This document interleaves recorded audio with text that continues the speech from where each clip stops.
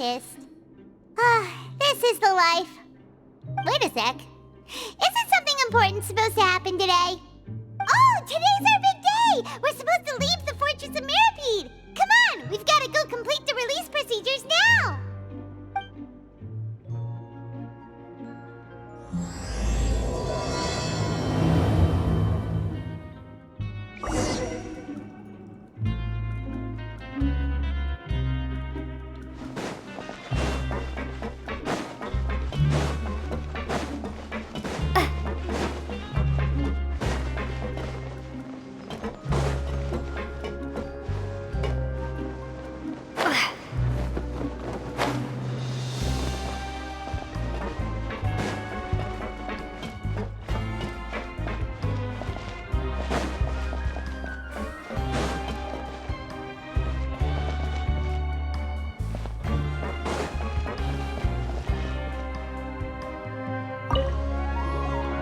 Please, sign here. This document will be effective immediately upon signing, and you two may exit the Fortress of Mirapede via the regular channels. It's been so long since we've been to the surface. Let's hurry up and... Huh? What's happening?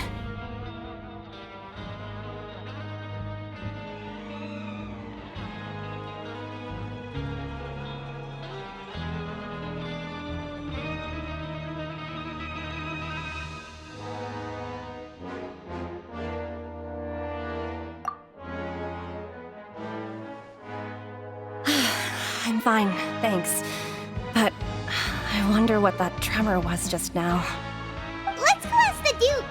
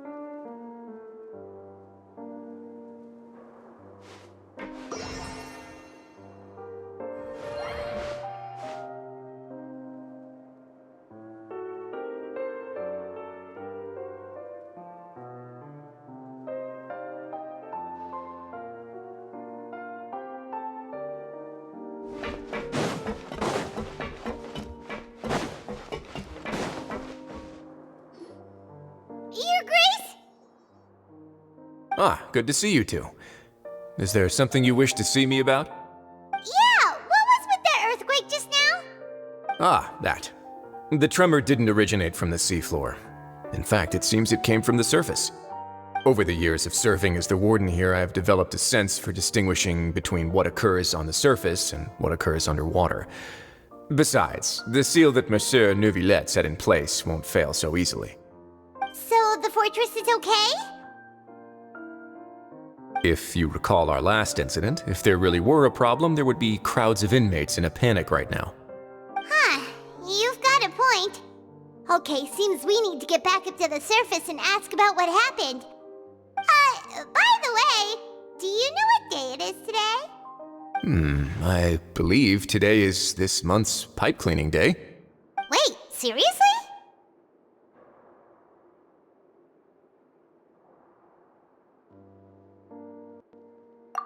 Aha, yes. Have you completed your release papers? Yep. It's you two. Are you leaving now? That's right! Today is our last day in prison!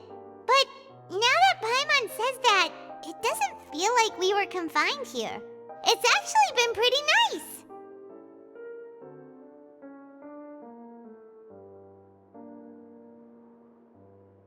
Oh yeah, Paimon feels fond of this place now! Then be sure to come back and visit.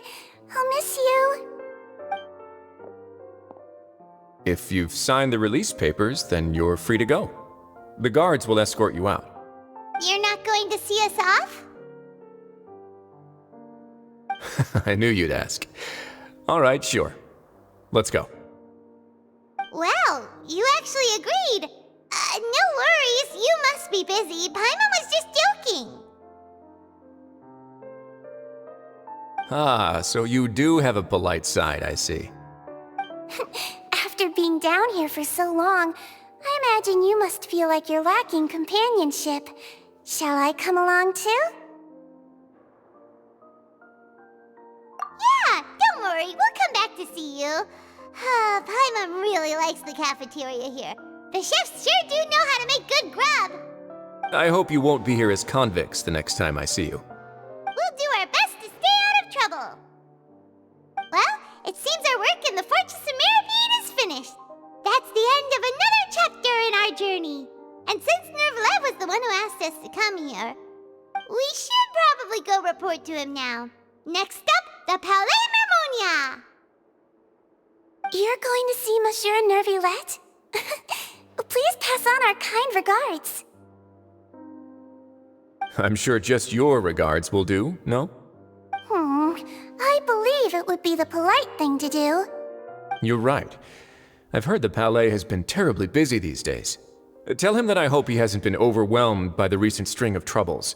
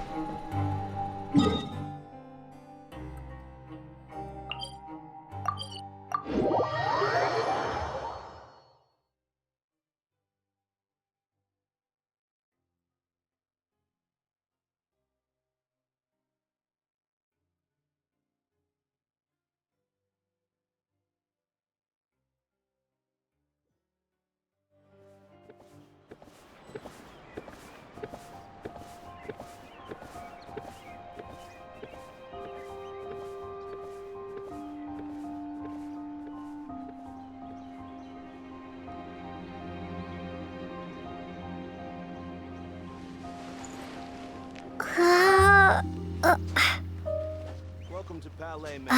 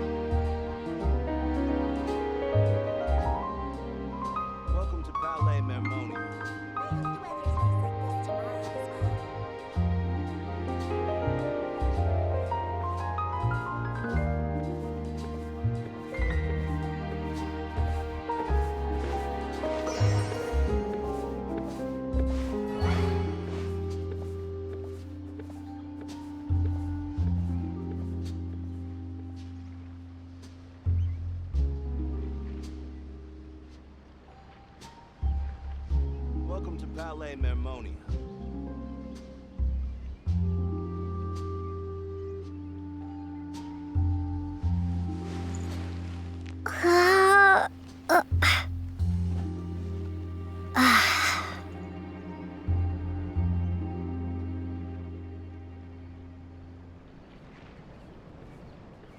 Welcome to Palais Mermonia. I hope the weather's nice like this tomorrow as well.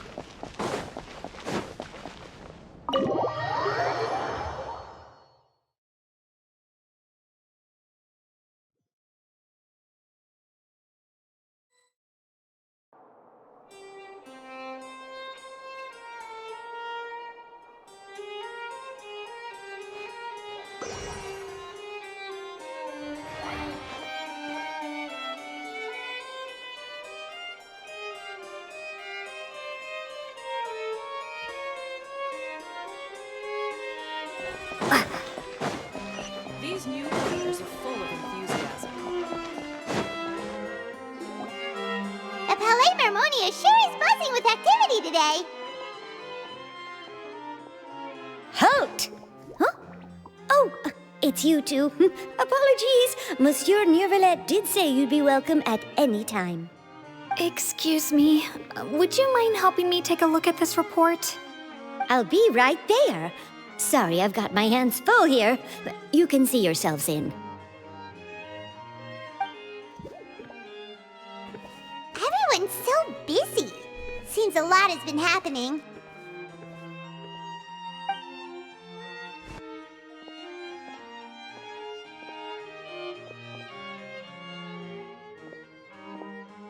Neuvillette! Hello. You've come at the right time, but you'll have to wait for just a moment, as there are some urgent matters I must tend to first. In the meantime, please, have a seat. If you'd like to have something to drink, let the Melusine outside know. That's all right. We just ate. Very well, then. Let's take a break over there while we wait for him to finish his work.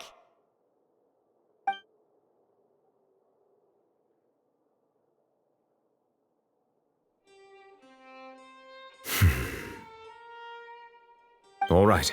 That should wrap things up for now. Are you done with your work? Yes, sorry to keep you waiting. Today should be the day you were released from the Fortress of Meripede, and it appears that you've managed to complete all the release paperwork. That's right, and we came here to see you right away.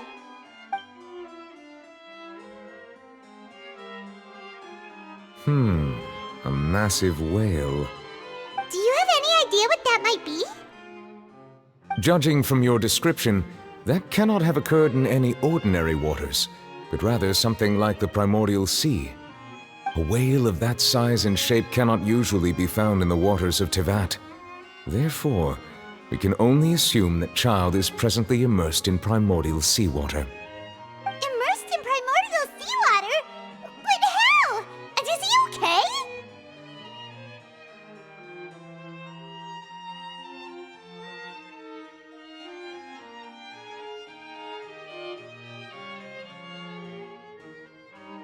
Most people wouldn't be capable of entering in the first place.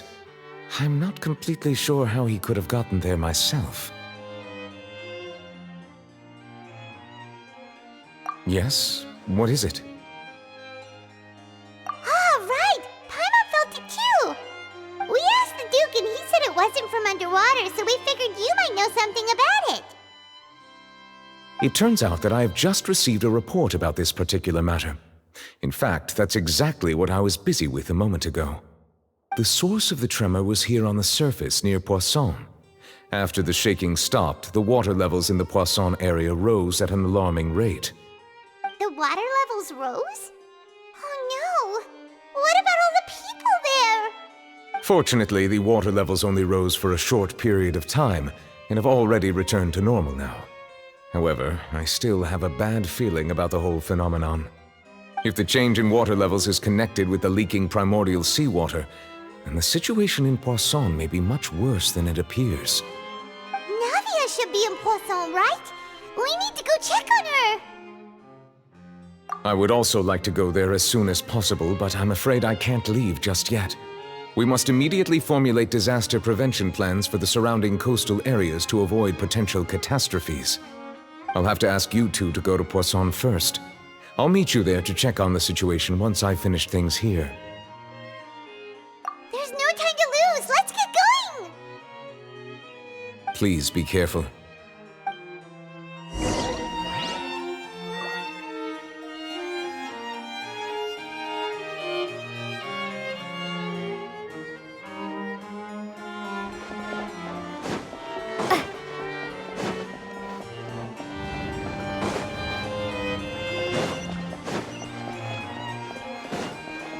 These newcomers.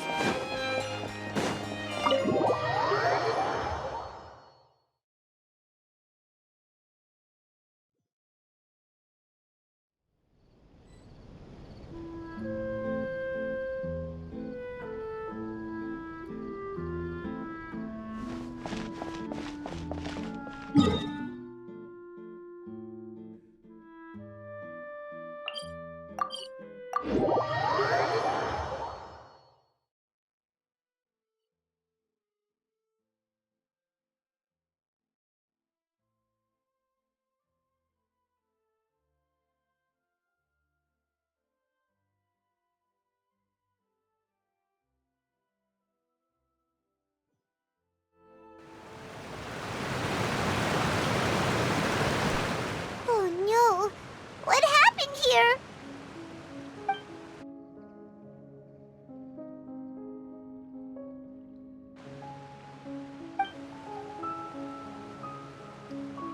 Navia should be around here, right?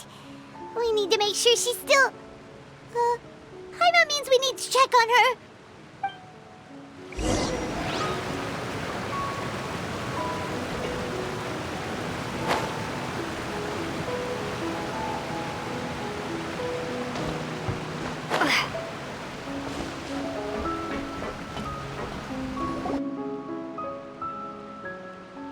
We haven't seen a single soul all the way here. Oh, this is getting scary. What will I ever do now? Look, there's someone on the roof over there. Just stay put! We're coming up! Watch your balance! All right, just hurry!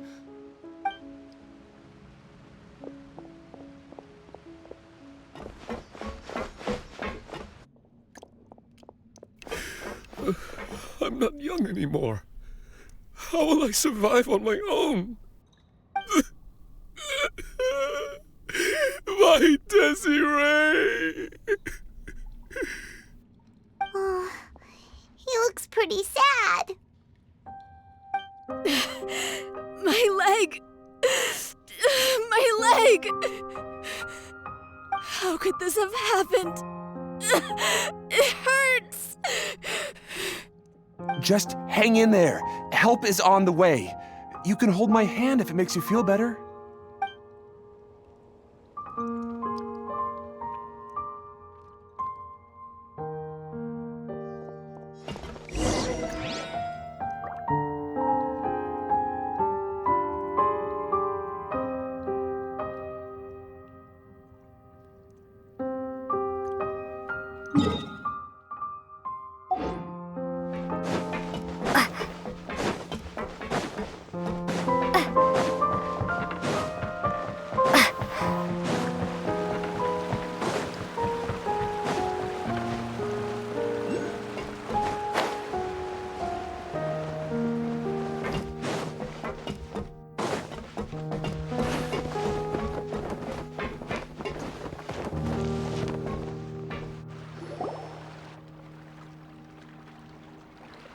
Oh, it's Navia. She's over there.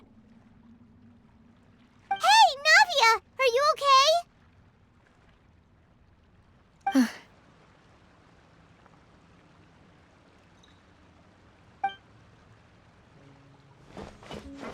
You're here.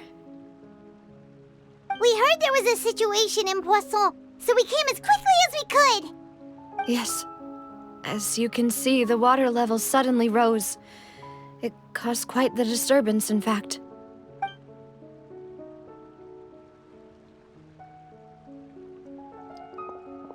Demoiselle! There was a wounded resident next to a building southeast of here. We've already transported him to safety, but we've run out of medical supplies. He's wounded? How badly? He fell, so it's probably a broken leg. He's pretty shaken up. When the water level rose, he desperately climbed up to the roof. Once the water receded and he saw the ground, he became terrified and eventually... He jumped down then. Find the leader of Squad 1 and tell him to take the wounded resident to see a doctor. He should know where to go. Understood. I'll take over his search and rescue mission in the meantime. All right. You'll be in charge. I'm sorry. Where were we? The situation in Poisson? Right. Allow me to explain. A little earlier, we suddenly heard a loud noise. At first, everyone thought that something might have exploded on an aquabus. But before we knew it, water started pouring out from everywhere. The rushing water seemed a little odd, almost like the unique color of primordial seawater. Some people didn't realize the danger and thought it was just ordinary water, leaking from somewhere. Everyone on the street who happened to be close to the water didn't have a chance to escape. As the water levels rose, they suddenly disappeared. They were all dissolved. Those who realized what was happening started to flee in a panic, desperately trying to get to higher ground. Many were injured in the stampede, and some people fell from significant heights. The Spina di Rosula initiated rescue operations as quickly as possible, but there have been a lot of casualties. Fortunately, the water began to recede after some time, and the chaos came to an end. The water that flooded the area contained primordial seawater, so the lower levels of Poisson are still hazardous. To ensure everyone's safety, I've asked the people there to leave as soon as possible. No one knows if this could happen again. All we can do for now is try our best to help evacuate the residents.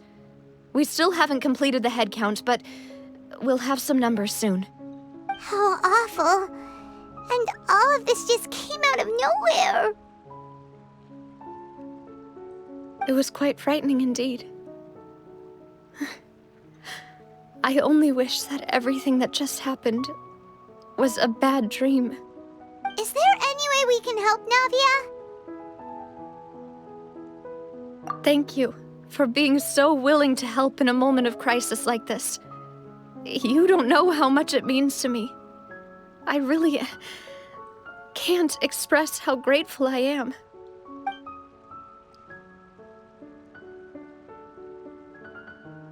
Don't say that, Navia. That's what friends are for.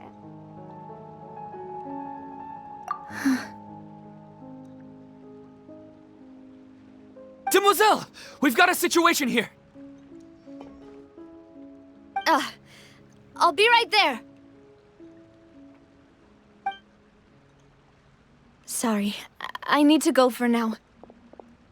And off she goes.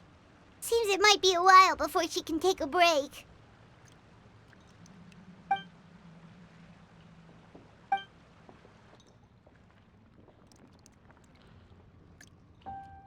Okay, the wounded are being tended to, and we finished a preliminary head count. More support has just arrived, so I suppose I finally have a moment to focus on my own matters. Of course, we should remain ready for anything, and continue doing our best to rescue others.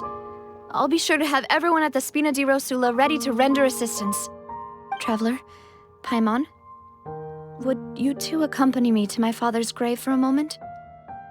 Huh? Right now? Thank you.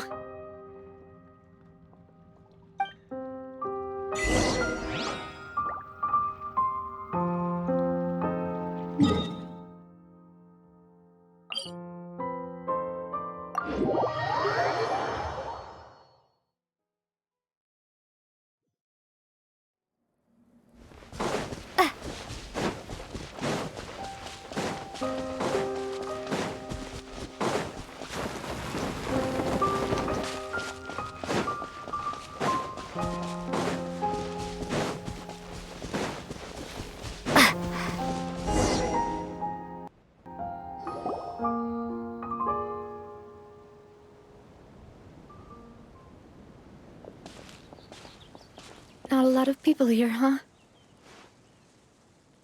Well, given the time of day and the whole situation in Poisson, Paimon doesn't think there'd be a ton of people here visiting graves. Right. That's how things are now. The living are so exhausted that they've no strength to spare any words for the dead. Navia?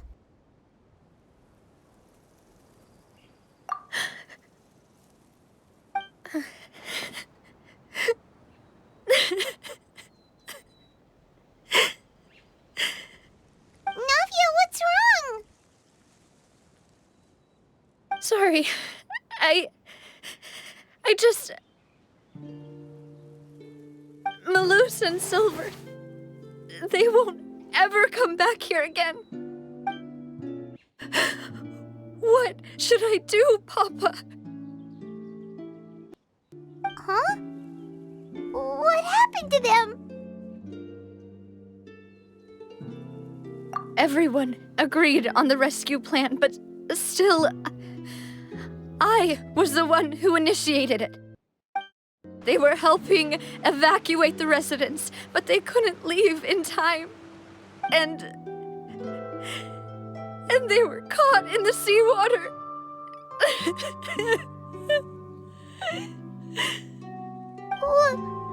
What should we do?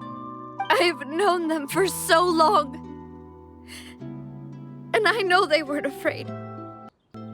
But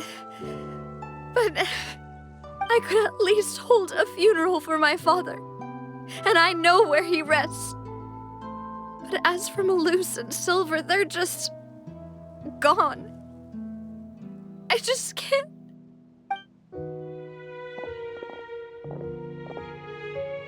Everything looks so clean after it rains. Even the gravestones. I didn't expect that you'd enjoy a glass of red wine in front of Master Callus's grave. I can understand. Besides, the scenery here isn't half bad. See, it's not just me. I always want to bring something when I visit Papa. Perhaps we might even have a picnic. He wouldn't be angry, would he? How could Master ever be upset with you, Demoiselle? Yet the cemetery is the home of those who have passed, is it not?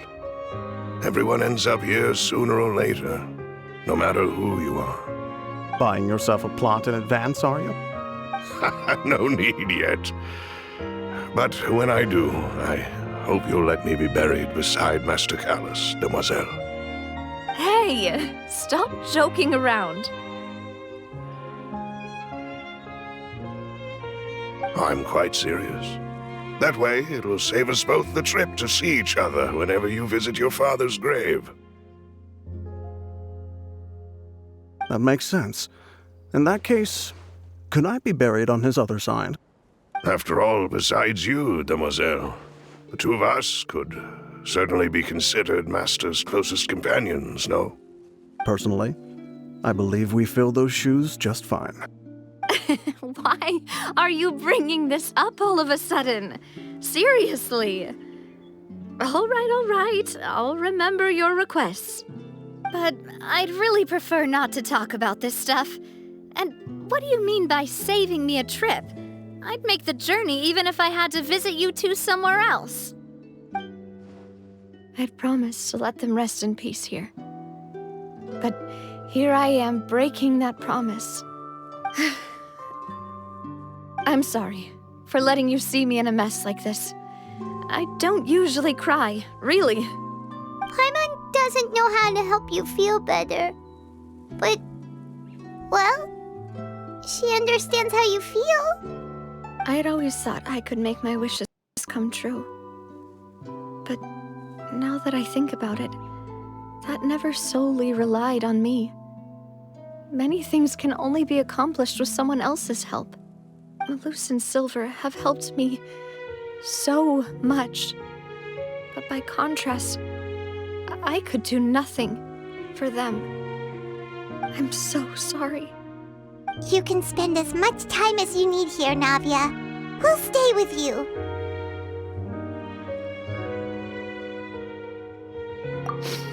Thank you. now, you don't know how much that means.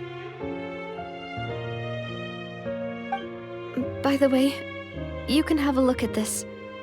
It's a list of victims from the incident that took place here. Obena, Khan, Burnett, Giverny, Francine, Karina, Daisy Ray, Joinville, Julianne, Esson, as well as Malus and Silver. So, everyone else is safe. But still... It's okay. I know what you're thinking. And you're right. We lost Malus and Silver. But we were able to save more than we anticipated. The overall outcome indicates that the cost was worth it.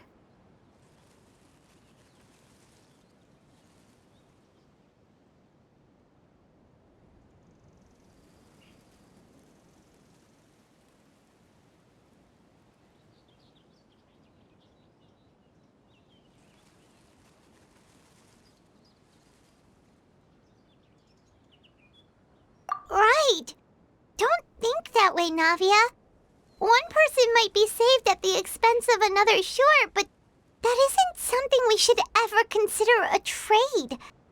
Malus and Silver were not the price for saving anyone. They're heroes. You're right. Thank you, Paimon.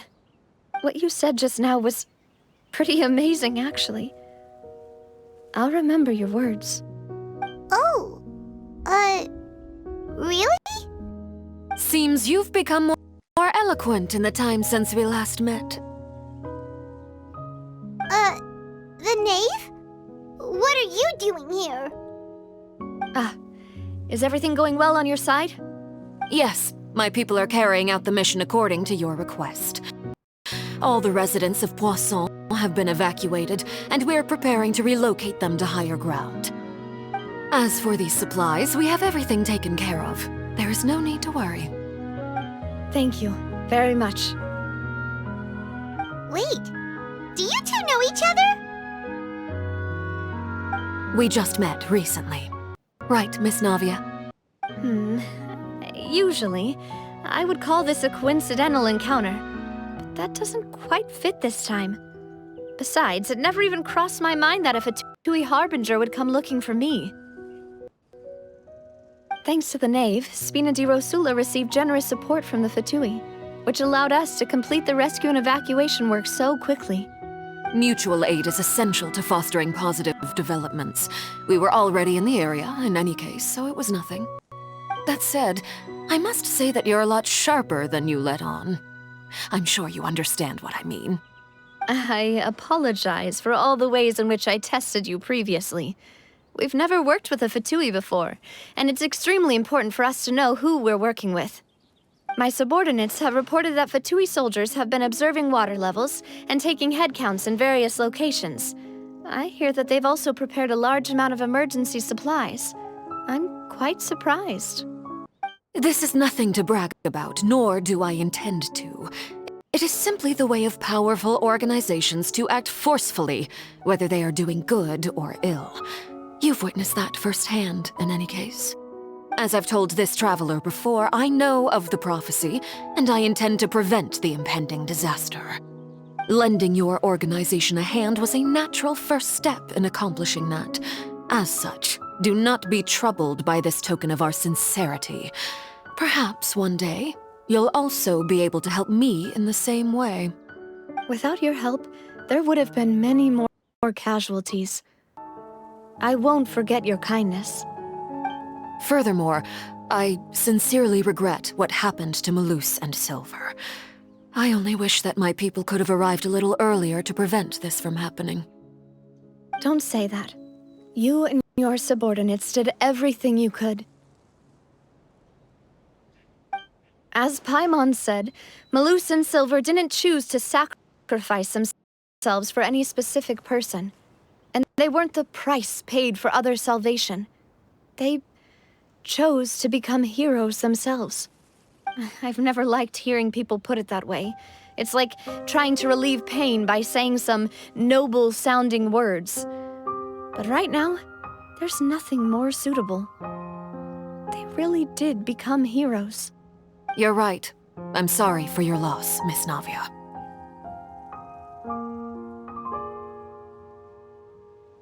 Water is life to Fontaine's people, and it also spells disaster. It's no wonder that people always say that prophecies represent fate. Fortunately, I've never been one for such opinions. So, you're one who will try to change fate, then?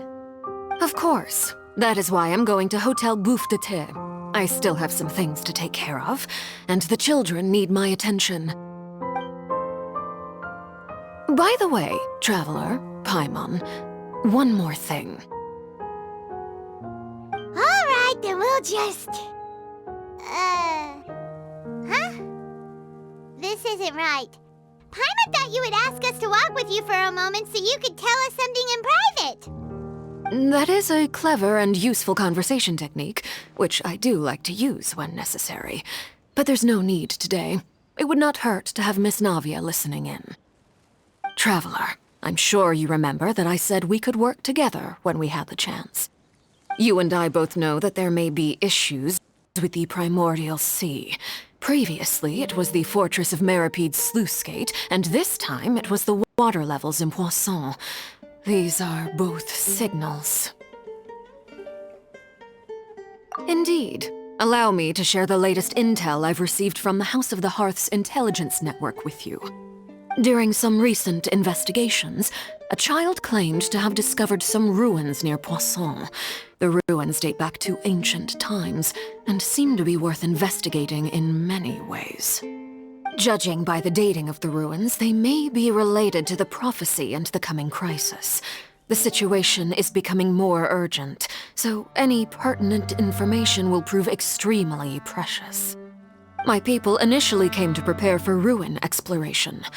Unexpectedly, this disaster struck, and at present, we're all busy prioritizing the rescue effort. So that's why the Fatui were already in Poisson. I wanted to take the children along, but unfortunately, Linny, Lynette, and Fremine have all been dispatched to higher ground to assist affected residents. Linny told me that outside of the house, the person they trust most is you. Which is why I want to give you this task. The House of the Hearth's members see each other as family, but Linny, Lynette, and Fremine said that they also see you as such, even though you are not from the house. I'm sure you already understand how earnest they consider their friendship with you to be. Oh, that somehow makes Paimon feel kinda happy. The intel I just shared about the ruins could fetch a high price. But since the children consider you family, it's only natural that I freely share it with you. Got it! So all we gotta do is go to some ruins, right? We can handle that. Excuse me, but may I tag along? You wish to join, Miss Navia? But are you sure you're up to exploring some ruins? You need to rest. Well, I'm sad, yes, but I can't just go back and plop myself into a chair by the roadside and do nothing. There's no point in being depressed while we still have a disaster on our hands. As my father's successor, I must live up to the hopes he had in me. Besides, I'm also doing this for myself. I need something, a distraction, to keep my mind off Malus and Silver.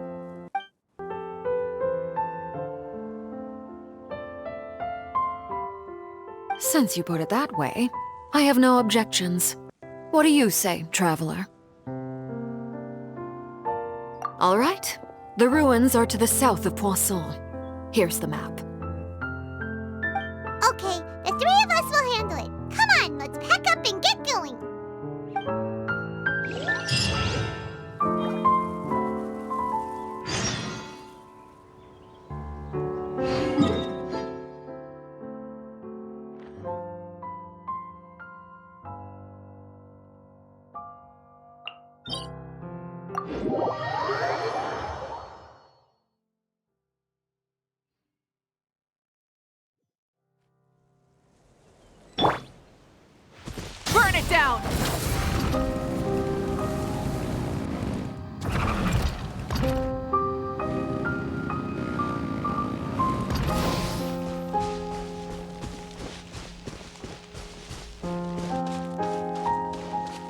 the sun!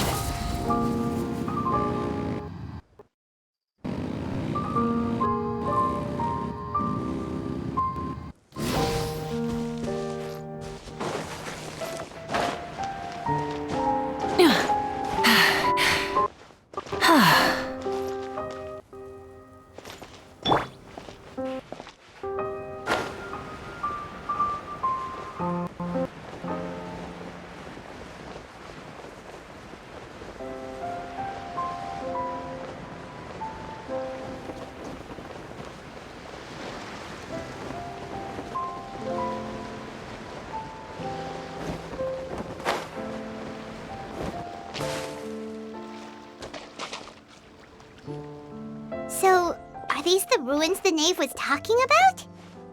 Whoa, talk about old.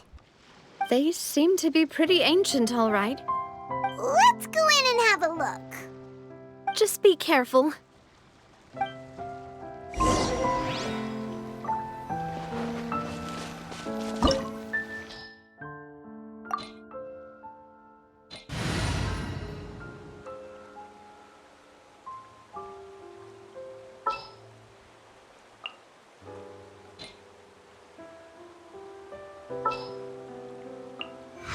Let's investigate this further.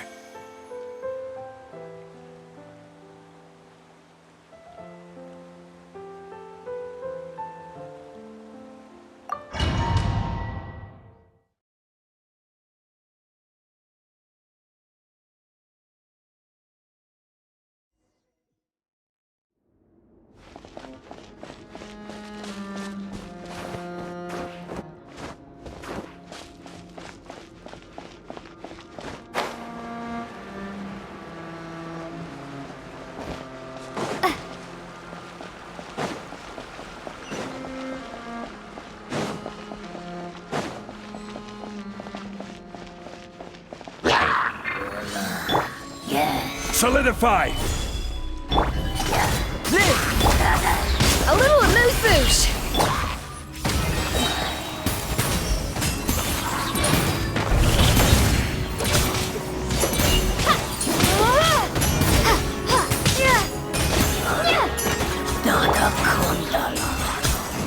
A dash of frosting!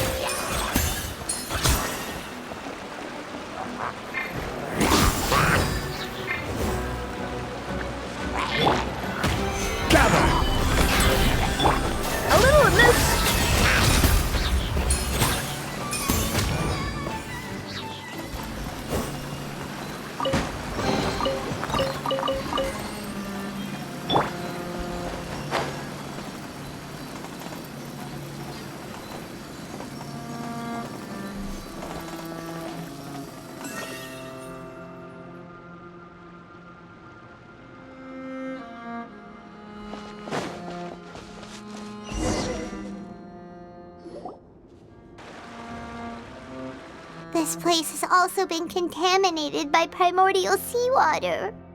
Yeah. And a lot of it, too. A Fontanian would most likely dissolve the moment they fell in. Right! You can't go down if there's primordial seawater. It's too dangerous, and it won't be any help for you to just stay here. Don't get Paimon wrong. We're not saying you're useless. It's just that... No, you're right. I can't do anything in this situation. I'll leave this to you.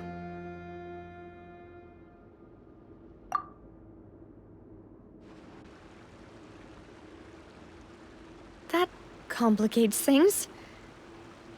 Maybe the only way left is forward. In that case, do you want to wait for us here? The water levels here are unstable, and there's a chance the water will rise. So staying here wouldn't be safe either.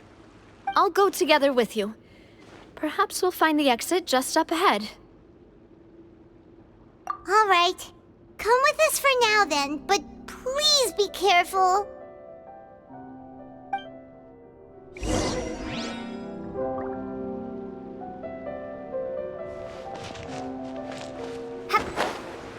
Oh no, it's a dead end! Let's try climbing over from the side.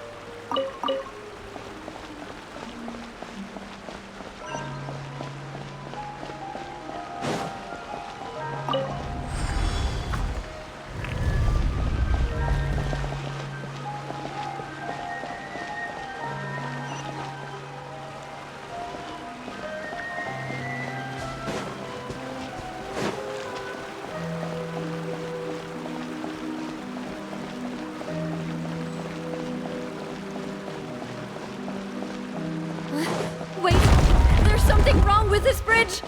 Run for it!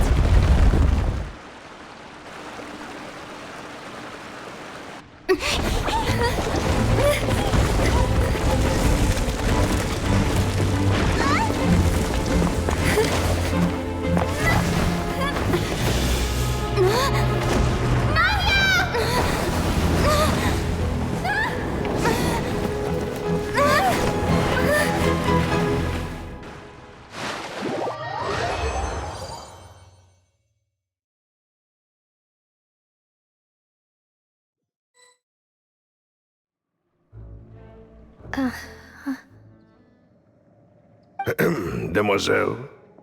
Huh? Demoiselle, what are you doing here by yourself? Would you be standing here till dark if I hadn't come to get you?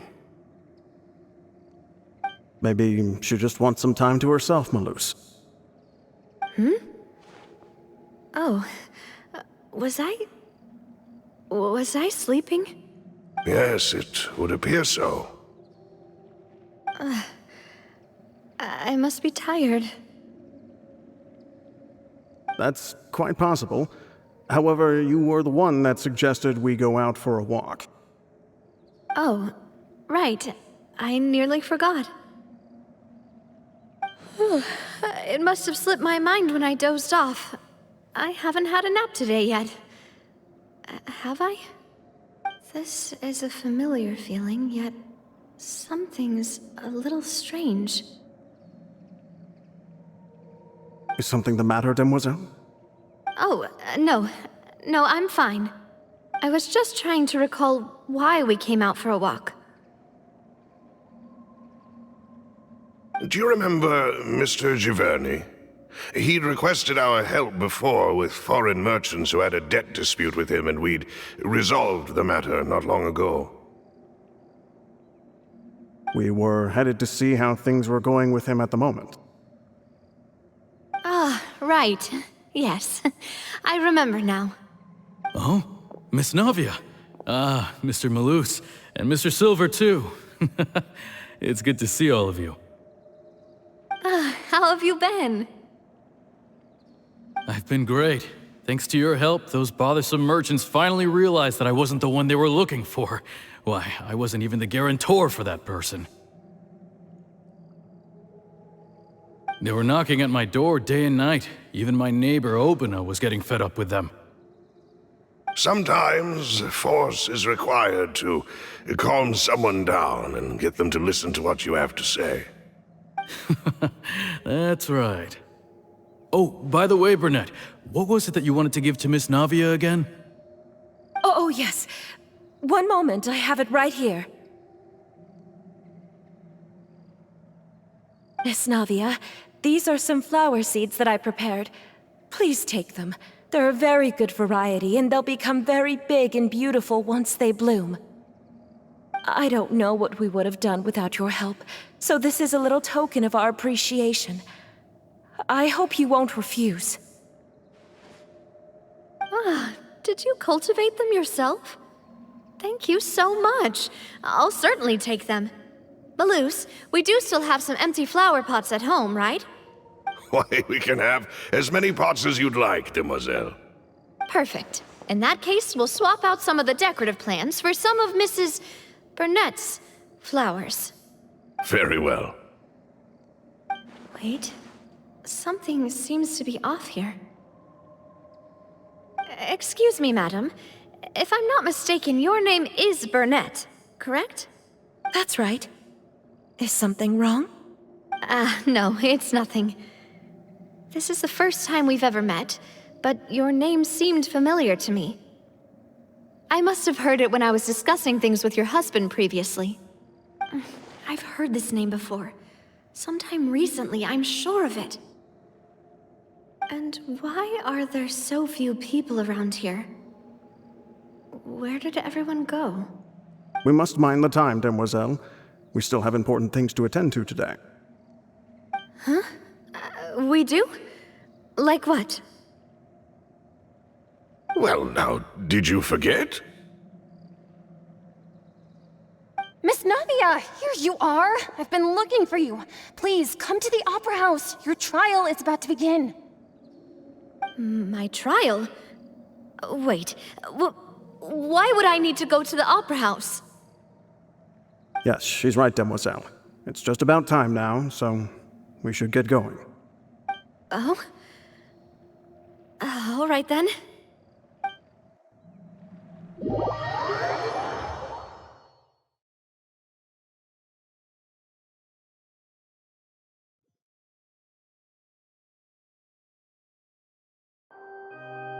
Look, it's Navia! She's here! And her two attendants are with her! Goodness, everyone's finally here. There sure are a lot of people here to see the trial. And they all seem to be oddly excited about something.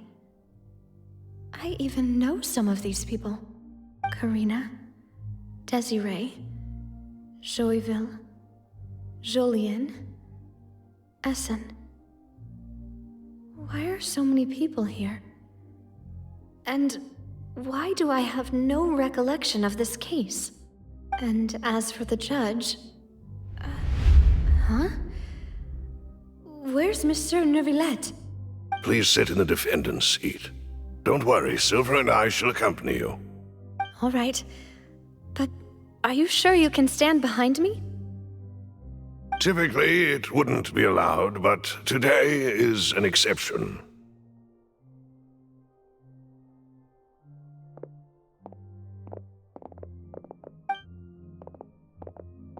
Hey, what kind of place do they think this is? Come on, do they have any idea what they're doing? Seriously. Enough with the whispering!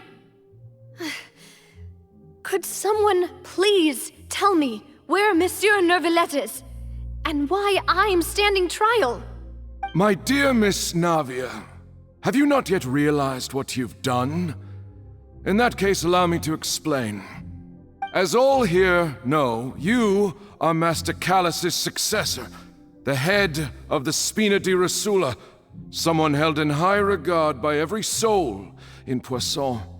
After you took over the Spina, you treated all of us just like the late Master Callus had. If anyone in need reached out to you for help, you responded. Not only you, but your butler, your subordinates, nearly everyone in the Spina di Rosula fought for the well-being of those in Poisson. Wait a moment. Aren't you just proving that I'm a good person? Yes, correct. Absolutely right. And that is why you stand accused. You have helped so many people get through so many difficulties. You are one with us. We are inseparable. We are one big family, all of us who are from Poisson, inextricably linked. And with you being so important, we couldn't possibly do without you. Therefore, this fair and honorable court shall declare you guilty, and you shall stay here. You will be together with us forever. Huh? What are you saying? Everything you have said is correct. I have indeed done a lot for my hometown, and I would be willing to be with you all, but what is the purpose of having me stand here like this? What is there to discuss? Ah, well, if that's what you think, then I have no further comments. How wonderful, Miss Navia!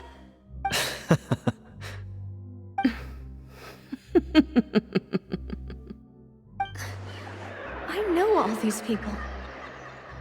Why are they laughing? I seem to remember now.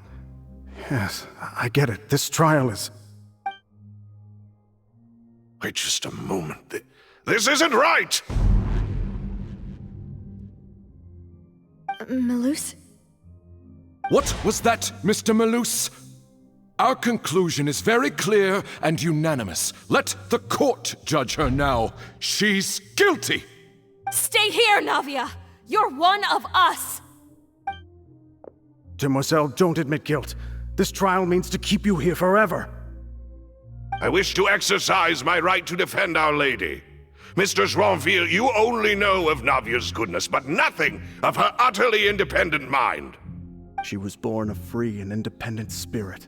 She has never been tied down by anything. Indeed, even the death of Master Callus couldn't stop her.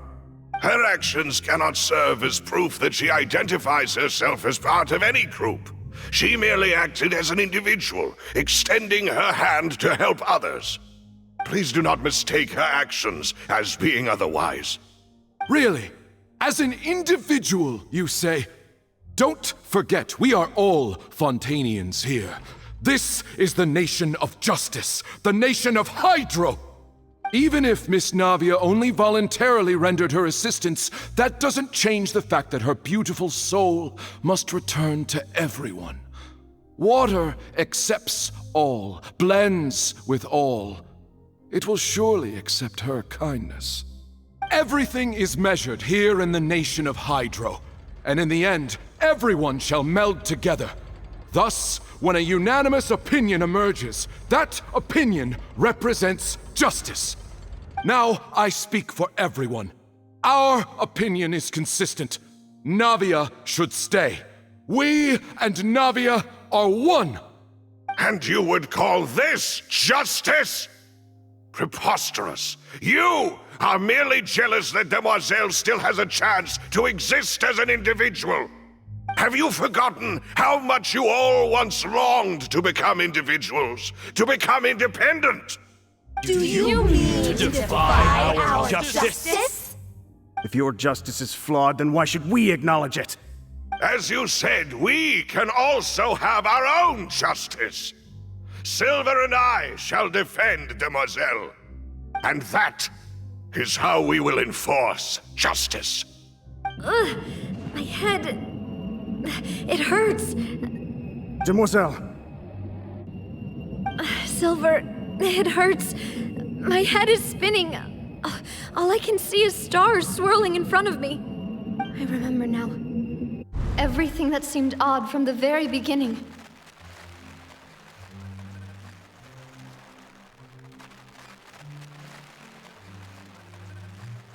Karina, Desiree, Joyville, Jolien, Essen, and Mr. Giverny and Mrs. Burnett, who we met earlier.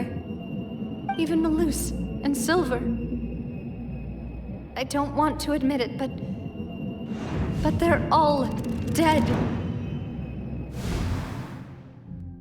Don't be afraid, and don't admit guilt. We will protect you to the very end. Absurd! Who are you to say that she cannot be judged? We are the majority, and in the nation of trials, the majority is absolute justice. We are the will of all. Don't let them escape! We shall keep Navia here with us! Mr. Malus and Mr. Silver, Must you be so stubborn? How could the two of you possibly hope to stand against the collective? Do not resist. This judgment is fair and just. Navia belongs to us. After all that happened, she should not be left alone in Poisson. What are you saying? No more excuses! She says we're jealous. Jealous? How could she possibly be an independent individual? What's with these people? Who's jealous of her? She belongs to us! Miss Navia, she... Silence! That's...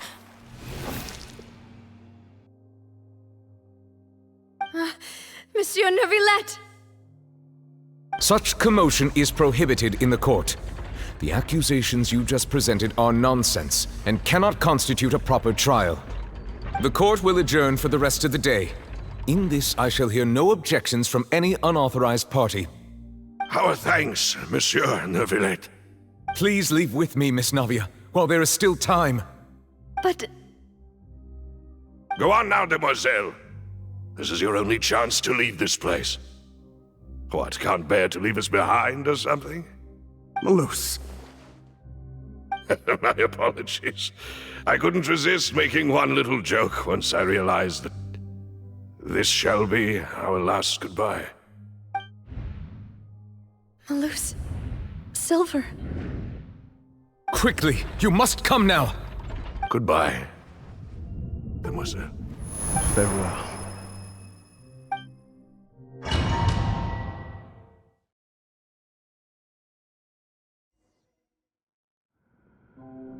No, wait! Just a second! Navia? You're awake. Good. I must have been dreaming. Malus and Silver were still alive, and they were defending me at some insane trial. It looks like you're all right. Did all the sad feelings cause you to have a nightmare? Paimon could give you a hug. The ruins you were exploring suffered a cave-in. When I arrived, I found you falling toward the water. You were just about to be dissolved within, but I...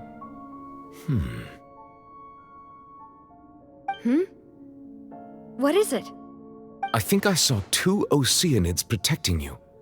It was only for a moment, perhaps even a fraction of a second, but they gave me the chance to retrieve you. Were it not for their intervention, I would not have been able to rescue you before your consciousness dissipated. Wait, did you say Oceanids? You mean like what happened with Vacher? Perhaps those 2 Oceanids were the people you saw in your dream. I always told them that they didn't have to protect me. To think that they'd keep doing so even after death.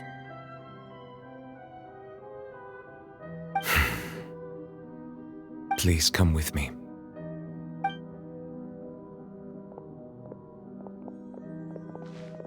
Neuvillette, are you okay? Oh, I am quite all right.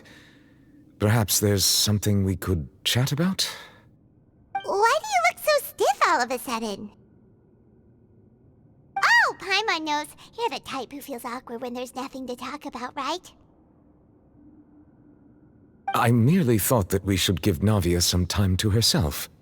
Huh? Why didn't you just say so then?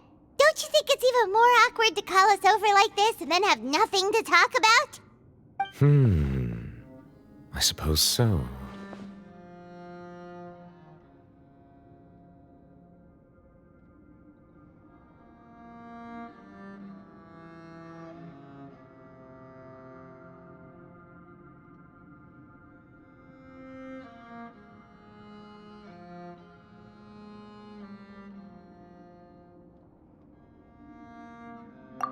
Ah, Sigewinne. I hope all is well with her these days. Her work in the Fortress of Meropide has not been too much for her, has it? No way! Don't worry. She's doing fine down there. She's an amazing head nurse. I see. Well, that is good. I have always worried that Sigewinne would need a lot of time to understand the world of humanity, just as I have. Oh, and the Duke also says hi. Even though Sigewinne made him do that. He hopes that you haven't been overwhelmed by all that's happened lately. Thank you. I have indeed been busy lately, and I also hope that everything is going well in the Fortress of Meropide. He still doesn't know what to talk about. Let's chat about something else then. So, Neverlet, you're probably quite the swimmer, huh? Hmm? Yes, of course. This isn't going anywhere. Let's try something else. How did you find these ruins? Did the knave tell you? Yes, in fact. I had arranged to meet you in Poisson, but when I arrived, I discovered that the Fatui were helping the residents evacuate. They had even transported a large quantity of supplies to the area. Amid my astonishment, I ran into the knave, and we had a chat. She informed me that she had asked you to investigate the ancient ruins here. Yeah, we originally planned to meet up with you, but we thought you might still be busy with all those official documents. We didn't think exploring the ruins would take very long, and who would have thought you'd wrap things up so quickly?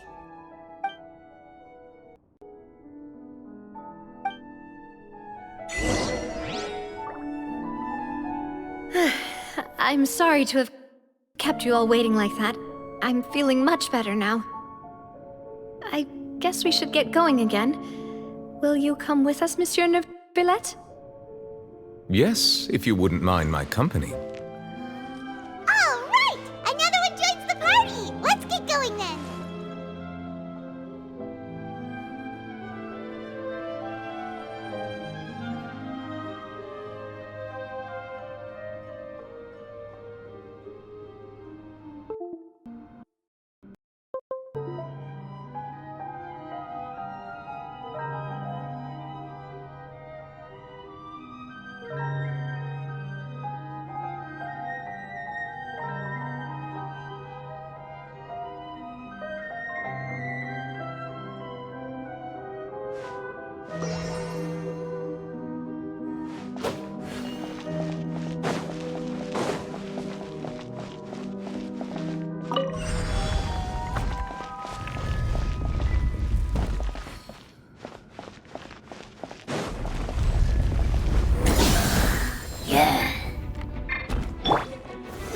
Solidify! Come into being!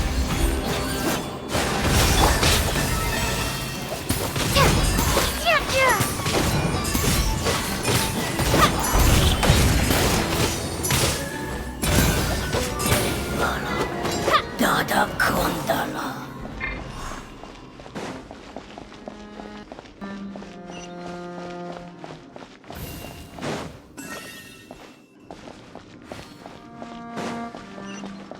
Oh no, another unstable path. Watch your step.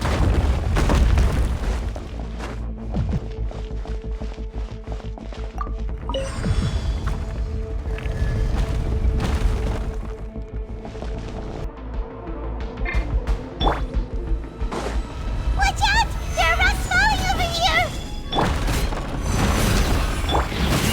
Off to the brick!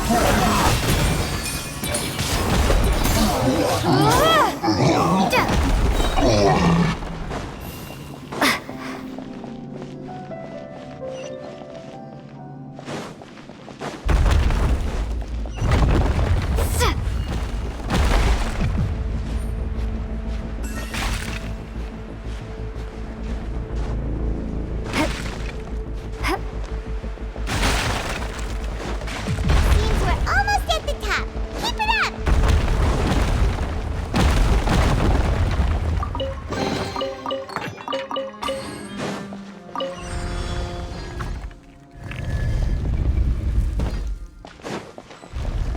Yeah, you can.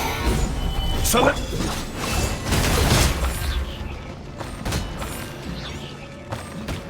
Coming to be. A dash of frosting!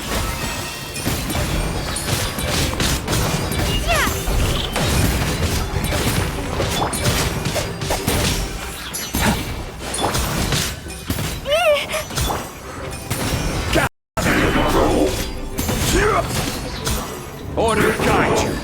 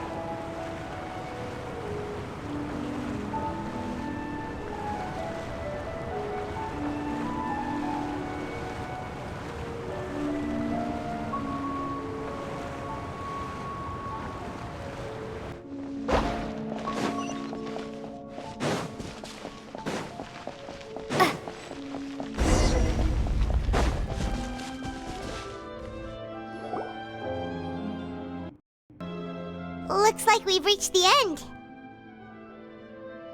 This is the place. There should not be any other hidden spaces in the vicinity. The path sure had some twists and turns, but it turns out that this place isn't actually that big.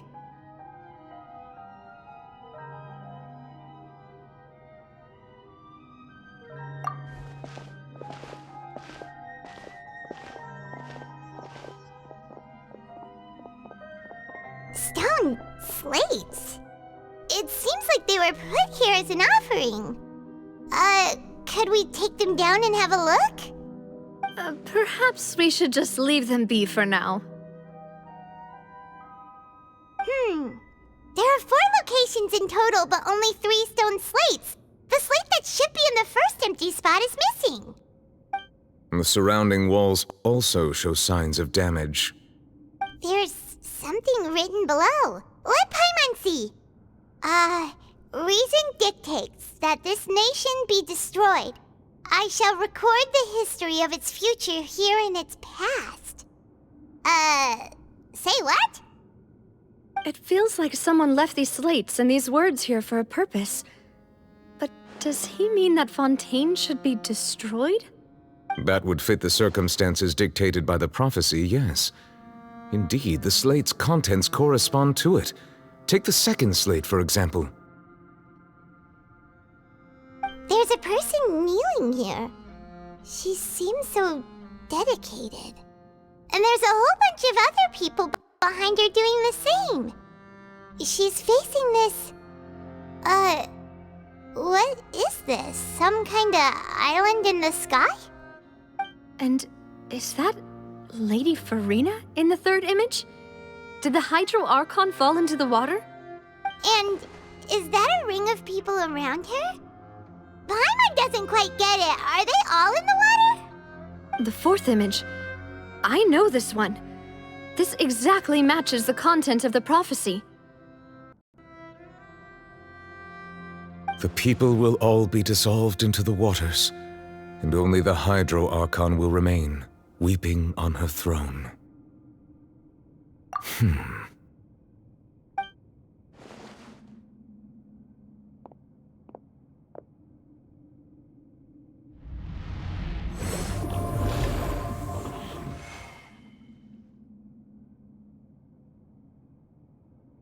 More information should be hidden in these slates, but I fear I cannot easily uncover it, most likely due to us missing the first slate. I am very sorry. Don't blame yourself, Monsieur Neuvillette. Deciphering ancient stone slates isn't one of your duties. Ooh, Paimon's getting the chills just looking at these slates. This says that it's the history of the future, right? That means the prophecy's sure to come true. I really hope it doesn't mean that. Still, Paimon feels like these images are kind of weird when you look at them together.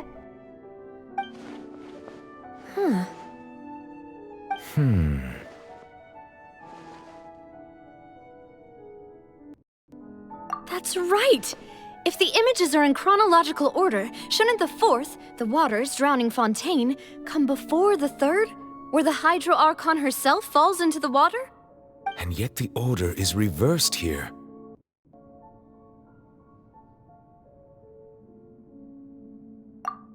If we go by timing, Lady Farina only emerges in the third image. That means that the person in the second image might be the previous Hydro Archon. Egeria, then. I had never met her, but her appearance here does match the records. The previous Archon kneeling before the floating island in the skies, as if confessing a sin. Did she herself commit that sin?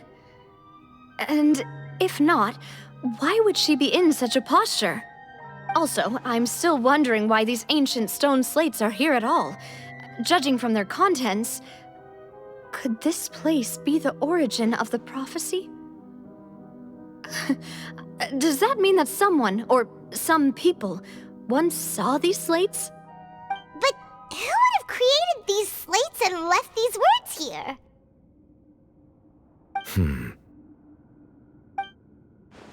It seems that any further clues will have to come from Farina. In that case, there's no time to lose. There's nothing else to be gained here, so let's head back first. Yeah, we better get somewhere safe for now.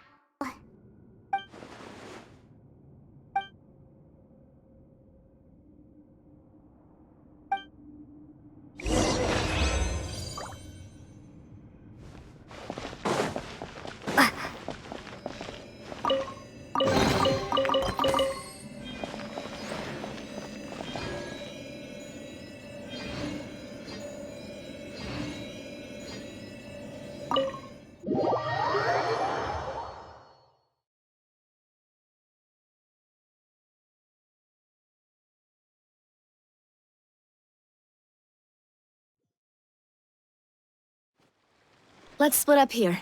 I'm going to check on what's happening with the Spina. You know how it is. There's some things you just need to be there for yourself. You still have energy for that, Navia? Paimon's already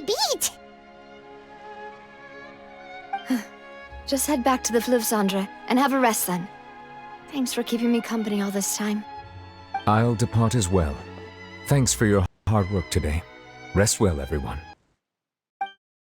Traveler, I will go talk to Farina tomorrow morning to ask about the stone slates.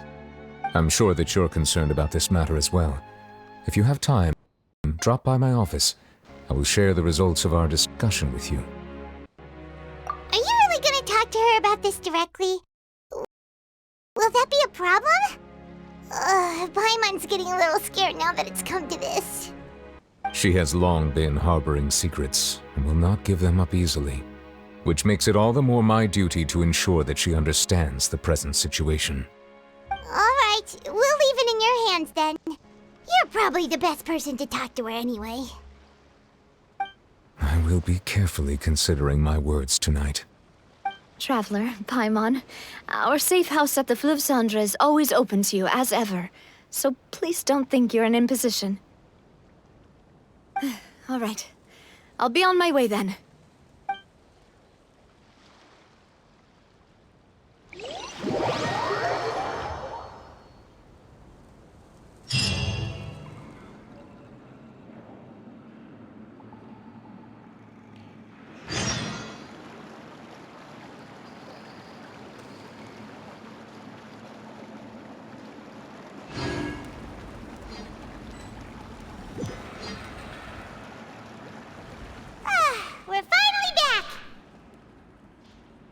Welcome back. We've got a special menu prepared for you two tonight.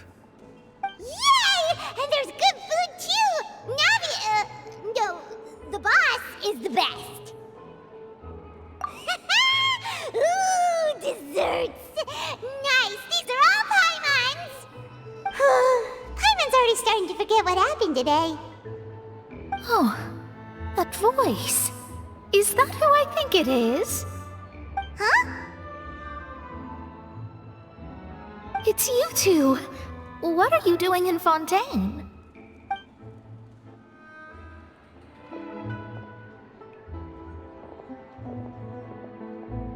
Mona?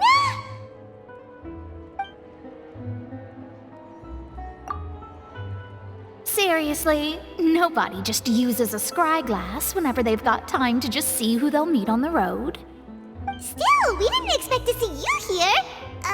Wait, you're not a Fontanian, are you, Mona? Well, I have some business to attend to here, so I booked a hotel in the city. I was just out for a stroll when I bumped into you. Why did you think I was from Fontaine, though? Is that because Magistus doesn't sound much like a Mondstadter surname? Yeah, let's go with that. Well, I used to have my own surname, which was, well, some other thing. Either way, the old hag told me when she took me as her disciple that the first step to being a great astrologist's pupil was to change that name. There was nothing for it, really. She really is amazing at astrology, so I changed my name to what it is now according to her wishes. To my surprise, however, Magistus is not the name of some ancient house or clan. It isn't? Nope. Although it is used by us in place of surnames, it generally just means great. Wow! Imagine including a boast in your name. Wait, are you gonna have to put that into your genealogy as well? I reckon so. In any case, I'd give my disciple a name like this as well, if I were to take one. Astromancer Barbeloth Trismegistus. Whoa, that's a long one. Does it also mean great or something? My name means Mona the Great Astrologist. As for the old hag, hers is, in plain speech, the thrice-as-great Scholar of the Stars. Just take it as a title specific to astrologists. Thrice as great? That's so petty. I know, right? That's just how she is. She used to call herself Magistus, actually, but once she took me in, she changed her name to Trismegistus. Talk about excessive. Magistus is thus the calling card of our school, so to speak, which makes it about the same as a surname. It's all right if you don't get it. You can look into it further should you need to study astrology more deeply. That sounds terrible! But anyway, you're not Fontanian, are you, Mona? You're from Mondstadt, right? Well, I was born in Mondstadt, yes.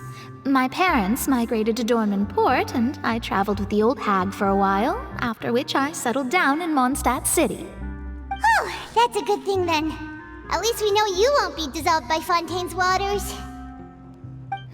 Speaking of that, I'm sure you're aware that a bunch of things have happened here in Fontaine, right? I know you're not a local, but I'd avoid getting too close to any water that looks strange all the same. There's something ominous about it. Well, the water, I mean. That was the main reason, yes. Just a while back, the Steambird invited me to take part in a panel and speak about the circulation of the prophecy as an astrologist. The invitation was sent quite early on. I don't think anyone expected Fontaine to be in this much trouble. What do you make of that prophecy, Mona? Just tell us what you think as an astrologist. Your word would go a long way to make things more certain and less scary. What I can tell you is that I'm an astrologist, and that this prophecy concerns the fate of Fontaine, even that of all Tevat. I'm afraid that this is not something that just anyone can do. If I could do it, you would no longer call me an astrologist, but a visionary. But on the flip side, the prophecy is so huge and powerful that it must surely come from a powerful visionary. Its contents involve the fate of the world. Disregarding it would be a mistake. A visionary? Sounds really powerful and all, but does such a person really exist? Of course. The old hag could do it, and I'd bet there are others amongst those Hexenzirkel colleagues of hers who could do something similar. Huh? Are you sure? All right, I'll help you. It isn't often that I see you with such a serious look on your face. I'll tell you once I hear back from her. Thanks, Mona. You're amazing as always. Oh, well, this is something only I can do after all. So yes, your praises are quite welcome. That's the greatest of astrologists for you! Of all the people we know, you know the star's the best! Indeed, indeed. That's the spirit. Oh, sorry. I came to see what all the commotion was about. If there's anything you need, do not hesitate to inform the Spina di Rosula. Oh, whoops. Guess we were getting a little too carried away there. Well, I'll go tend to my own business now. If I receive any news, I'll be sure to come find you two again. And there she goes, quick as rushing water. And here we are with the Spina guy giving us suspicious looks. Right, but we were able to recruit Mona's help, didn't we? Our Fontanian friends will thank us someday.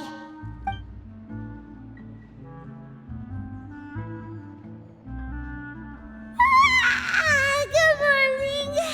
To be honest, Paimon's still feeling kind of sleepy. But it's time to get up, Traveler. We agreed to go see Novelette, so let's pack it up and get going.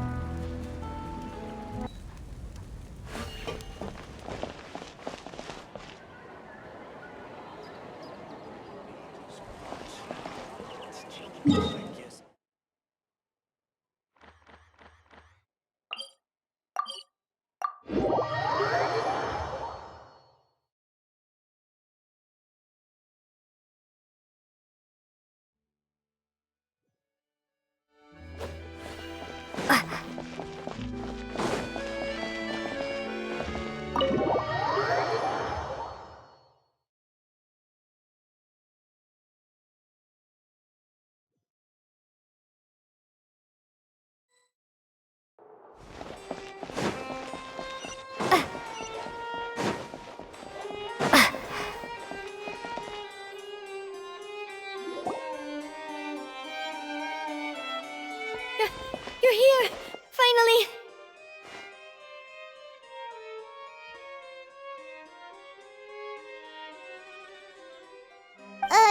Is something wrong?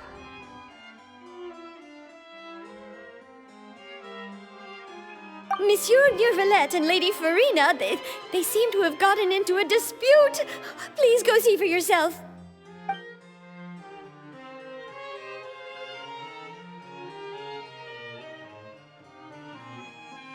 Like I said, I've already explained everything.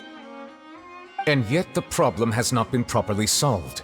There is little space for excuses between us. It is not my intention to offend you, but please, tell me where you stand. You are the Hydro Archon Focalor, are you not? Look at this. This is a list of the victims from the recent Poisson incident.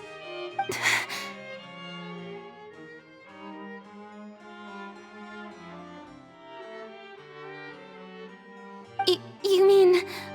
they're all... We did not arrive in time to avert this disaster, and I will not have it happen again. I will say this once more. You must tell me everything you know. Yesterday, I found 3 stone slates in some ancient ruins near Poisson. Do you know anything about those? Seriously? You're questioning me like this is a court case now. I don't know anything about that. But you found them in some ancient ruins, you say? That's correct, which is why I came to ask you some questions. There should have been 4 slates, but one of them was missing. The other 3 feature different images that seem to correlate to the prophecy. The prophecy? The second of these slates depicts the previous Hydro Archon Egeria kneeling before a floating island in the sky, as if confessing something. Do you know nothing of this either? I don't. I've never seen such slates. I'll ask you again. Do you really have no information regarding the previous Archon? My deciphering of the slates indicates that the Hydro Archon Egeria once had to confess to, or apologize for, a certain sin. If anyone would know about it, it should be you. All gods don't have the same secrets, you know. She was herself and I'm me. Is it really so strange that I know nothing? I understand your concerns, but I'm sorry. I just don't have anything to tell you. Forgive me for saying this now, Lady Farina, but I have long known of your various secret investigations into certain matters. There are several indications that you have been investigating the prophecy on the sly. This is not strange in itself, considering that you are the Hydro Archon. But it is strange that you should also claim to not know any of Egeria's secrets, as well as do nothing following your inquiries.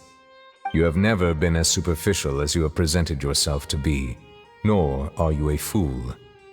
And yet, your behavior is very inconsistent.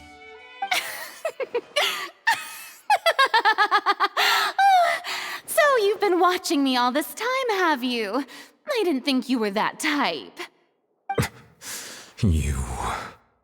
Well, since you know about my secret investigations, then you should know I'm actually working to take care of it. There's no point questioning or suspecting me. You're the Eudix, but you're still my subordinate. You should be following my lead. Just trust in me, you're Archon, and do as I say. Never mind whether you can truly convince yourself to or not. It'll all turn out fine. That's all I have to say. We do not discuss this matter again. Oh, the opera's about to start. Toodles!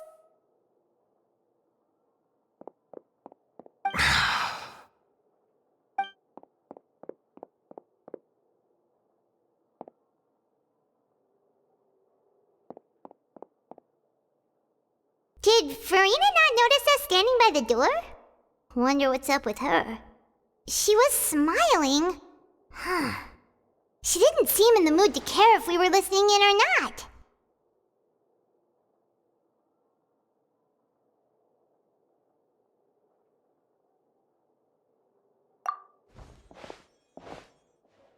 I assume you've been outside for a while now? Oh! You noticed! Seems Farina didn't even realize we were here. She was in a great panic, though I cannot discern the reason. Our discussion reached impasses time and again, a state of affairs that we cannot allow to continue. Still, I do not understand. Dialogue is the basis for understanding, so why did she keep refusing to engage?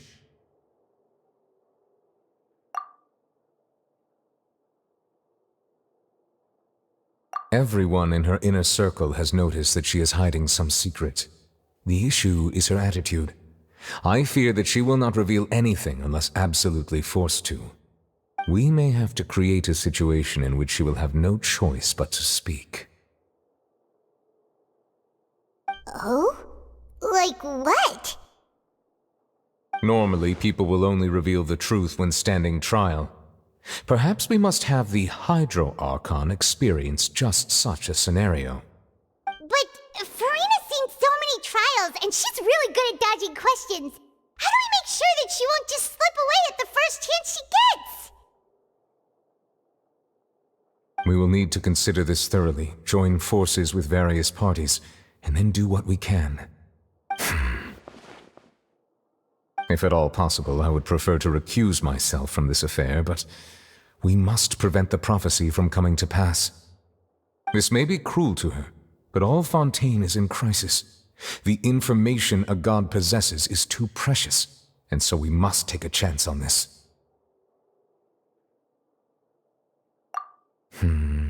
But who will lend us their aid to do such a thing?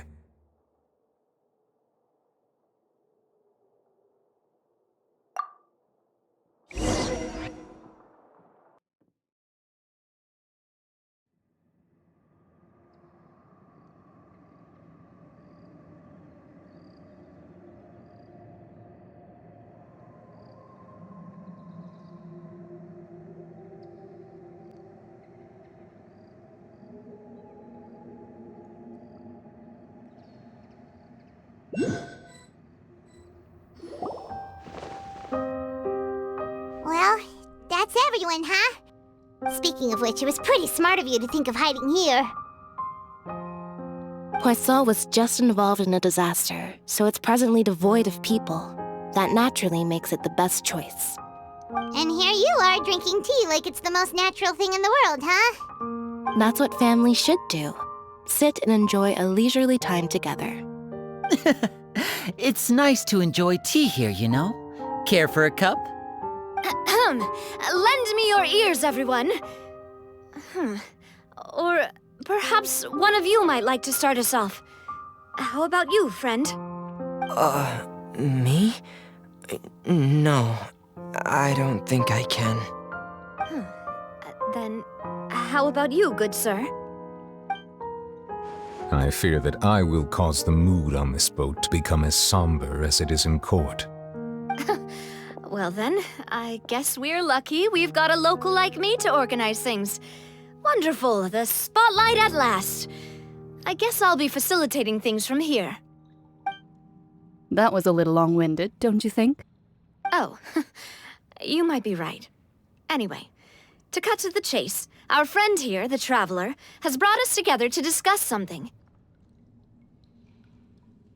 As for what that is, well, let's start by saying that we'll be pooling our efforts together to create a series of traps. Oh, how intriguing. Well, it's just an expression, really. One that I just learned from Chlorand, and used on the spot. So, let's invite her to explain in detail. A round of applause, please.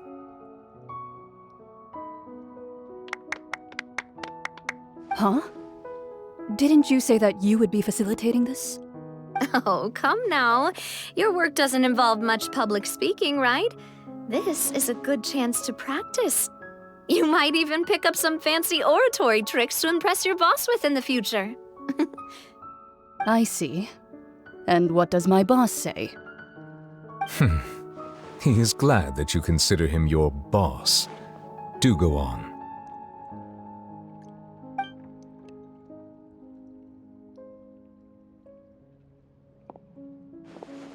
In that case, do any of you have experience hunting? Not that I recall. Fremine and I once used a wooden stick in a basket to catch wild rabbits when we were younger. As for Lynette, oh, right. You were sick that day, weren't you? I've also gone diving to catch some fish before. Does that count? I'm afraid not. You may or may not have heard, but Fontaine once played host to a group known as the Marechaussee Hunters. Though that was their name, they did not hunt animals, but rather various monsters left behind by the ancient dynasty of King Remus. Today, Fontaine's monster population has already thinned greatly, so the hunters have blended back into society, taking up arms in other lines of work. They even left a unique methodology of hunting in their wake. A trap comprises of the following components: bait, a trigger, and a containment device. Sometimes a lethal implement will also be necessary to deal with the prey. So, if we were to build a trap together, right now, what would you choose to build it with? For me, I would prefer something basket-shaped. Pigeons and rabbits will see the bait and naturally enter the snare. Our line of work requires a deft hand, and we're some of the best in the industry, so you can count on our techniques. You used some of those techniques while moving the people of Poisson, didn't you? My subordinates mentioned that you even performed some magic for the bawling children. Yes, and I even managed to gather some intelligence in the meantime. I'm quite the multitasker if I do say so myself. I'm afraid I can't claim that as my strong suit. I prefer more stable methods, like placing bait in the water and waiting for the fish to come within reach. That's the kind of method I would count on. Calm and steady. Exactly the kind of person who would catch loads of fish. And I can be their assistant. With discretion, I'm sure. I'd probably use some sort of mechanical animal. Papa once bought me some small clockwork squirrels, mice, and such. When placed in the forest, they can attract others of their kind. I remember that you liked those too, didn't you? I did. And that would be a good way to go about it. If they're realistic enough, animals of the same kind will follow them all the way to the trap. What about you, Monsieur Neuvillette? I fear I do not have any related experience. That makes sense. You usually solve problems directly, without the use of any such tricks. But I do have one more question for you, Monsieur. If we were to create a trap now, how would you design it? I would like for it to be effective, but bring no harm to the prey. A more gentle trap would be ideal. Kind, as always. However, our intention doesn't necessarily change the containment device and the type of implement we need. If we wanted to kill the prey in one strike, we would need a powerful implement. However, that also goes for prey that must be captured and safely contained. Wait, why is that? Only a hunter who's a true expert at subduing their prey can snare it without harming it. The line that divides life and death is often exceedingly thin. So, are we going hunting together? Huh. We hadn't thought of seeing ourselves as hunters. It kinda works, but maybe it's still not the best metaphor. If our means of capturing and dealing with our prey is to put them on trial, then the hunting metaphor is actually quite accurate. But we shall require much more courage than any hunter to judge a god, a being whose seat is an exalted throne.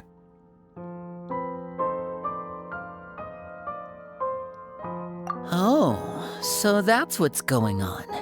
Sounds very interesting.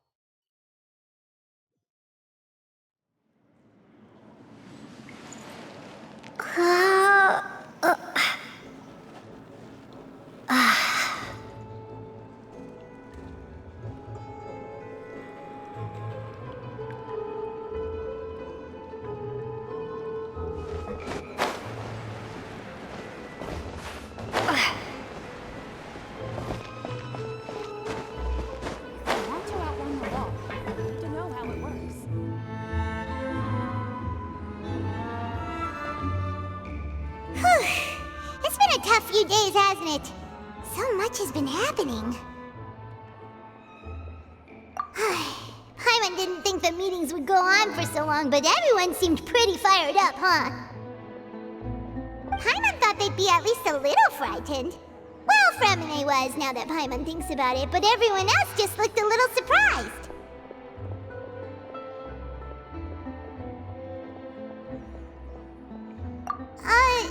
Well... It's hard to say. Paimon doesn't have any experience with this sort of thing. But with you around, Paimon sure will do great. After all, you're the most reliable person in the world, aren't you? Huh?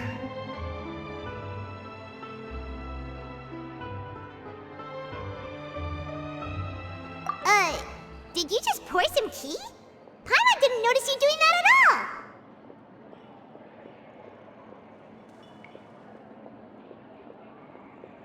Then what's that? Paimon's never seen that cup before. Don't be frightened. I'm just joining you two for tea. I merely refrained from saying anything till now. Who's that voice? But there's no one here. Huh. Have you forgotten me already?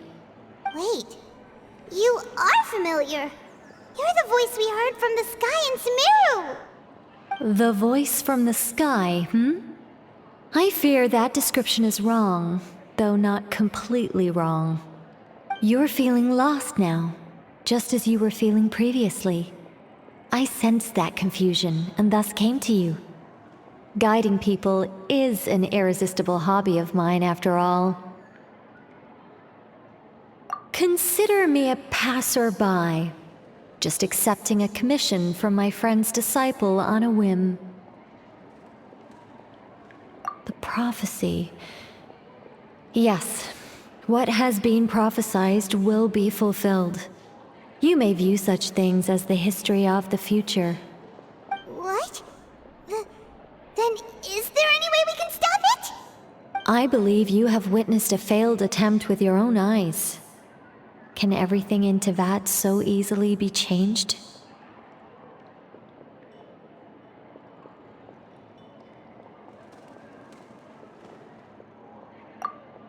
Ah, so you've caught on. Just as prophecies are usually only the future as seen from the perspectives of the gods, could things be happening in hidden corners, where the gods' gaze does not fall? Are the things that you shall see different from the fate that the gods perceive?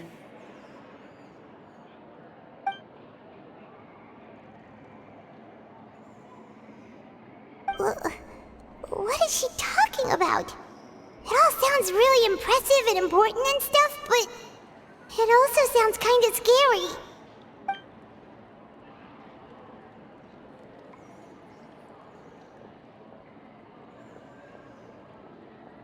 I believe that you understand, right?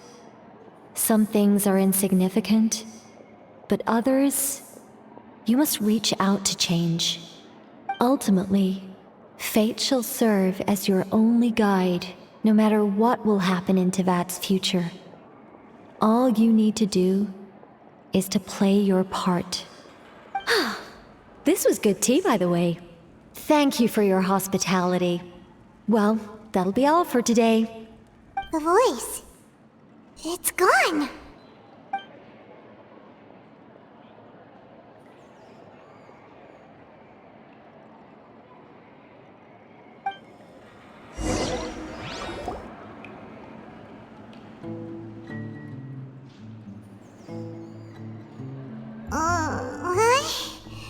I want to hear someone talking. All right, coming.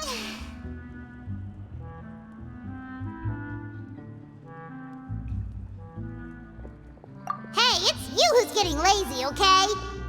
Well, I see I've walked in on some lively banter.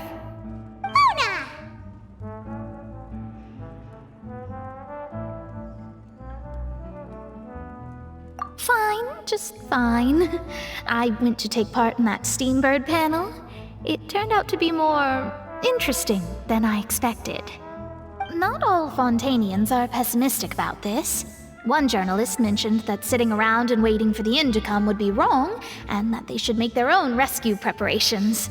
I agreed, so we had a brief chat with her. Did she have pink hair by any chance?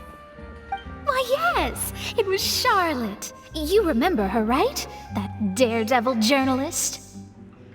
I'm in full support of her view. Prophecies are very important, but how can people allow their lives to be commandeered by just a few words? That's right! Paimon's glad to hear something sensible for once. Ah, yes. About what we had discussed before. I did try, but I'm afraid I couldn't reach the old hag. I'll try again tonight, but I wouldn't get your hopes up.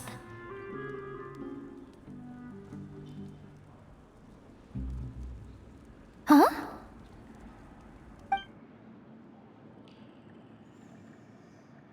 Goodness gracious. Are you serious?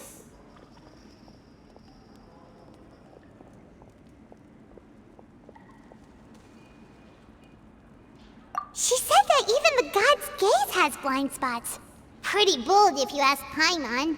Most people would believe the gods to be all-knowing, right? The Hexen Circle members are certainly anything but ordinary. As for the mage named N, The old hag has mentioned her a few times. She said that N's sense of direction is incredible, and that she loves guiding those who are lost. But I've never met her, and if she were still alive, she'd be... well, suffice it to say that the hag's at least a few hundred now, and N's been around for longer than that. Whoa, the Hexen Zirkel sounds like a scary group. But they must really stay in shape to live so long. Their abilities alone are pretty terrifying. If she came to see you personally, then the problem you're facing must truly be of great importance. Well, it's not like Paimon could understand anything she said. Yes, she was quite cryptic, but I suspect she means that there is still a way to turn things around. She didn't say when or what that would be, though, so... perhaps it is something that you cannot know right now.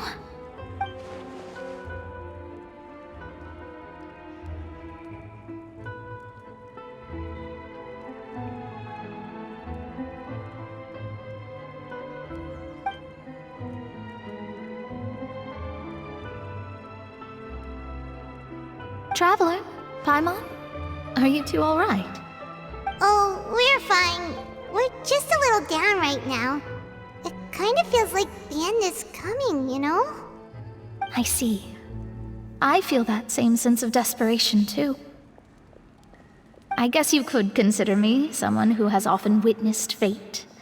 So far as I have seen, it cannot be swayed. But even so, I still hope for, and believe in, miracles. Astrology is eternal and rational, but fate may not be. It is cruel, but it can also be beautiful. Perhaps that's what N was trying to tell you. Not to lose heart, and to believe that what you are seeing playing out before you is not yet set in stone. I did originally think of steering clear of all this, but I couldn't. Even if this is all futile, I still wish to help everyone. If we don't struggle to the last, then how can we face the end when it comes? Huh. You do have a point. There I go, talking about astrological principles again. Sorry about that. The moment I start talking about work-related stuff... I need to get going.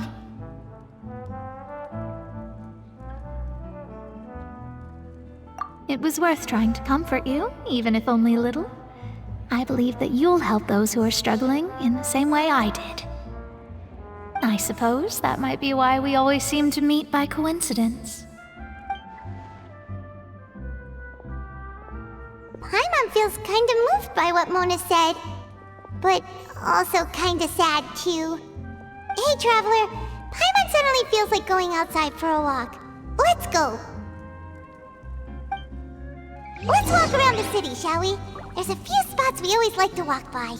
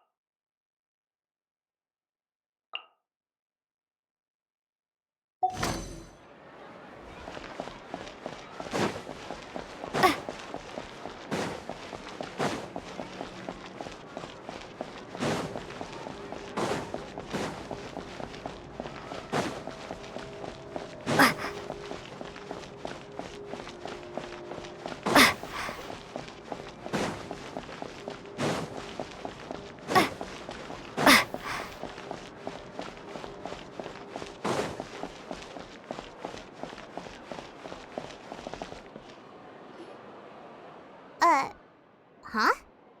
Our names are written in this newspaper. What's going on?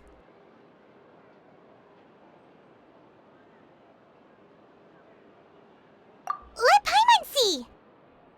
The underwater stronghold, the Fortress of Meripede, has continued in its noble autonomy, but that does not mean that others cannot interact with it. My recent attempts to enter the fortress bore little fruit. Huh. Guess Charlotte still hasn't given up on that. Thus, did an Outlander friend become the focus of this report? A blonde adventurer with their white fairy, legends trailing in their wake. It is said that this mysterious traveler once visited the underwater fortress. So while the fortress's interior remains a mystery behind closed doors, do not fear, for the tales of the traveler contain surprises in spades. Journalist Charlotte's biggest scoop yet, the Traveler's Trail, World Walker. Huh. Charlotte took so many awesome photos of us and we never even noticed her. She hasn't been able to get a hold of anything at the fortress, so since we're easier to find, she's using us as the subject matter instead?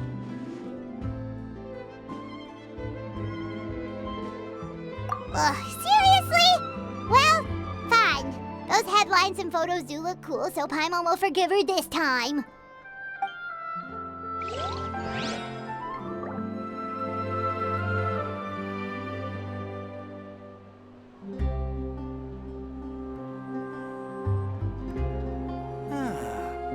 So these are the kind of headlines they're going for these days.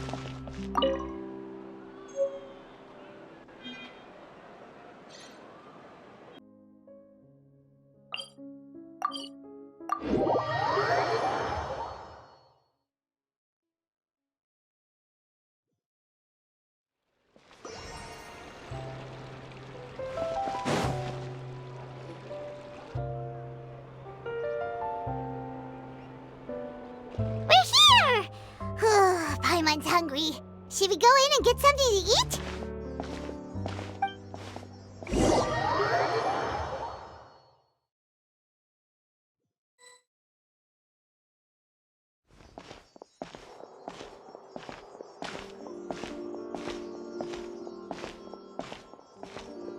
Hey, quick!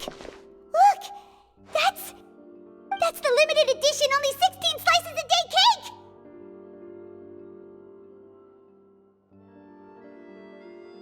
It was so delicious the last time we tried it! Despite the tense situation we were in, let's give it another go! Paimon's sure it'll be great!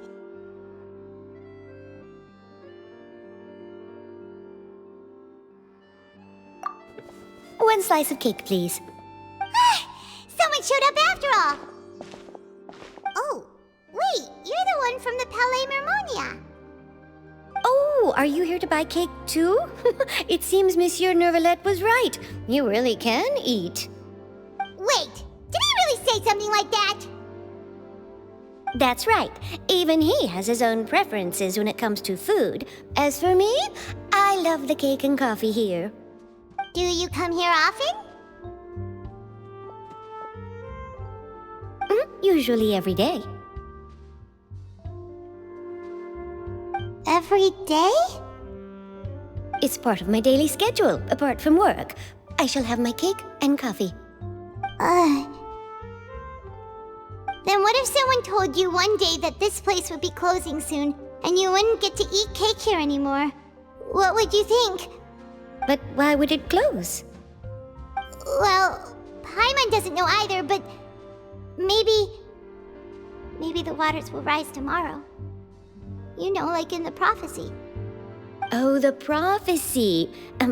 To be honest, I haven't paid much attention to that. No, still, even if there'd be no more cake tomorrow, that wouldn't keep me from having some today. No, it's the same for eating in general. You might not be able to eat tomorrow, but if you can do so today, then you should carry on.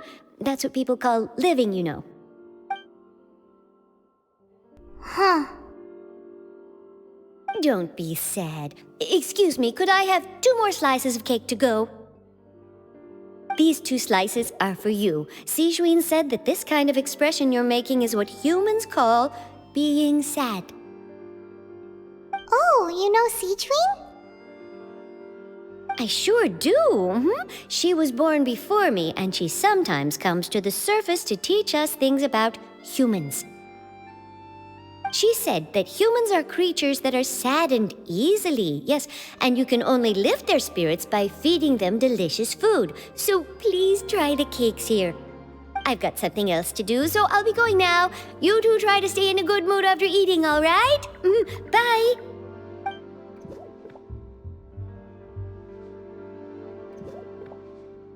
And there she goes. All right, let's dig in. Paimon's sure this cake will be delicious.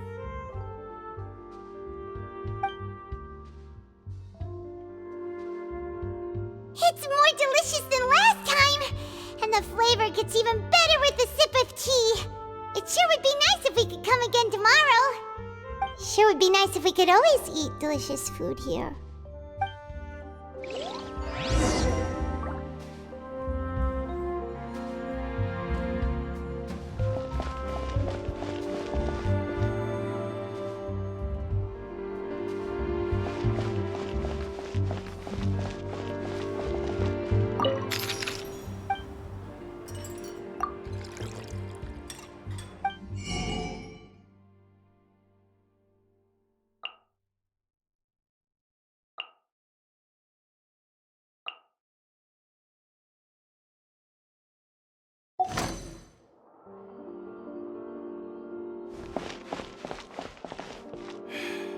If you want tea or water, just help yourself.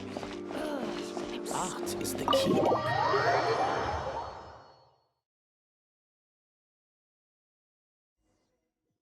Oh, we're near the Steambird office. Let's go look for Charlotte and have a chat.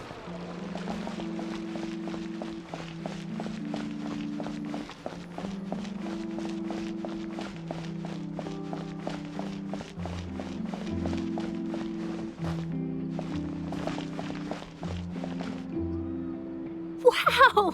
If it isn't the Traveler and Paimon! Oh, have you seen the article I wrote about you? Ha! You've got some nerve! You just used us to make some quick mora! Oh, you needn't worry about that. I heard that you were in Poisson some time back, so I sent you a letter to discuss just that. It appears you didn't receive it, though. It's all right, though. I've set aside the amount intended for you. I've even set the table with some food. Really? Oh, you're the best! You're almost a little too easy to win over, Paimon. If I were a journalist with ulterior motives, you'd be in trouble now, you know. Oh, Paimon knows you're not like that. Still, what brings you here all of a sudden? Were you looking for me?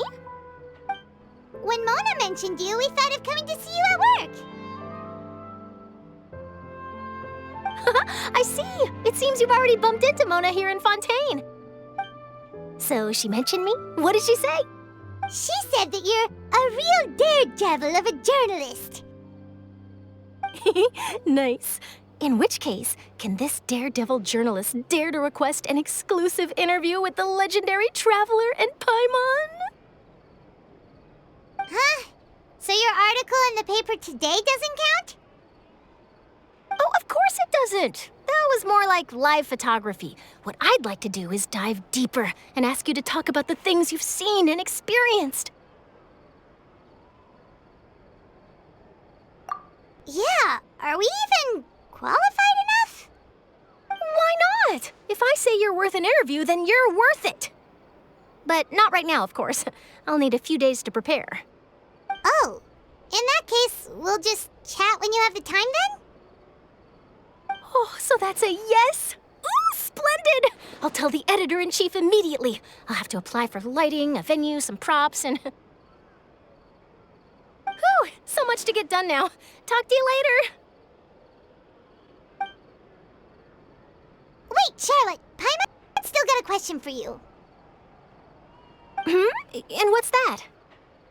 If, just for example, Fontaine were to be flooded tomorrow, what would you do today? Huh, that's the prophecy you're talking about, isn't it? I mean, I do hear about it often, but I've never once thought that the day could be tomorrow. If you're seriously asking, then I might try and think of a way to leave Fontaine. Oh, but I'm still a journalist first and foremost. That means I have a duty to be reporting from the scene. And secondly, I wouldn't forsake my homeland that easily. From what I've seen, most people don't know what they'd do should the worst come to pass. In truth, it might be better just to behave like normal rather than worry over such an end. So in all likelihood, I'd probably still be prepping at the office for that interview of ours. I know what you're thinking. That sounds a bit sad, but I've always believed that it's best to do what you enjoy. Just think about it. If this nation really were to be suddenly destroyed tomorrow, but I still successfully finish an exclusive interview with a truly unique person, then the story I would wind up writing would truly be timeless. And then do you know what I'd do? Well, I'd write that story, send it for printing, and use messenger pigeons to get copies out to the various nations as soon as possible. I'm not a dreamer, nor am I a workaholic, but I do love my job, and I'd be proud of leaving such an article behind. I guess you could say that I was born to be a journalist. But anyway, that's my answer. And on that note, I'll get back to my preparations. That's so nice. All of a sudden, Paimon actually kinda envies her. Anyway, let's go and take a look at the sea, shall we?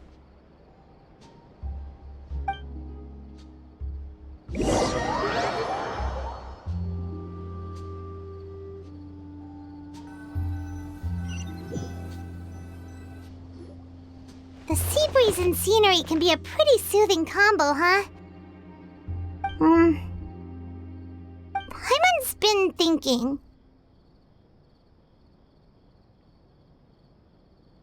If it wasn't Fontaine, but all of Tevat that would be destroyed tomorrow, where would we go and what would we do?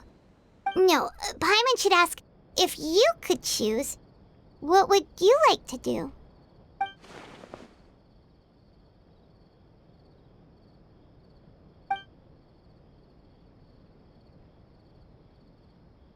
We've always been moving to the next destination, so we haven't spent much time thinking about these kinds of things. We didn't have to either, with us always being on the road and whatnot. You mean, still traveling?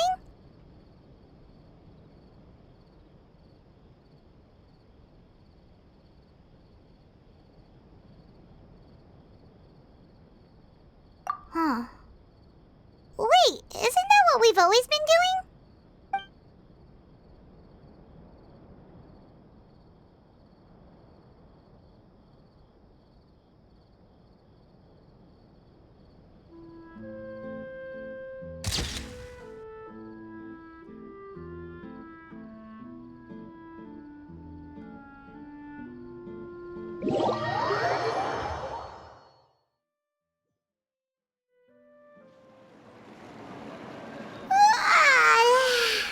Feels like you'll grow mold if you stay here long enough.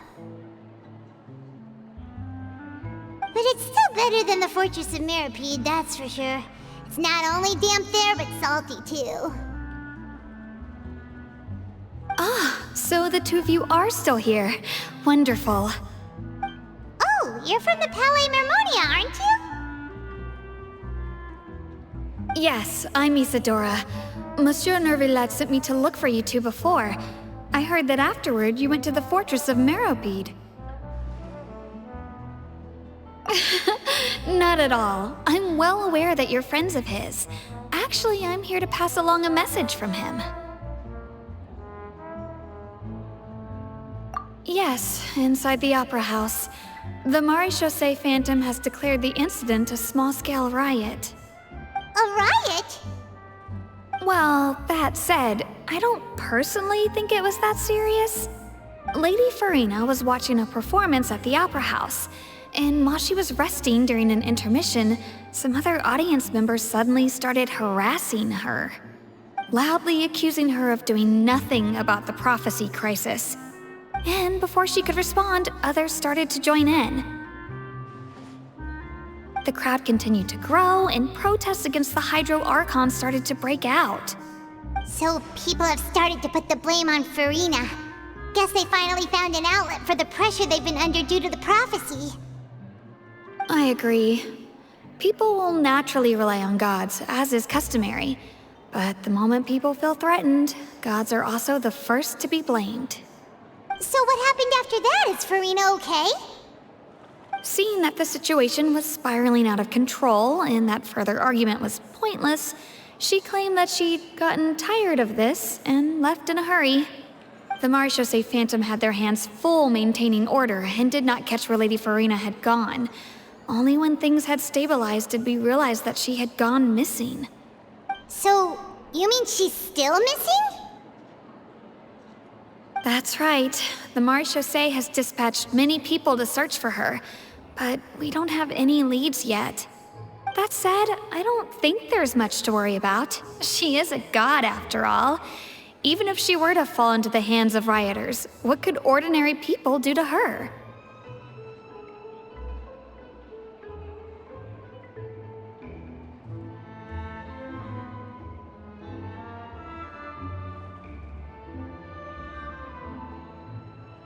Good. Monsieur Nervillet sent me to tell you about the situation, but he didn't say anything else. Don't worry, this is more than enough to go on. Thanks for keeping us informed. Ah, is that so? Well, all right then. In that case, you two take care. I'll be heading back to the Palais now.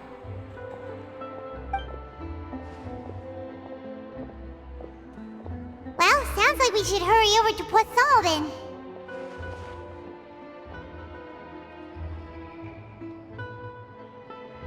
If we know Farina, she won't try to fix things in this situation. Instead, she'll look for a place to wait out the heat. And, as we also know, she may be loud and dramatic, but she doesn't have a heart of stone. When Nervillet was talking to her in the Palais Mermonia, and she heard about Poisson, she couldn't hide her sadness and remorse. It would be hard for her to ignore being accused by the public today. Paimon thinks Farina's probably taken the opportunity to slip away to Poisson and try to relieve the sense of guilt that she's feeling. Huh. Well, what do you think? Paimon knows the answer, of course, but Paimon can do the analysis to back it up, too. Cool, huh?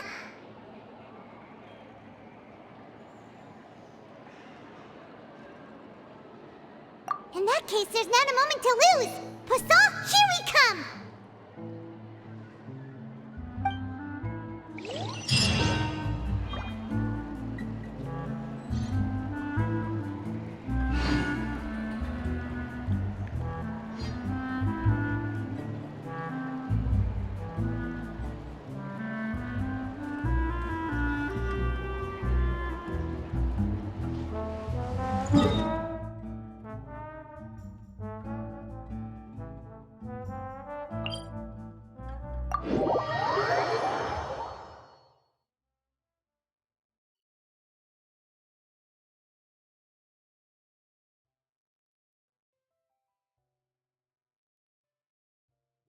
This place looks deserted.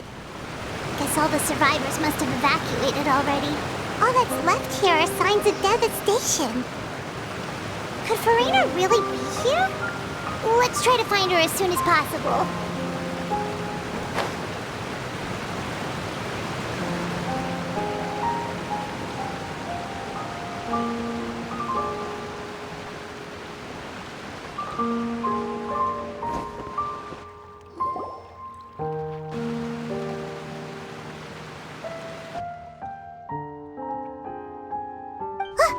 That's Farina, right over there!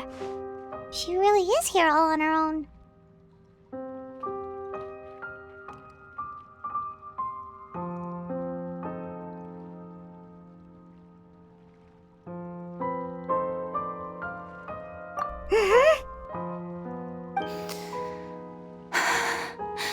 Should I just give up?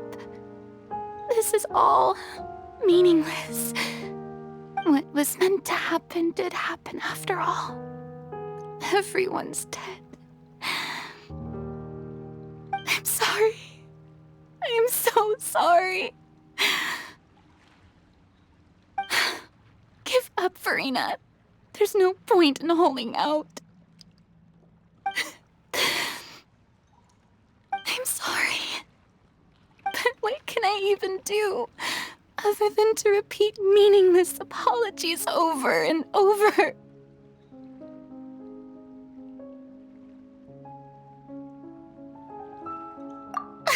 Who's that? Don't worry, Farina, it's just us.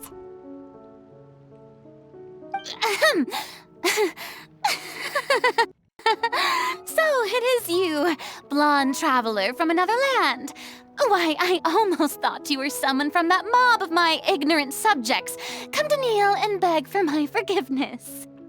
Farina, you were crying just now, weren't you?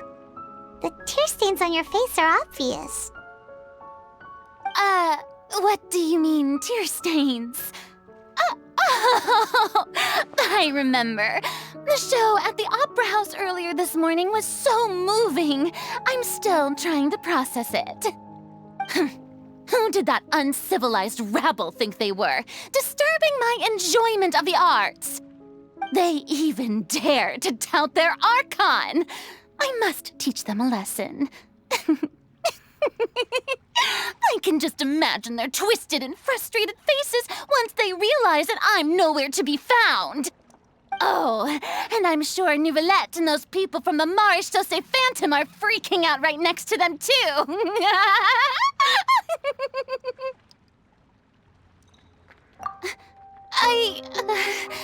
Of course not. Hey, there she is! The Hydro Archon's over there! Quick, after her! Farina, those people seem to be after you.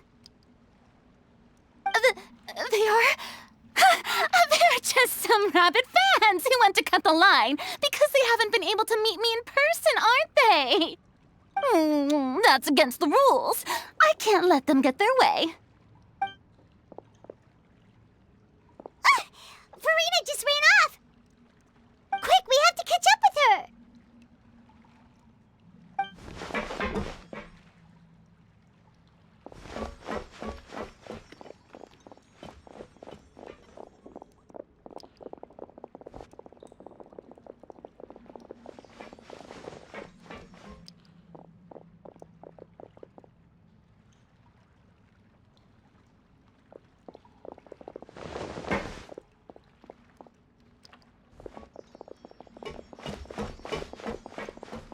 This should be the place, right? Hey, Farina! There's a good hiding spot over here. Quick, come to Paimon before the rest of them catch up to you. What is this place? Hurry, they're almost here! Fine. I suppose haste is warranted. Lead the way.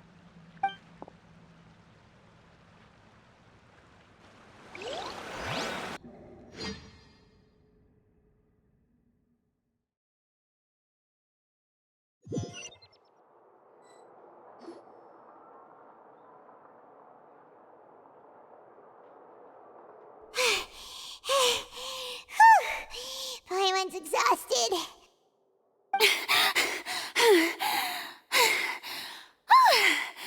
I'm so tired. I totally thought they had caught me. No, I merely gave in to the sheer enthusiasm they displayed.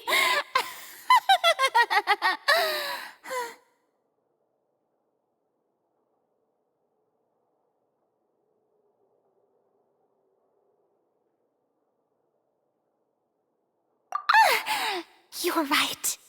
Yep, that's a good girl.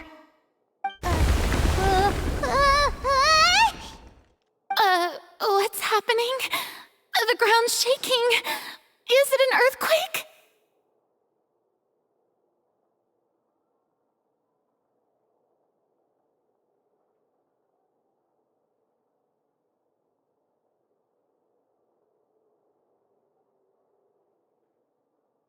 Yeah, a quake of this kind preceded the flooding in Poisson, didn't it? It can't be. It's happening again. Well, there's no need to worry too much about that. Nouvellette's made some emergency plans, so the evacuation should go a lot smoother this time. Yeah, I hope you're right. But the people of Poisson, They've already...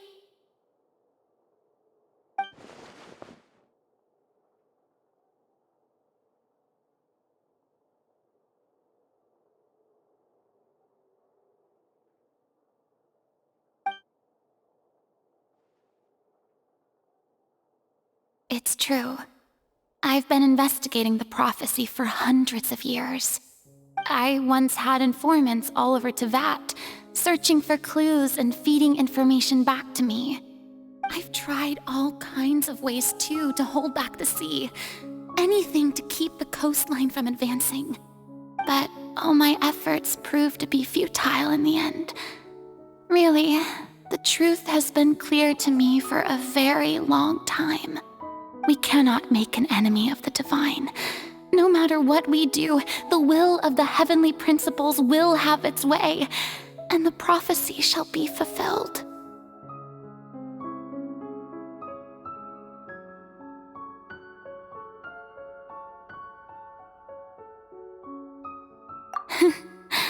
Give up. I do love the sound of that phrase. It would mean finally coming to terms with fate, but also for me to finally be free. Indeed, I've thought about giving up so many times, especially after we almost lost Poisson. Fate is really unreasonable, isn't it? It has no heart and obeys no rules. The prophecy has only just started to come true, and so many people have already lost their lives. But just now, it all became clear to me. I still don't have the right to come to terms with fate on behalf of everyone else. As long as the final moment hasn't come, it's still not too late. Don't worry. I will keep hope alive for everyone until the very end. Well, that's enough for now. I got the impulse to play the stricken maiden, but honestly, considering my rank and station, that wasn't a good fit at all. Don't take any of what I just said seriously. How could I possibly let Fontaine fall to the whims of trivial prophecy? Come on! Paimon could have sworn you were actually being honest just now.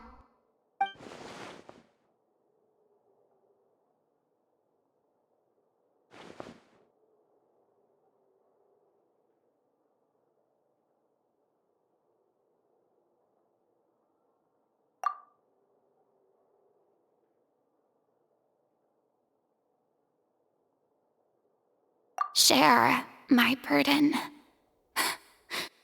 That's impossible. It was fated right from the start that this would be my duty alone.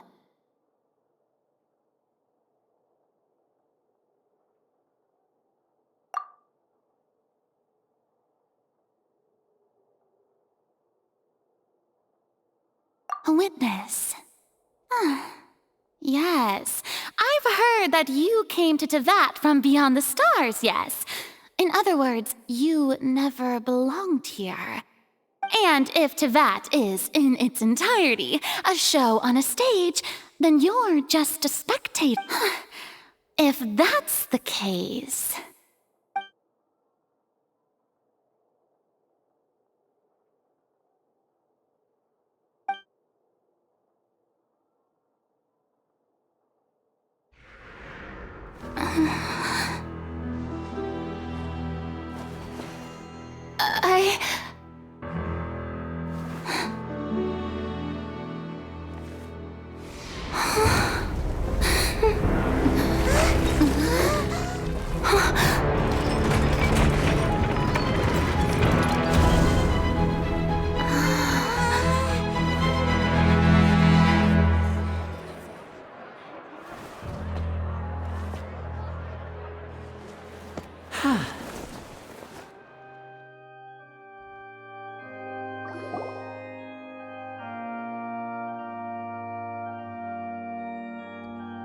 Ladies and gentlemen, this concludes my opening performance. Now, without further ado, we may proceed to the trial of our god. So this is what it is. Yes, you deserve praise for the effort you took to raise the dramatic stakes. Do not forget, however, that I am Focalor, the god of justice, the embodiment of justice itself. Does it not strike you as even the least bit absurd to bring the very concept of justice to trial? May I interpret these words as your refusal to stand trial? In that case, you will have the opportunity to defend your honor through a duel. You would draw your blade against a god? I see. It seems like you have made up your mind.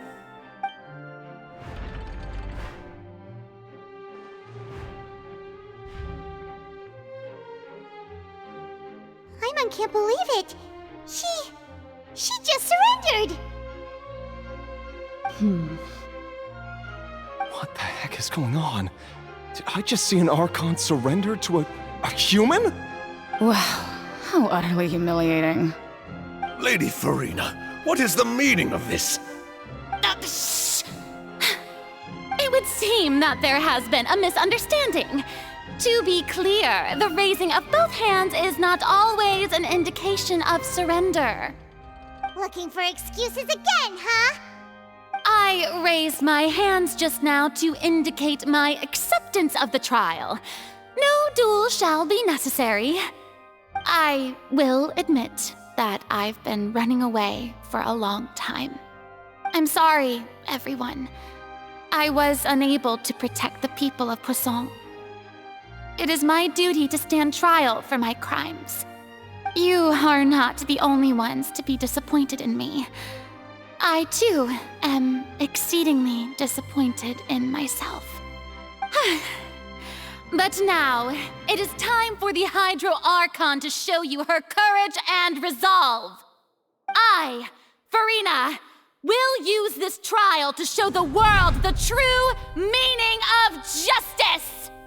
This time, I will protect you. Applaud and rejoice! One of the most outrageous and fantastical arcs known to the opera epiclese is now unfolding before your eyes.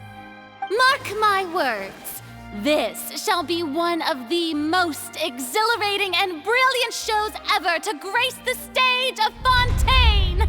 The trial of the Hydro Archon, Focalor, will now begin! Woohoo!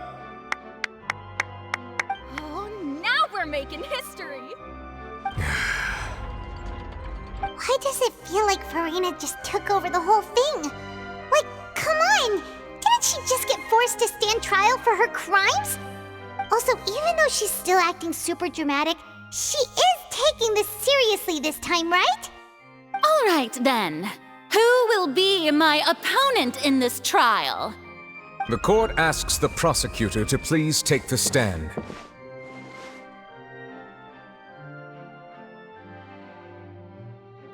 Is that so?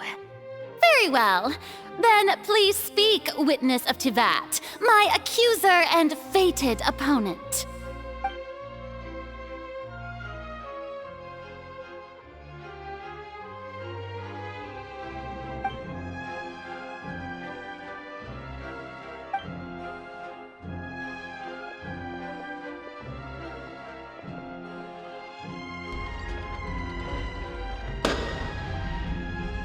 Also, please allow me to ask, as a final question before the trial begins. Just how much work did you do to force me onto this stage? Well, we did do a lot of prep after the meeting that day.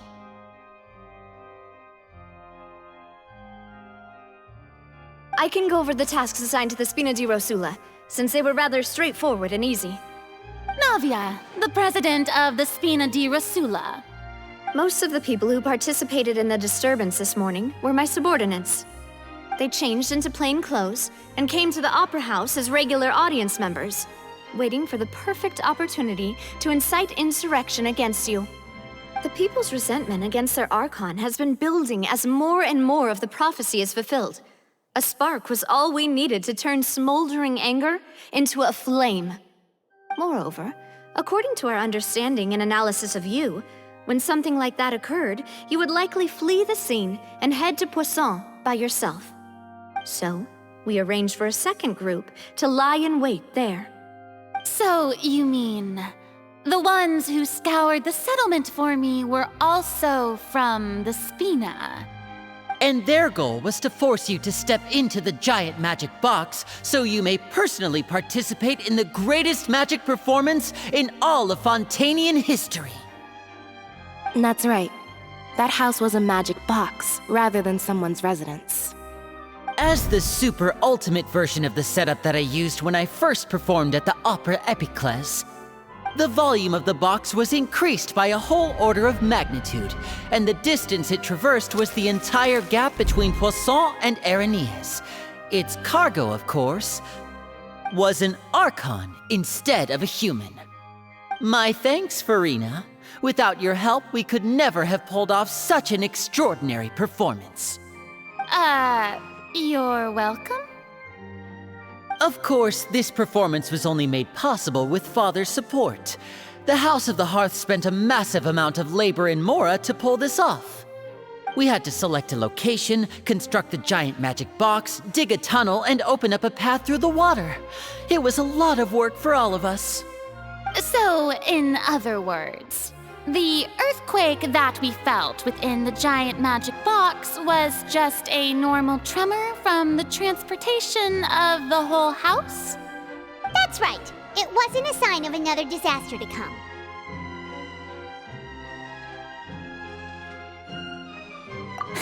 Then, I can guess Nervillette and Cloran's parts. You gathered a crowd, prepared a stage, and made sure that the champion duelist would be immediately ready for a fight. Also that as soon as I appeared on the stage, the trial may commence without a hitch. Am I right? Yes, that is correct. Well, Clorand, I must commend you for your courage. Only the most outstanding champion duelist in all of Fontaine would accept a duel with an Archon without flinching. Thank you. As for you, Traveler, I suppose your role was to keep me distracted with conversation once you found me in Poisson. You'd make sure that I didn't notice anything amiss before revealing yourself as my prosecutor once we'd arrived onto the stage.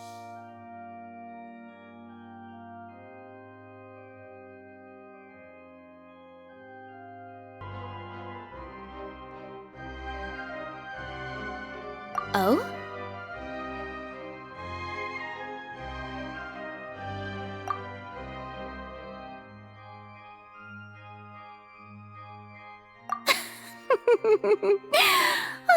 Is that so? Then I suppose I must have missed my final chance. It's fine. It matters not. What's done is done. The stage is already set, so there's no reason to disappoint the audience. Let's see this trial through to the very end.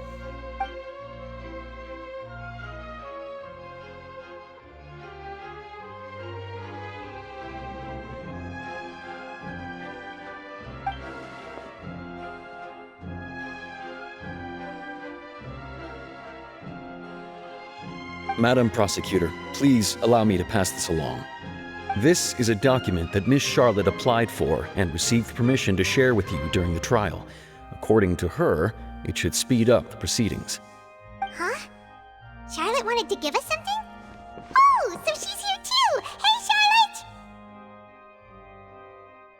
Oh, let Paimon see. Isn't this the exclusive interview that she did with us before? So she's already finished it, huh? Wait, then that means this document is a perfect timeline of everything that's happened ever since we stepped foot in Fontaine! So in other words, we can refer to this anthology of evidence every time we want to use something from our journey as evidence for an argument. Let's quickly confirm the information in it. Just think of it as a refresher, all right? You defeated the Hydro Archon in the very first duel you took part in at the Opera House. That's one for the history books, all right. I didn't think that you'd wind up getting to the bottom of the case I'd been following all this time. I guess you could also see this as a happy coincidence. This is the first time Monsieur Neuvillette had a difference of opinion with the Oratrice. Even the Hydro Archon can't figure it out. A Fatui Harbinger. She's an extraordinary person. Her instinct must mean something.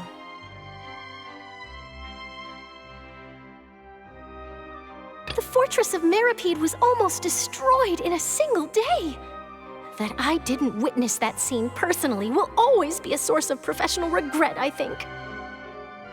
According to Monsieur Neuvillette, both Child and that whale should have been in the primordial sea at that time. I nearly lost my awesome friend Navia. To be honest, that still gives me shivers. The words of someone as extraordinary as a witch can probably only be truly understood when something surreal happens to you.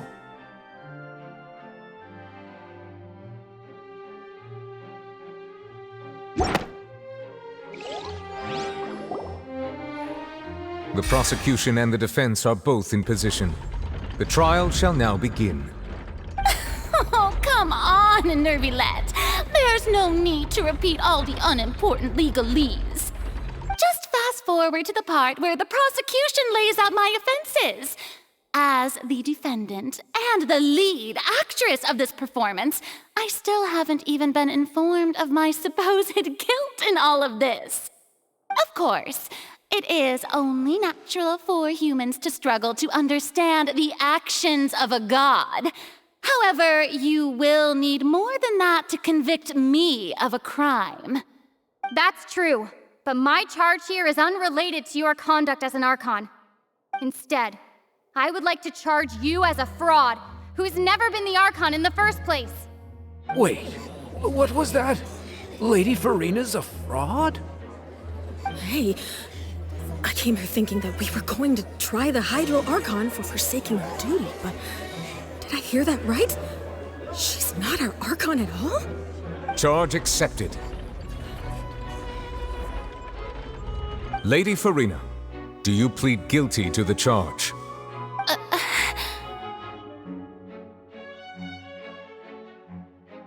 Lady Farina. I plead not guilty. How can I be guilty? There is no way that I, Focalor, otherwise known as Farina de Fontaine, a member of the Seven and the Regina of all waters, kindreds, peoples, and laws of Fontaine, could be anything other than your true Archon. Yeah, even though Lady Farina can be rather eccentric, isn't it going too far to doubt her very identity? Yeah, I've never questioned her identity either. Sure, Lady Farina can be super irresponsible, but what grounds does that prosecutor have to make such a huge claim? I have cause to believe that common sense will prevail in this case. Many of the members of the audience have known me as the Hydro Archon ever since they were born. There would be no fooling their memory. See? Even the Oratrice has decided to show me its favor. Are you sure you want to commit to a charge that will never be upheld? If you wish to drop the case, I can promise you as the God of Justice that you will not have to face trial for making a false accusation. We will treat everything that's happened as a dramatic spectacle and move on with our lives. What do you say to that? Huh. An argument with near impossible odds, huh?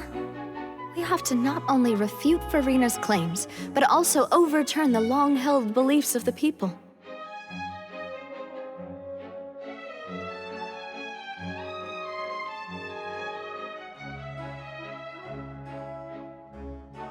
Well, I tried to give you the chance to surrender. If you must persist, then let me ask. If you believe I'm not the Archon, then what manner of being do you think I am? And if I was not the Archon, then how did I manage to live for over 500 years?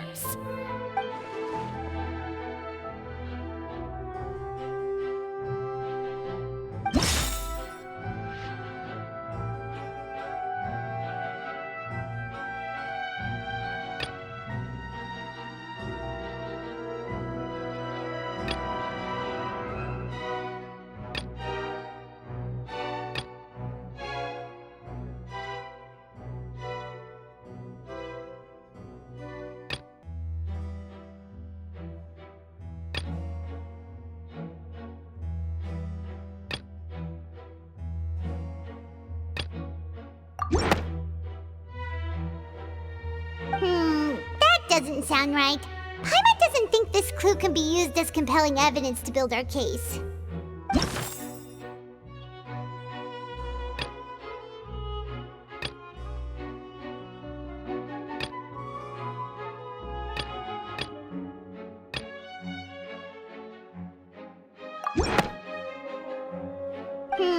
That doesn't sound right. Paimon doesn't think this clue can be used as compelling evidence to build our case.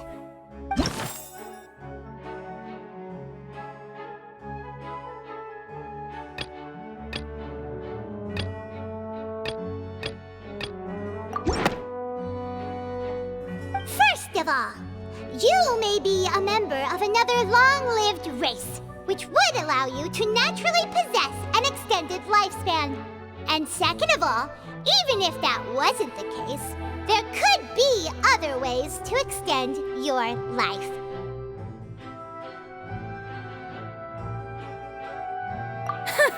Who gave you that idea? Was it the knave? You'd sink so low as to use a harbinger's words against me.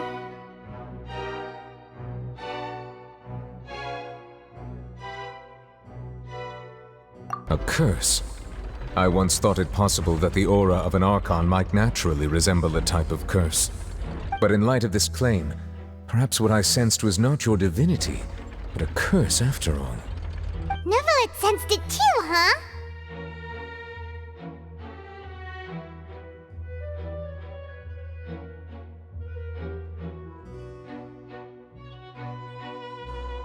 Lady Farina is actually a human?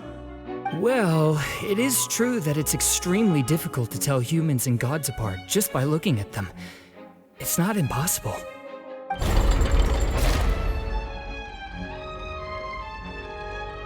Well, don't start celebrating too early now. Even if I have been carrying a curse like you said, how does that prove that I am merely a human being? Besides, everyone knows that the main difference between a human and a god is the possession of authority. Gods can do what humans cannot. That's why they're worshipped as gods. For centuries, manifestations of my authority have served the nation of Fontaine. One need only to turn their eyes towards the Oratrice Mécanique d'Analyse Cardinal in this very opera house, or consider the endemnitium that is used in every aspect of life.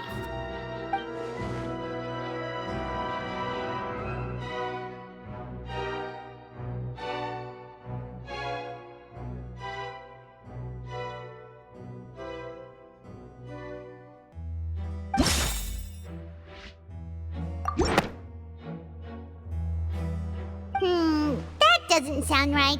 Paimon doesn't think this clue can be used as compelling evidence to build our case.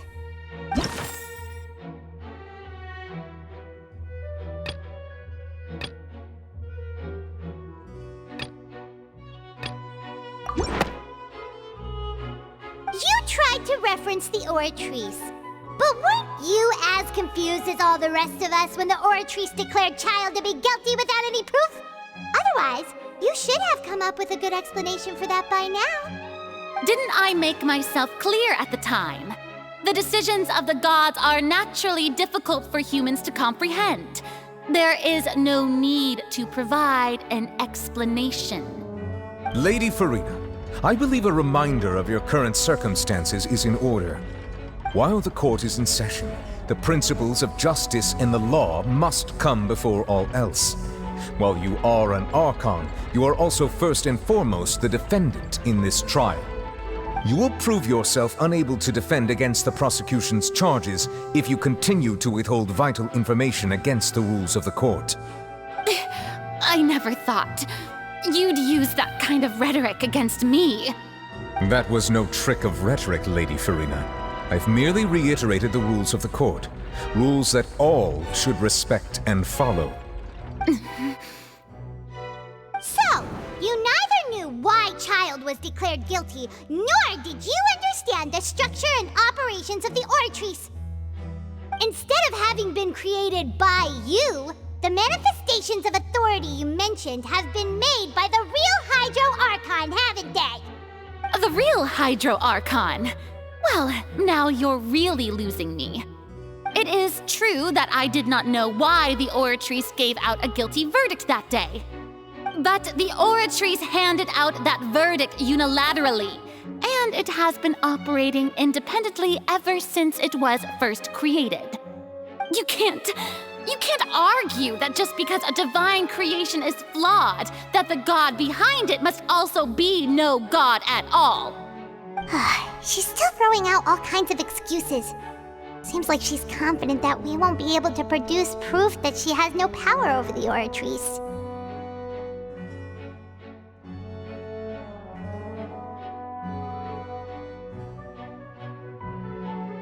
My power as an Archon.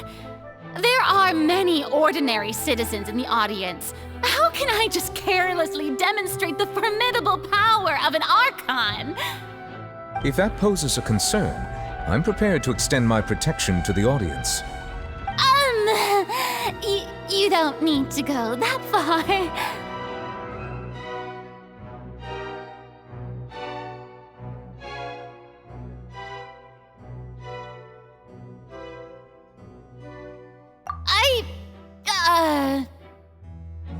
Aren't you the Hydro Archon? Or is it that you can't even wield the power of Hydro, much less the authority of a god?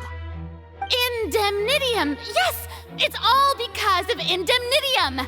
All Archons derive their power from the faith of the people, and I've converted the people's faith in justice into Indemnitium! Thus did I give up all of my divine power to provide everyone with energy for their daily lives. Have you ever seen a more magnanimous god? Isn't that a huge stretch? Yeah, no matter how generous an Archon can be, how could they give up all their power? Can a god with no power even still be called a god?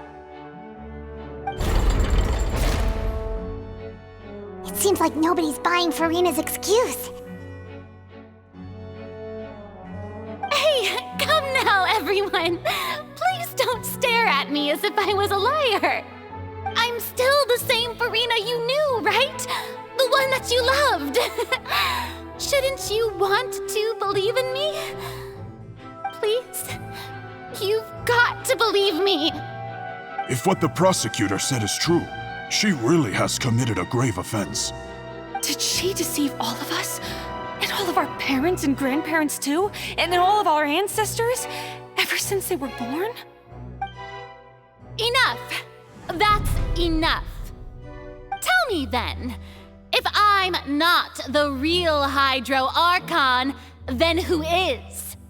If you have no evidence of another Hydro Archon's existence, nor can you find anyone who can back up their claim to be such, then what grounds have you to say that I'm not actually the real deal? Wow, she came up with yet another argument. How can we refute her now? Seems like she really doesn't want to give up.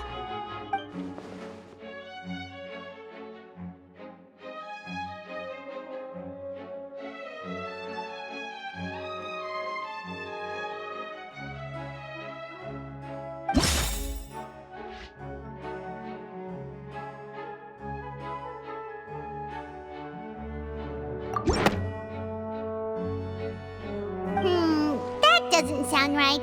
Paimon doesn't think this clue can be used as compelling evidence to build our case.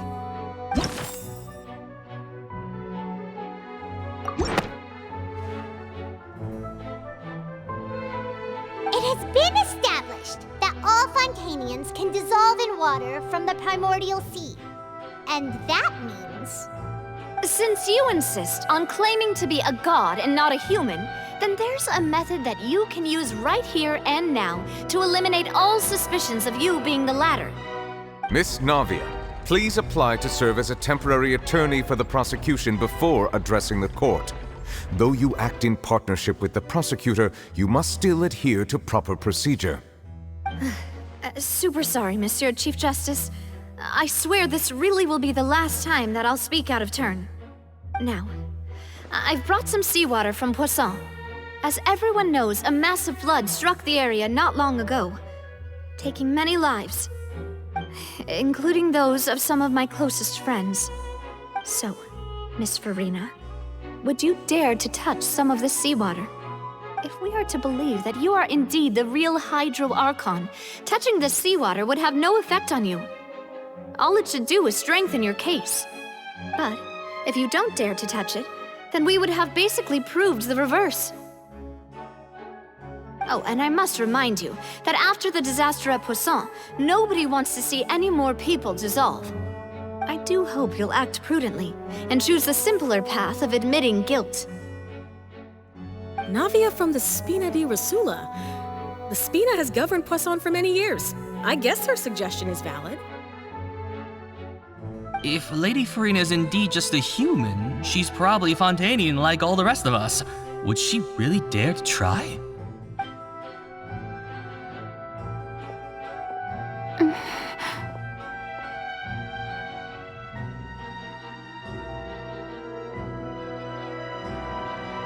Lady Farina, this test has been unilaterally proposed by the prosecution. As it falls outside the realm of standard court proceedings, you possess the right to decline participation. Well, of course he had to tell her that. But refusing to participate is basically the same as a confession of guilt. She's just staring at the water without saying a single word. It really does seem like she's quite terrified of it. That could only mean... What's going on? Is she really planning to... that's not what we thought she would...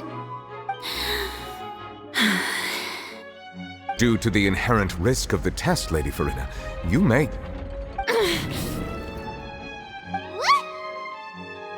Hey!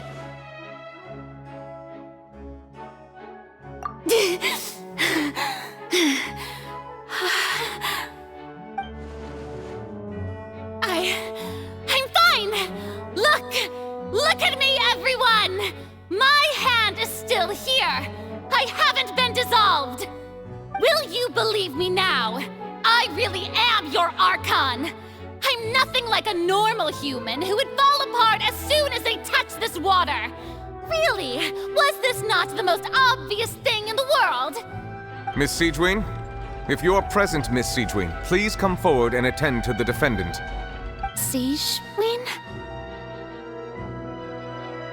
Don't be nervous. It'll just take a few seconds. Let me see. That should be enough. Please announce the results of your evaluation to the court, Miss Siegewin. As everyone doubtlessly saw, Miss Farina was displaying symptoms of hyperventilation and flushed skin. These indicate that she was experiencing the adverse effects of exposure to primordial seawater. The extent to which she was affected is the same as other humans when exposed to primordial seawater of a similar concentration. Thank you, Miss Siegewin. Lady Farina, you may return to the defendant's stand. Oh, wait. What did she just say? I didn't get dissolved. Shouldn't that be enough to prove my innocence? Well, considering your tendency to run from your problems, we did originally prepare a direct sample of the seawater around Poisson. However, after extensive discussion, we exchanged it for a sample that is not concentrated enough to dissolve an actual human. After all, on the off chance that something entirely unexpected might occur, we don't want anyone else to lose their life to the sea. Yeah, so out of regard for Farina's life, you secured a low-concentration sample and asked the head nurse to serve as an expert witness. It's a great thing that the direct sample wasn't actually used. Farina could have... I can't believe... you...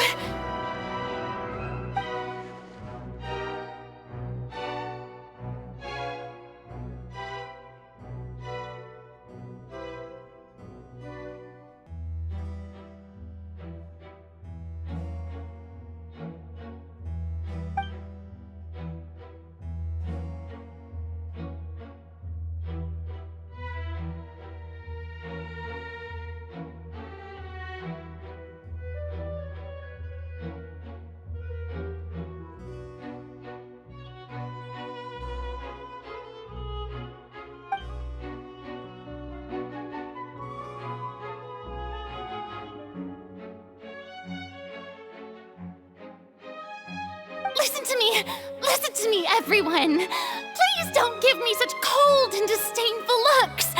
What happened just now didn't prove a single thing! Think about it! How can you conclusively prove that an Archon can't also be affected by the primordial seawater? Also, if I was really just a human, why would I dare to just put my hand in that kind of water?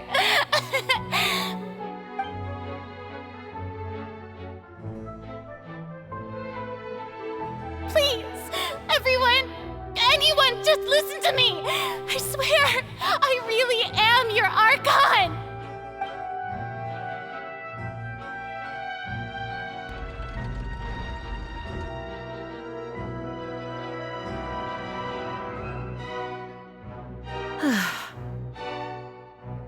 I don't think anything she says at this point will sway anyone. The odds are just too stacked against her now. With all the things that have been said, Paimon doesn't think there's any way left for Farina to win. I believe the time for arguments and presentation of evidence has come to an end. If there are no objections, we will move on to the final judgment.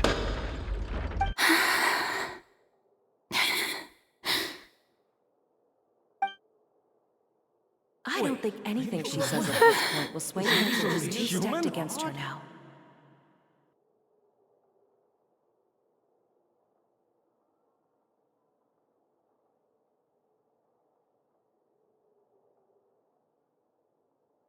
In my capacity as Chief Justice, I shall now render judgment on Farina's misrepresentation of herself as the Archon of Fontaine.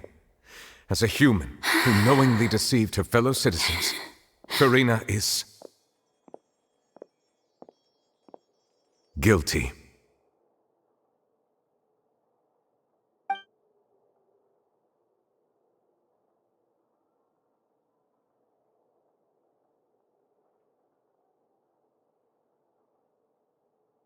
We shall now turn to the Oratrice Mécanique d'Analyse Cardinale to render the final verdict on the charges.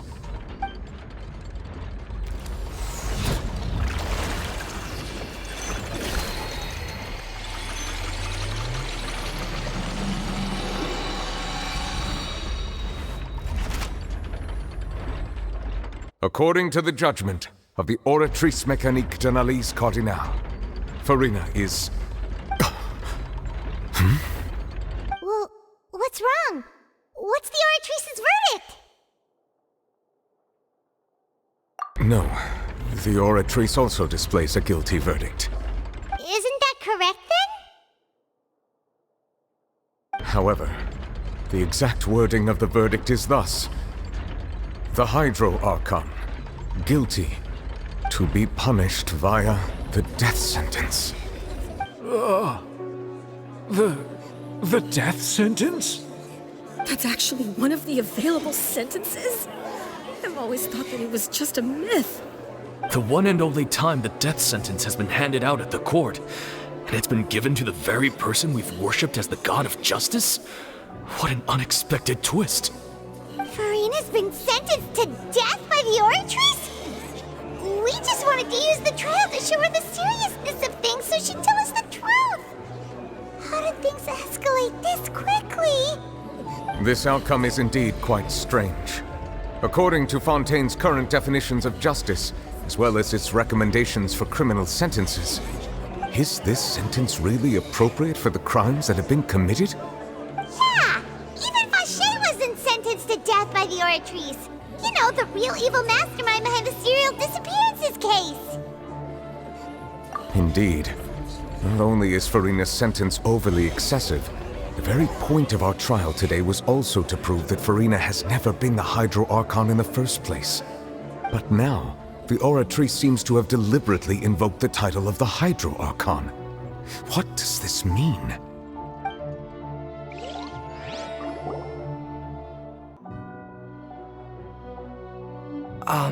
Excuse me, if I may interrupt.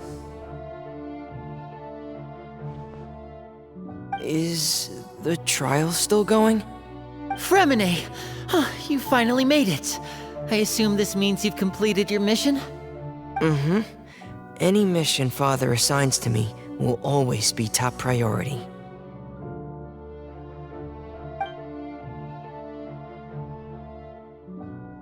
Is that the first prophecy slate? Huh.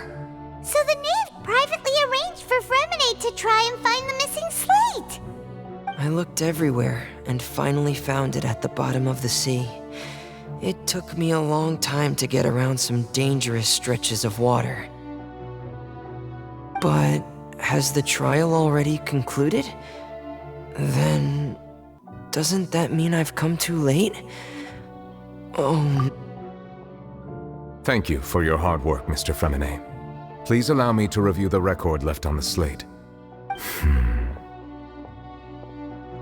Traveler, I believe that you have already seen the other existing slates, and would like you to come here and confirm their contents.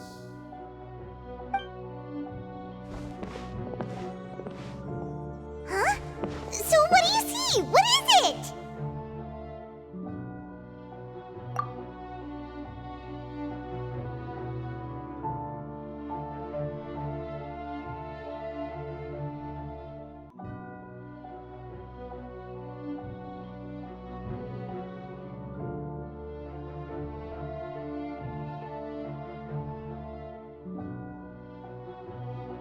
I believe I have now made sense of the Hydro Archon's crime.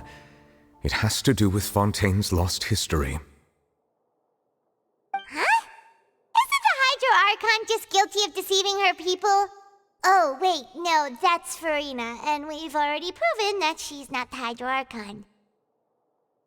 So when you say Hydro Archon, do you mean the real Hydro Archon we've been kinda talking about? In truth, everything that you've encountered in Fontaine up until this point can be traced back to the contents of these stone slates. However, I'm uncertain as to how much sense they currently make to you. Okay, let's try to recall the contents of the other 3 stone slates. Paimon will do her best to help you remember.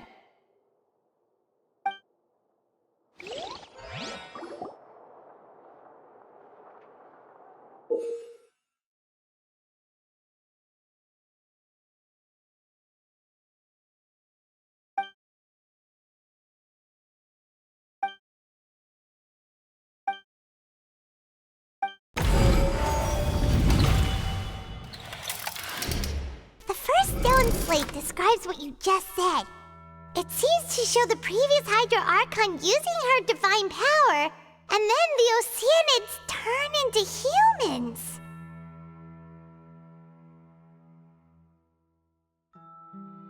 Does that mean that Fontainians are transformed Oceanids? Oh, the second stone slate shows Celestia floating in the sky, and the Hydro Archon and her people worshipping it together. But this must be the point when the Hydro Archon and the Fontainians were branded with their original sin. Does this mean the third slate shows the Hydro Archon sinking into the sea surrounded by many people? Huh. That reminds Paimon, didn't we also watch that happen to someone else? Well, the fourth slate is the prophecy the Fontainians have been talking about. People dissolving into the sea, the Hydro Archon crying on her throne, and so on. We didn't believe that such a crazy disaster could happen at first, did we? But after that incident, it was just a question of when and not if.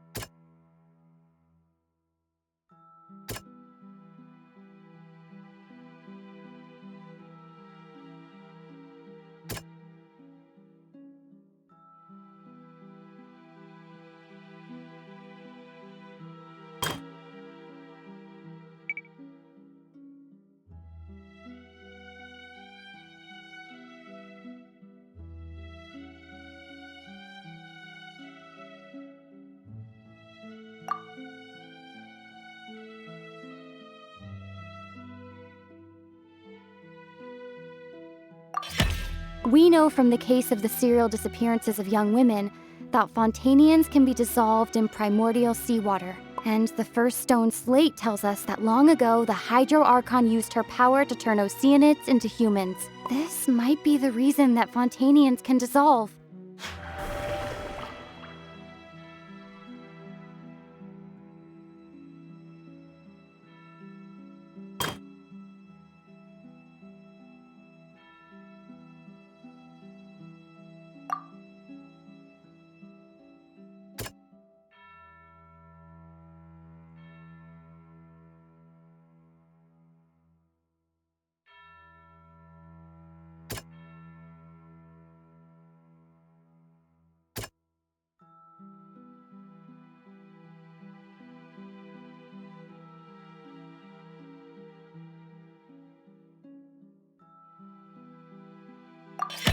Perhaps what is about to take place has all happened before. The true sin of the Hydro Archon that Nervilette mentioned, and the original sin cast down on the people of Fontaine by Celestia as recorded on the stone slates.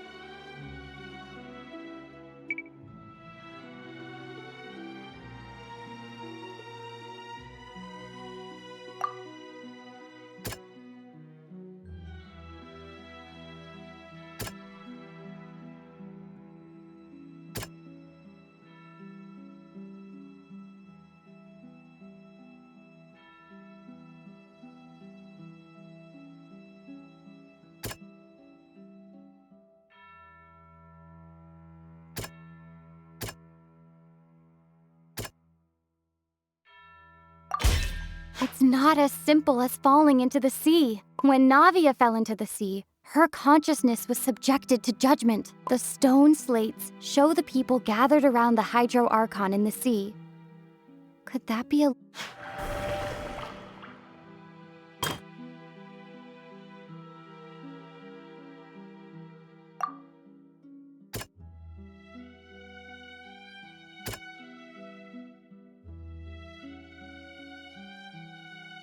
That doesn't sound quite right.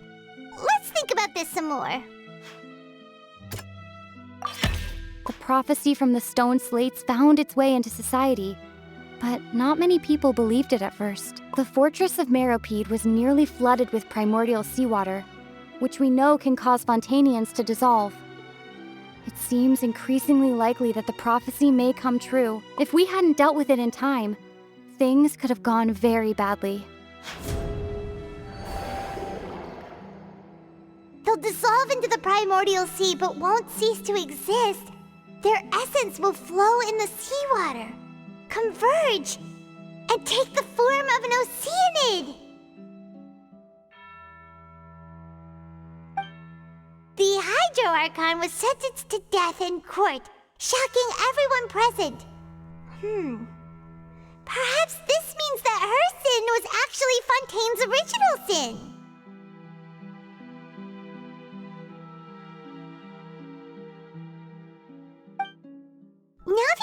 into the water inside those ruins, and she nearly dissolved.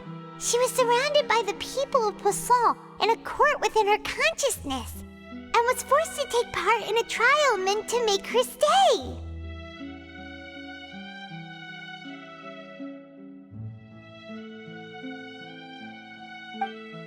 The eruption of the primordial sea at the fortress of Meripede was the surest sign that the prophecy was about to come to pass no matter what.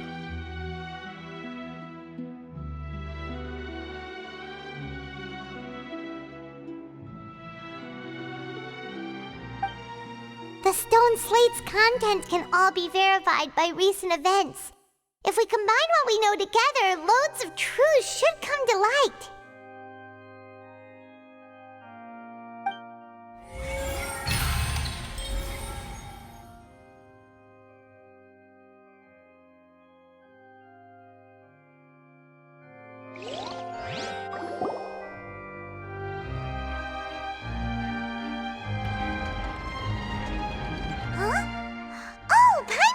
Now, so that's how you can make sense of it.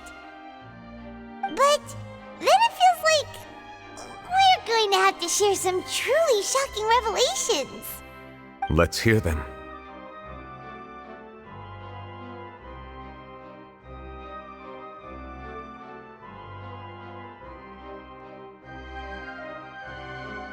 Incredible! Linny, did you hear that?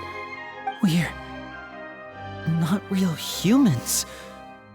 All Fontanians were originally created by the late previous Hydro Archon, with Oceanids as their basis. The evidence for that can be found in how only Fontanians could dissolve in primordial seawater, and how all the girls Vacher dissolved were also turned into Oceanids. Oh, and according to Navia, when she was about to get dissolved, she also saw everyone gathered around for a trial, all of them in the shape of Oceanids. Indeed.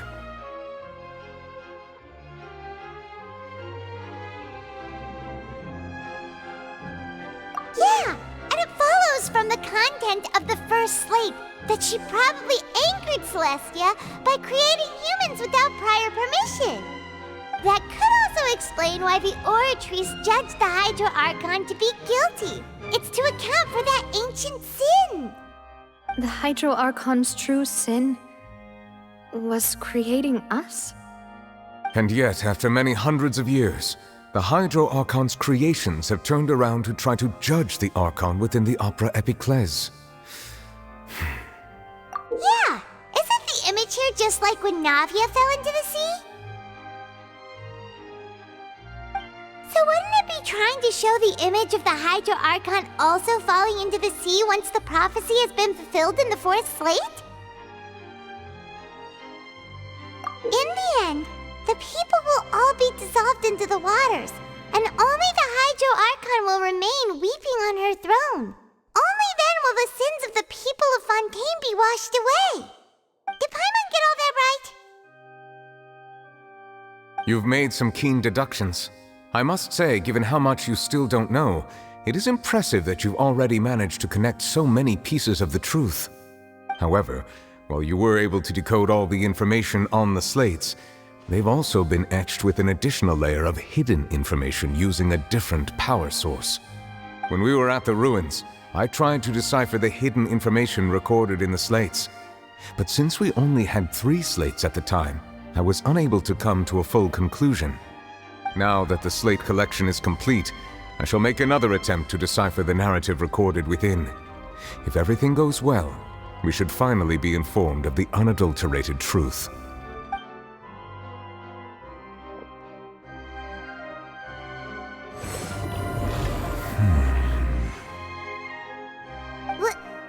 Well? Did you get it? I believe I should share this truth not only with you, but with all the people of Fontaine as well. I will try to briefly summarize it for you.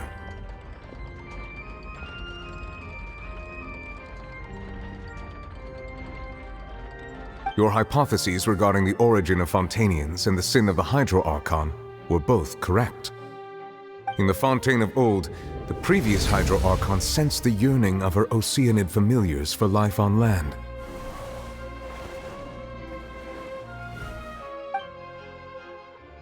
The Oceanids were enamored with the beauty and romanticism of human beings, and wishing to have those experiences for themselves, expressed to the Hydro Archon their desire to become of a similar kind. However, even though water as an element is intricately linked with the power of life, the Hydro Archon, as one of the seven, did not possess the authority to create a new form of human life. Not one to give in, she eventually found a way to create permanent humanoid bodies for her familiars by appropriating the power of this planet's primordial sea. She poured primordial seawater into the Oceanids' blood vessels, creating humanoid mimics in the process. But if Fontanians were to ever come into direct contact with water from the primordial sea, the power within their bodies would escape these artificial restraints and return to the sea. As a result, their forms would collapse, and they would be reverted to their original forms as Oceanids.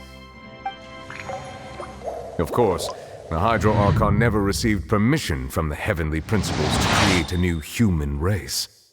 And thus, the Hydro Archon and all of her creations came to shoulder the original sin of appropriating the power of the primordial sea. That is the true history of how the people of Fontaine first came into being.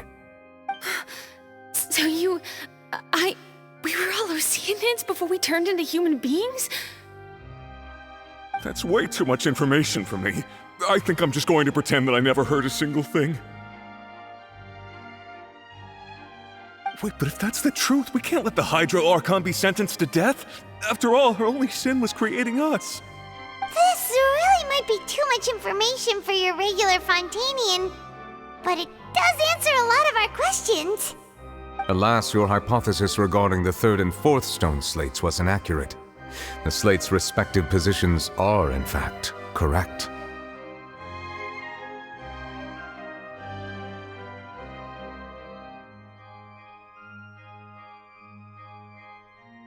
A key point of the visual on the third slate is how all the individuals depicted in the water are humans rather than Oceanids.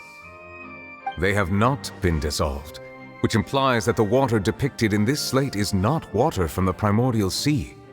The nation of Fontaine is the nation of Hydro, as well as the nation of trials and justice. Instead of being the literal element, the water in the scene symbolizes judgment and justice. You may also recall Navia's experience. When she fell into the sea, her consciousness was surrounded by that of many others who intended to hold a trial to determine her fate. Therefore, the meaning of the third slate is that the people of Fontaine shall try the Hydro Archon at the court of justice. Yes, it refers to our present situation. I think I'm following now. So, what you're saying is, even though we decided to put on this trial to avoid fulfilling the prophecy, in truth, everything we've done has happened exactly as the prophecy foretold. So now, it seems, we're the ones making sure it comes true. What should we do? Huh. No matter what, the prophecy will be fulfilled. Is this what it feels like to be a prisoner of fate? If that's the case, does that mean the scene in the fourth slate will also be fulfilled soon? Traveler, I would like to point out another small fallacy in your deductions. About the fourth slate, you probably thought that the eruption of primordial seawater beneath the fortress of Meripede served as the surest sign that the prophecy was about to come to pass, yes? However, I believe that rather than being a sure sign, that eruption could in fact only be a small warning of something far worse to come. As for the root cause of the catastrophe, I believe you've already encountered it once before.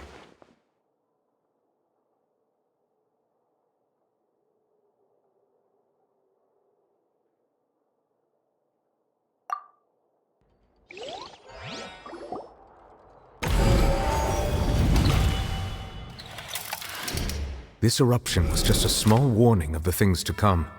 We must find the root cause of the disaster.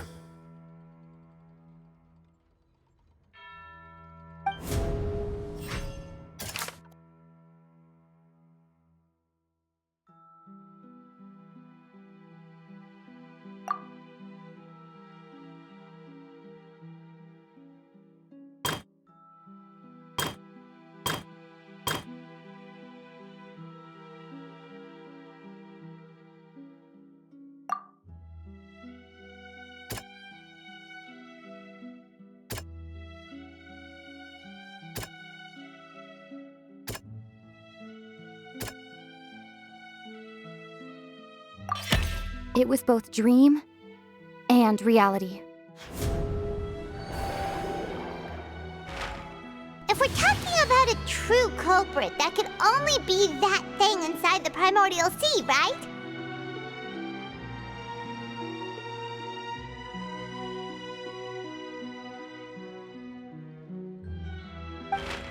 The truth, the original sin, the trial, and the root cause of the disaster.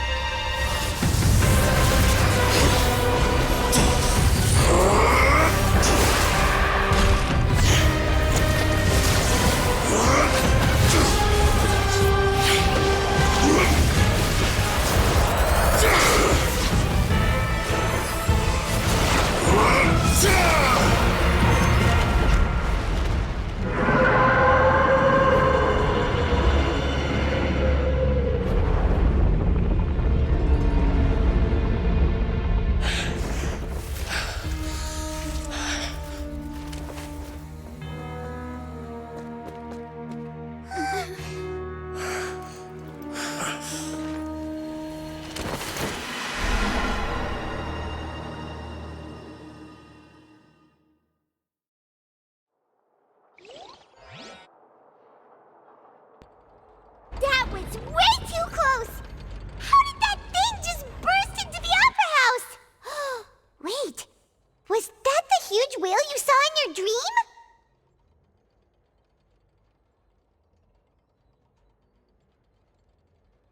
So we've met it at last.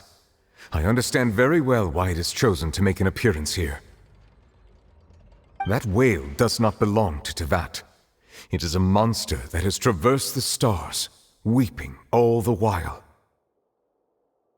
It has been greedily consuming the energy from the planet's primordial sea, using it to grow. That is the main cause for the rising sea levels.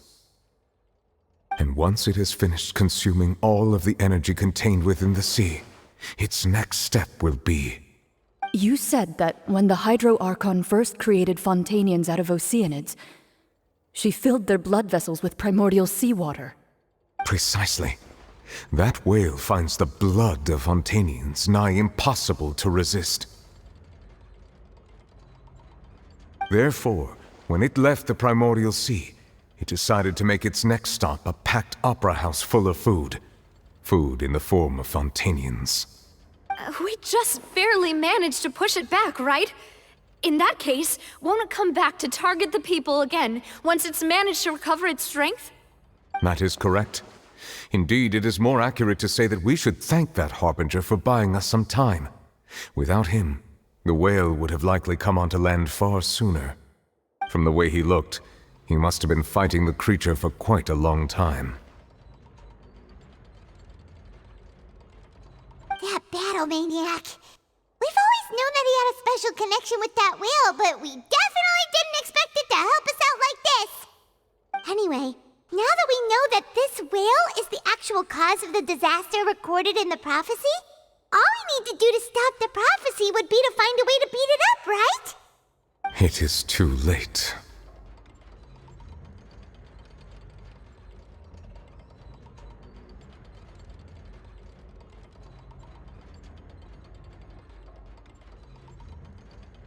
It had already absorbed too much of the primordial sea's energy before we could notice it. At this point, it has become practically integrated with the sea itself. Even if the entirety of Tevat were to be destroyed, it could still survive, and swim off towards some other world. That's not something I will accept. We've already done everything we can, and we even found the true culprit. We've come so far. You can't just tell me that the last hurdle is some impossible foe. That's just not fair. Indeed, that's not how a grand performance should end. I'll fight it to the end, no matter what. So the prophecy will be fulfilled no matter what, huh?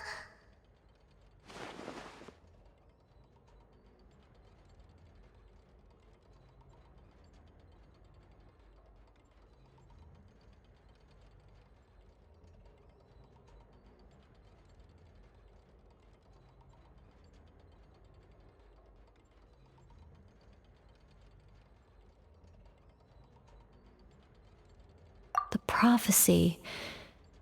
Yes, what has been prophesied will be fulfilled. You may view such things as the history of the future.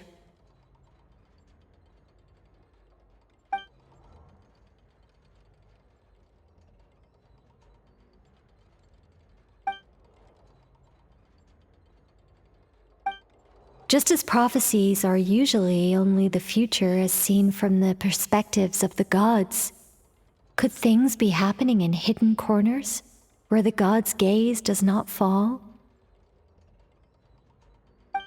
Ultimately, fate shall serve as your only guide, no matter what will happen in Tevat's future. All you need to do is to play your part.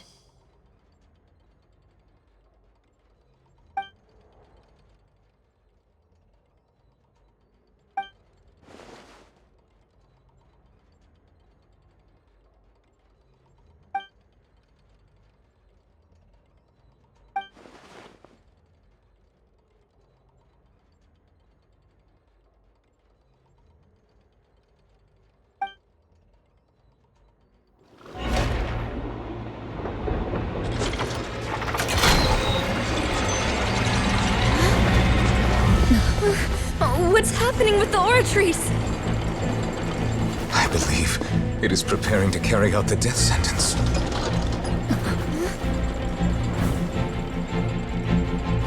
Farina!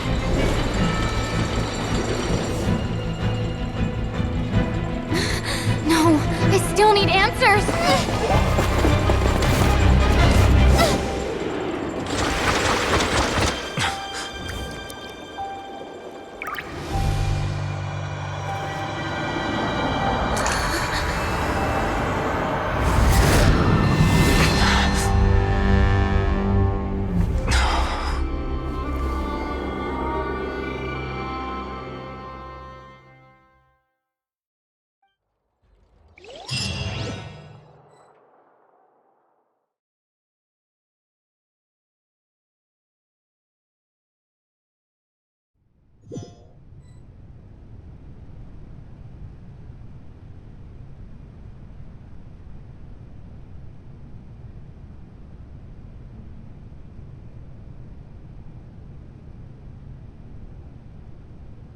You.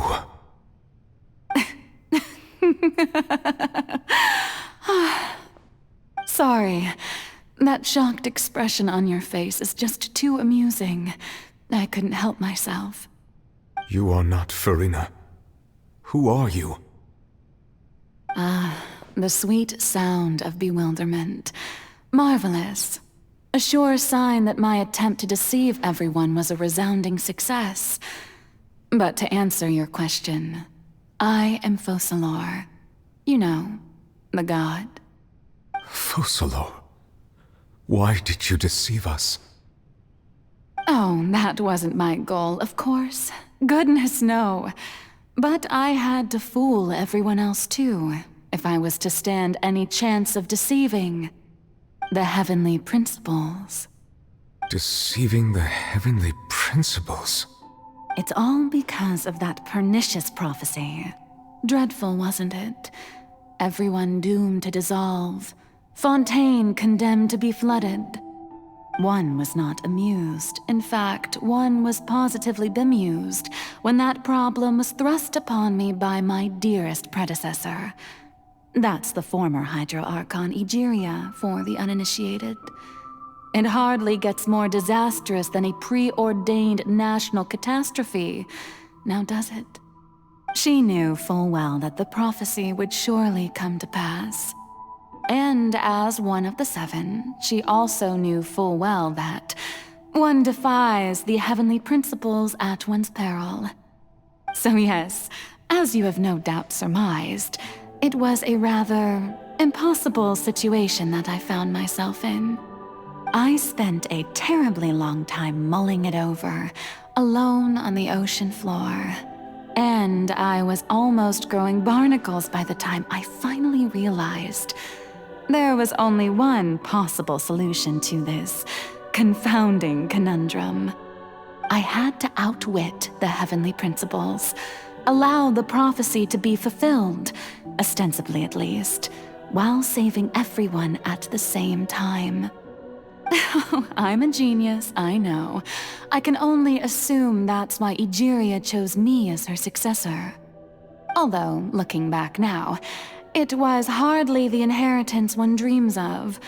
Between the task of saving the nation, the quotidian duties of the Hydro Archon, and not to mention the original sin of creating a new race of humans, I dare say she left me quite a colossal mess to clean up.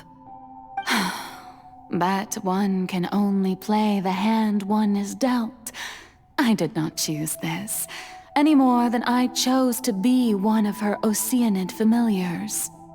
So you were also once one of the Oceanids, transformed into a human by Egeria's hand? Yes, I was. I always dreamed of becoming human. And I still do, even now. In my eyes, to be human is to be part of the greatest opera ever known.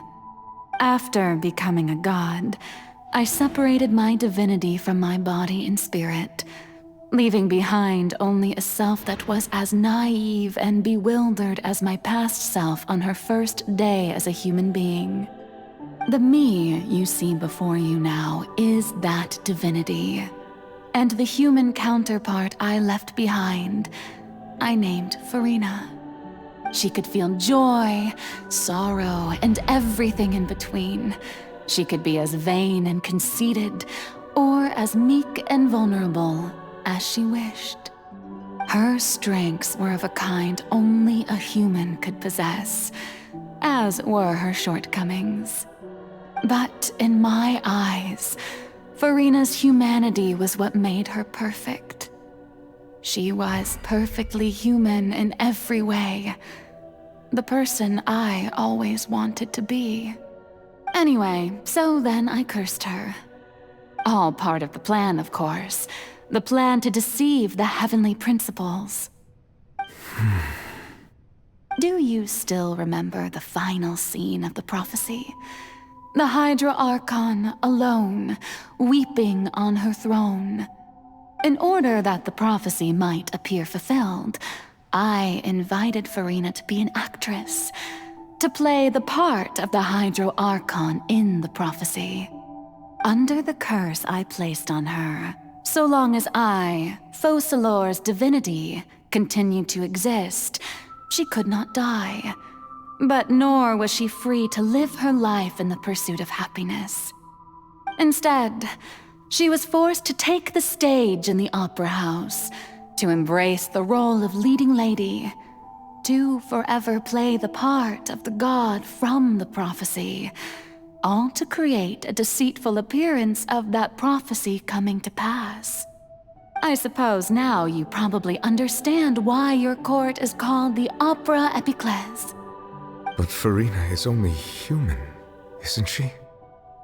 Even though she has had a long life, her mind is no stronger than that of any other ordinary human being. I cannot begin to fathom what she has had to endure. It must have been torture for her. It has indeed. And although she is, in a sense, me in human form, I most definitely owe her an apology for it. It's been 500 years, and all along, She's been playing her part in the most unimaginably long, unbearably lonely, and agonizingly painful opera of all time.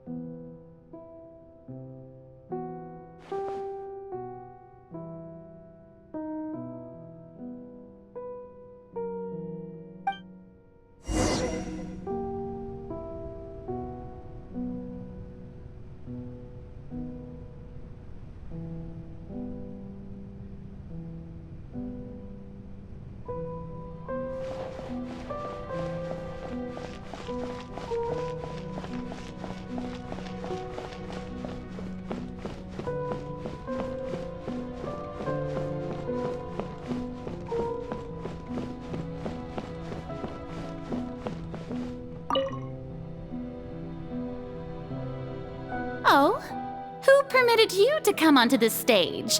Now, I understand your admiration for my august self, but I must ask you to keep to the rules. All right. It is not my intent to reprimand you. There is no need to state your name. Just be off with you. Do not distract me from my performance.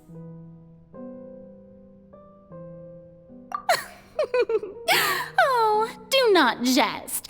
Can you not feel it? I am Focalor. The eyes of countless Fontanians are upon me. I must, at all times, display the utmost elegance and nobility.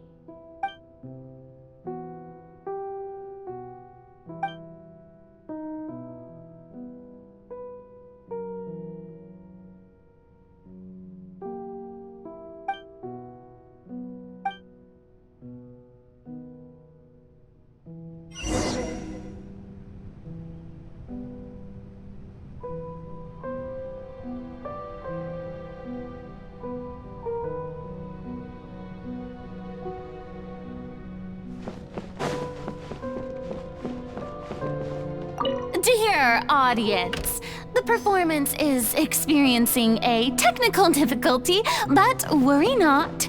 The guards shall resolve it soon enough.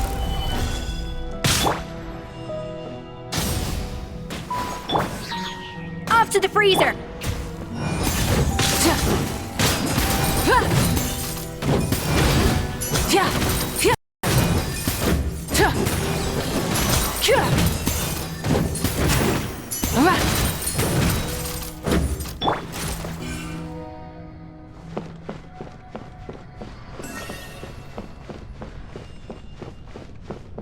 Hey, what gives?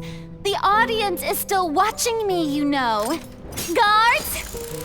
Wait, where are the guards? Guards!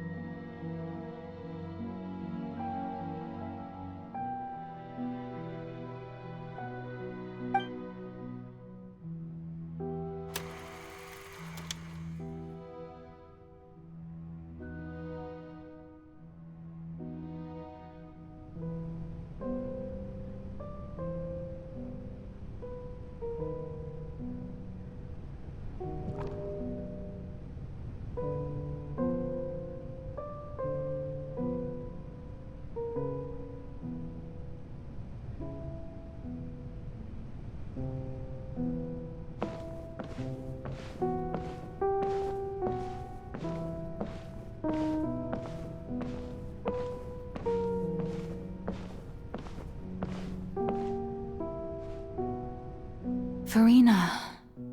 Furina. Huh? Who's that? Who's calling me? Where are you? Be not nervous. Be not afraid. I am before you. Wait a moment. You're near me? How can this be?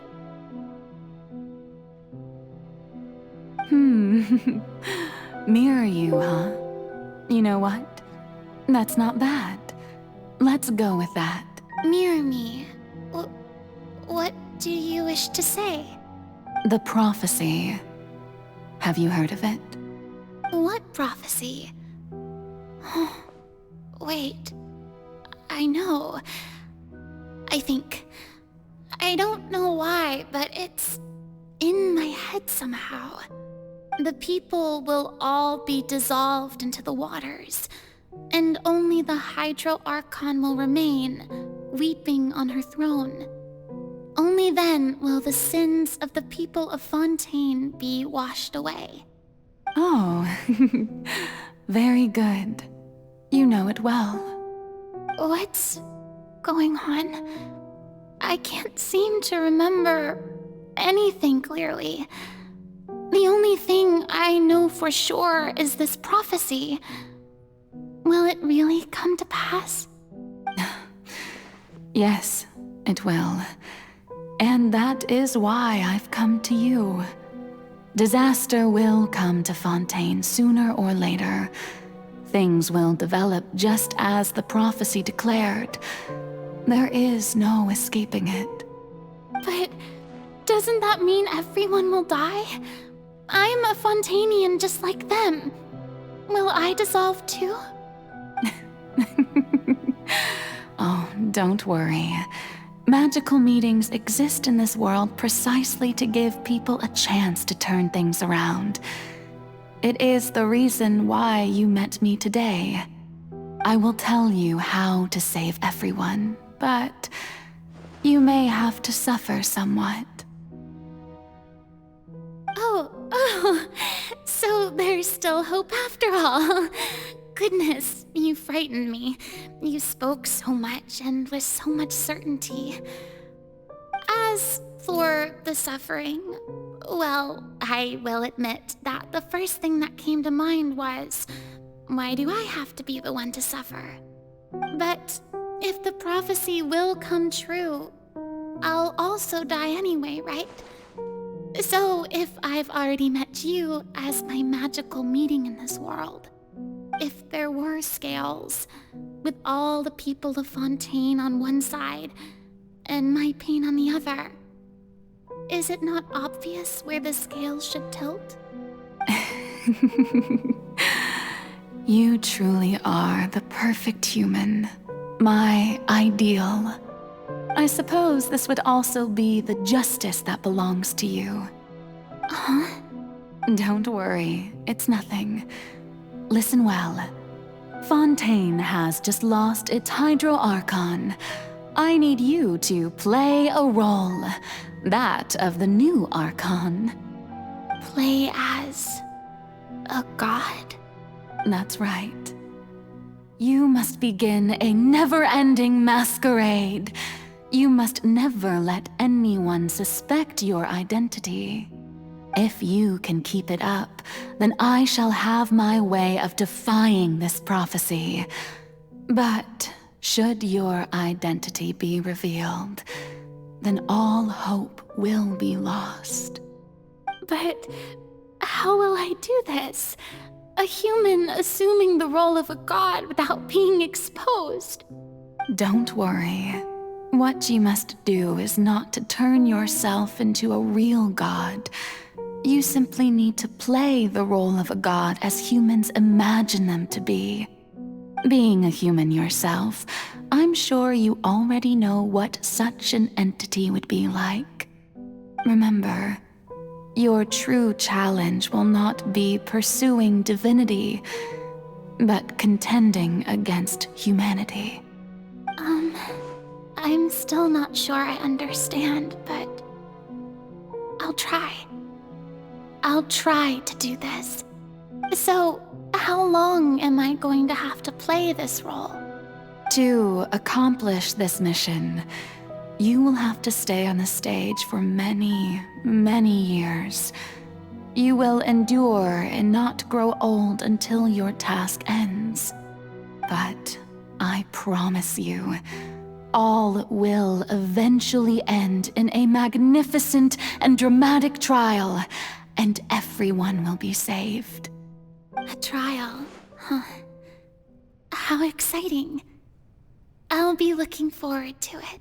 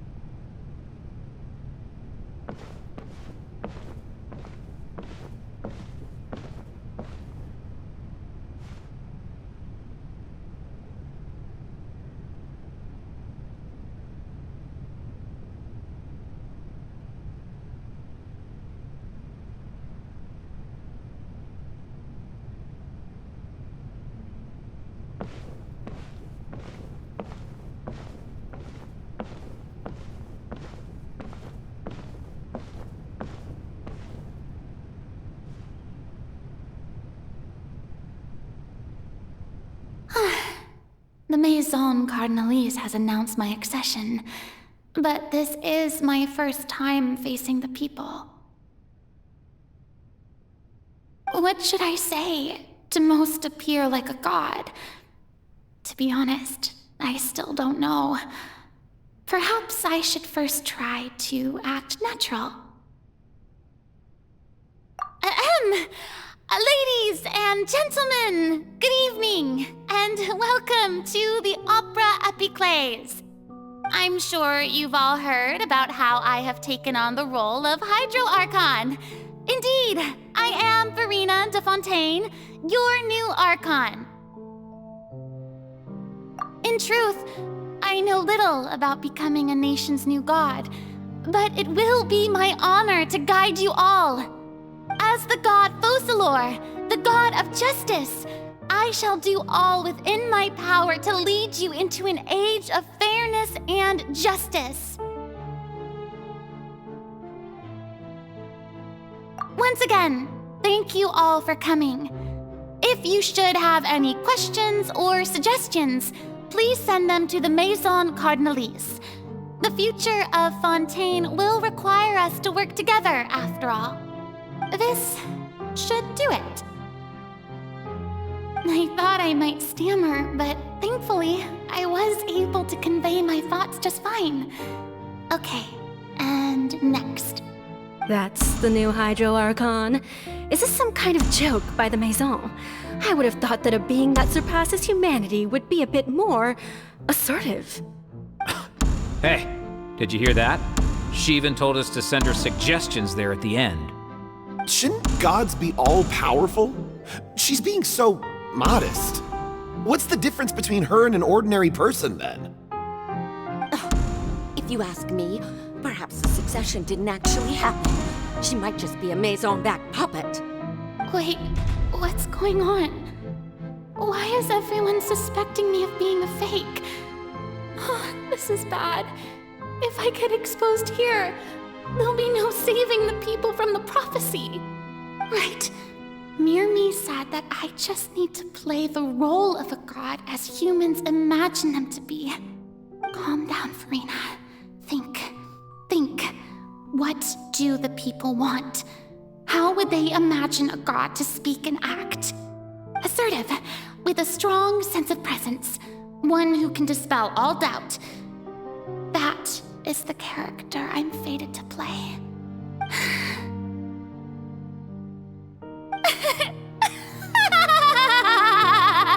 Oh, very good, my people. Only ones such as you are deserving of my rule. Now, I was wondering if some weak puppet were to one day come onto the stage and claim ownership of this opera house, would the children of Fontaine follow them? Well, it seems that you would all see right through them. Having passed my test, you are qualified to witness wondrous trials alongside my august self, here in this opera house. You may consider my previous act a door gift of sorts. I thought it was a debut that suited the atmosphere. Now then, let us be reintroduced. Ah, so that was just a performance. How could I have forgotten that we were inside an opera house? Her personality. It's quite shocking, to be honest, but I suppose it's a better look than before. Such a fascinating and bold deity. How wonderful! Our future may yet be bright after all. It seems I've turned them around. Best follow this flow and restart my accession speech. My dear people, whether you acknowledge me or not, whether you trust me or nay, I say to you, keep faith in your ardor for justice. We have heard it said that this nation's sins can no longer be washed away. Well, I say that justice is most fragrant when it blooms amid sin.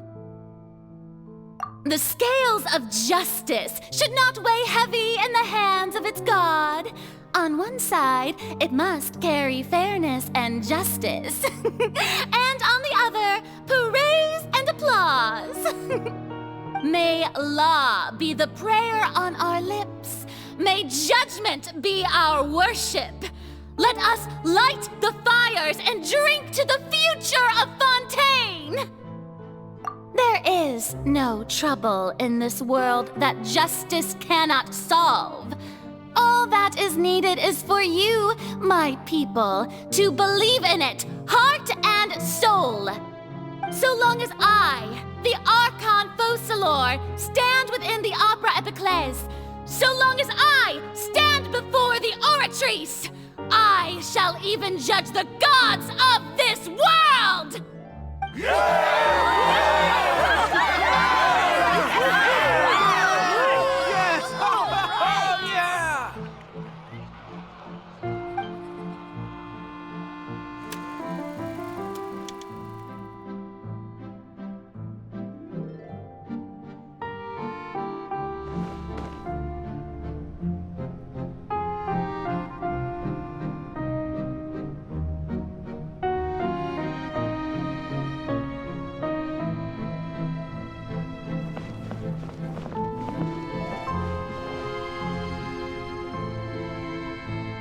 Lady Farina, here are today's case reports, as well as a summary of the follow-up for your perusal. Come now, was I not just at the Opera House in person? Leave these kinds of things to Neuvillette. Besides, none of these trials were the one that I'm looking forward to the most. If I may be so impertinent, what kind of trial are you truly looking forward to? A magnificent, dramatic, and wondrous trial. A trial to end all things. How could you hope to understand? That's true. I fear I lack the ability to grasp your divine thought, Lady Archon. No need for fright, and do not take what I said before too seriously. Go now, do your duties. The trial I await. It will come one day.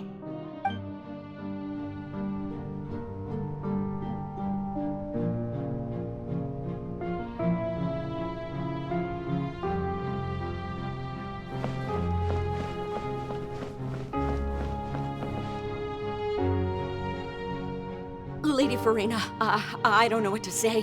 Thank you for agreeing to see me. No need to thank me.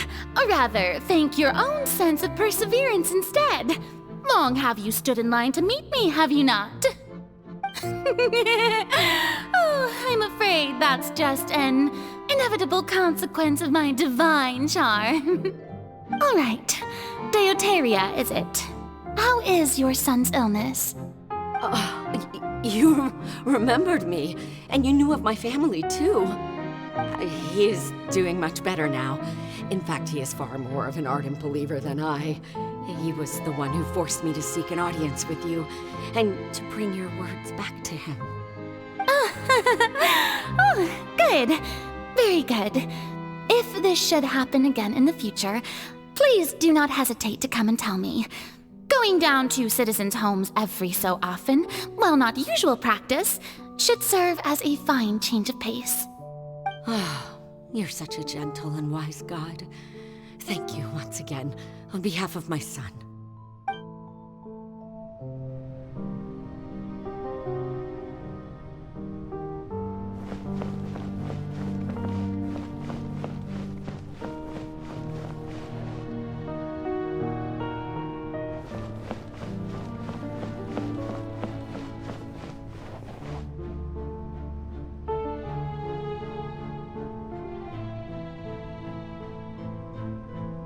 Lady Farina, here are the latest hydrological reports.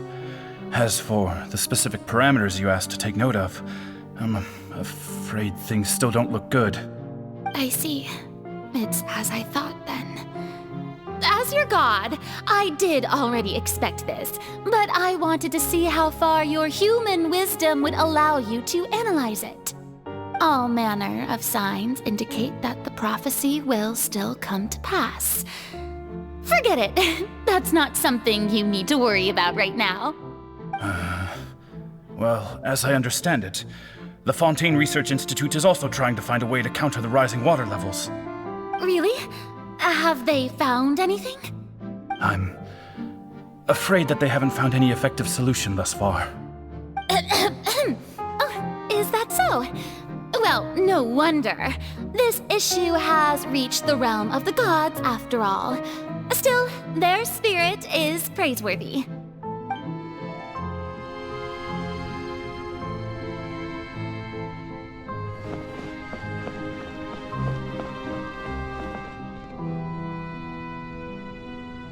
The day is finally over.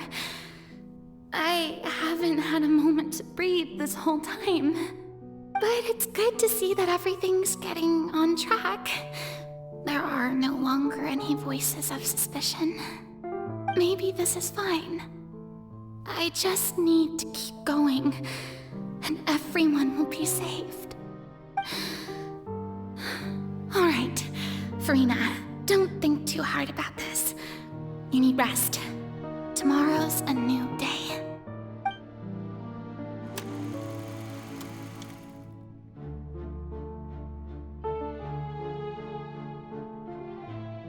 Lady Farina, here are the new trial reports for the latest cases, as well as a summary of the follow-up.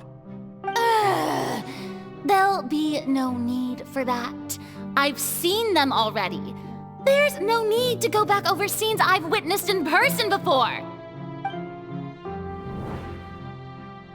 Lady Farina, I've waited so long for this chance to see you in this manner. Indeed, my dear, loyal citizen. This joyous moment is an honor for us both. Lady Farina, we're detecting significant hydrological anomalies near Poisson. Understood. Keep monitoring. Keep me informed should anything come up at the Institute.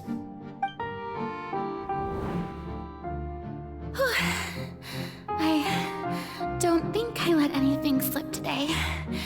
I must show the people that there is nothing to worry about. I just don't know when these days will end. I feel utterly exhausted. Best to rest early today, too.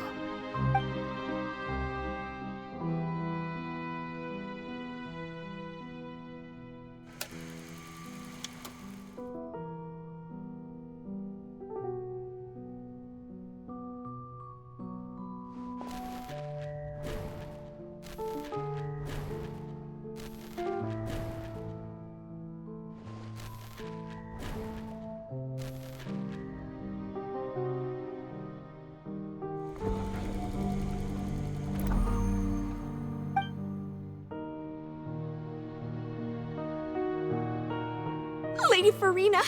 It's like a dream being able to speak with you up close like this.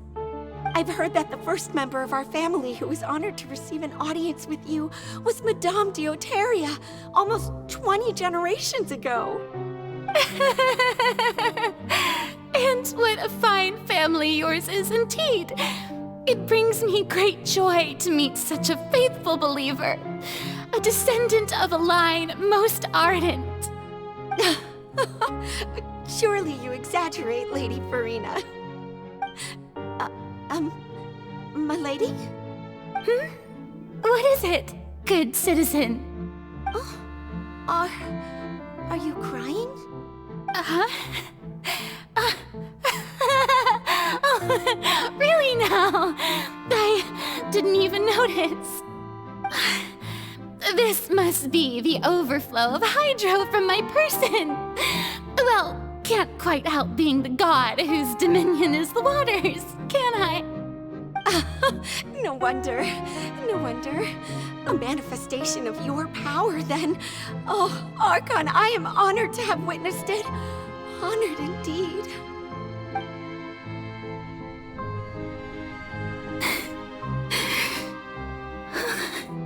So interminable. So lonely. Just how much longer? Hundreds of years must have passed by now. Perhaps the show must go on for hundreds more. I never imagined that it would hurt so much. Have I reached my limit? No. Perhaps I reached it long ago. Today I didn't even notice my own tears. I want to tell someone, anyone, about this. But would that not destroy all I've done so far? I've conducted so many investigations across the centuries, but there's not even a sliver of hope that we might break the prophecy. All I can do is keep heart. I must maintain this act. It is the only way to save Fontaine. Please, mirror me. You have to succeed.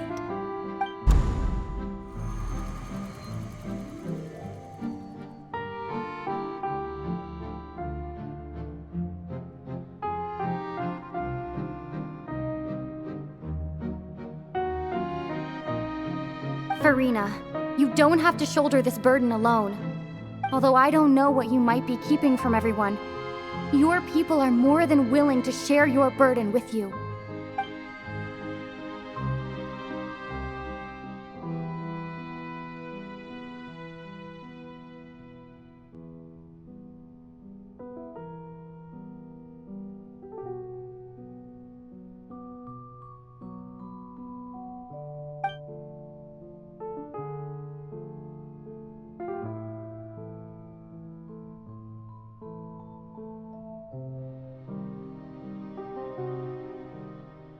Share my burden. That's impossible. It was fated right from the start that this would be my duty alone. But even if your burden doesn't need to be shared, you can still choose to confide in someone. Just share it with me. I'm what you'd call a witness. A witness? Yes, I've heard that you came to Tevat from beyond the stars, yes. In other words, you never belonged here. And if Tevat is, in its entirety, a show on a stage, then you're just a spectator, aren't you? If that's the case... She's right. I could confide in her, couldn't I? But if things don't play out as expected, the people of Fontaine will be the ones to pay the price. No, Farina. You shouldn't be selfish.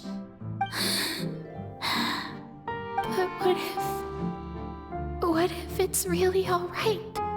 Farina, you've worked so hard for so long. Surely it would be okay to put yourself first for once. Just this once. Is it such an outrageous thing to do anyway? To find someone in whom you can confide your frustrations and sorrows? Surely it could not hurt. If you let this opportunity slip through your fingers, it might never come by again. Think about it long and hard.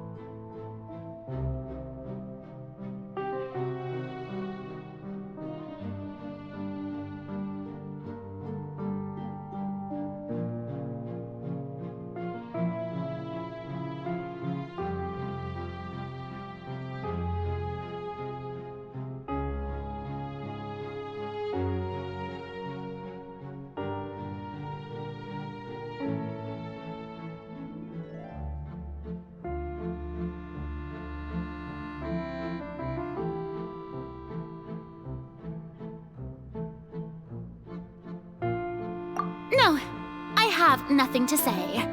I am Farina, the Archon of Fontaine. Everything will surely get better. All you need to do, dear spectator, is to witness my performance until the curtains fall.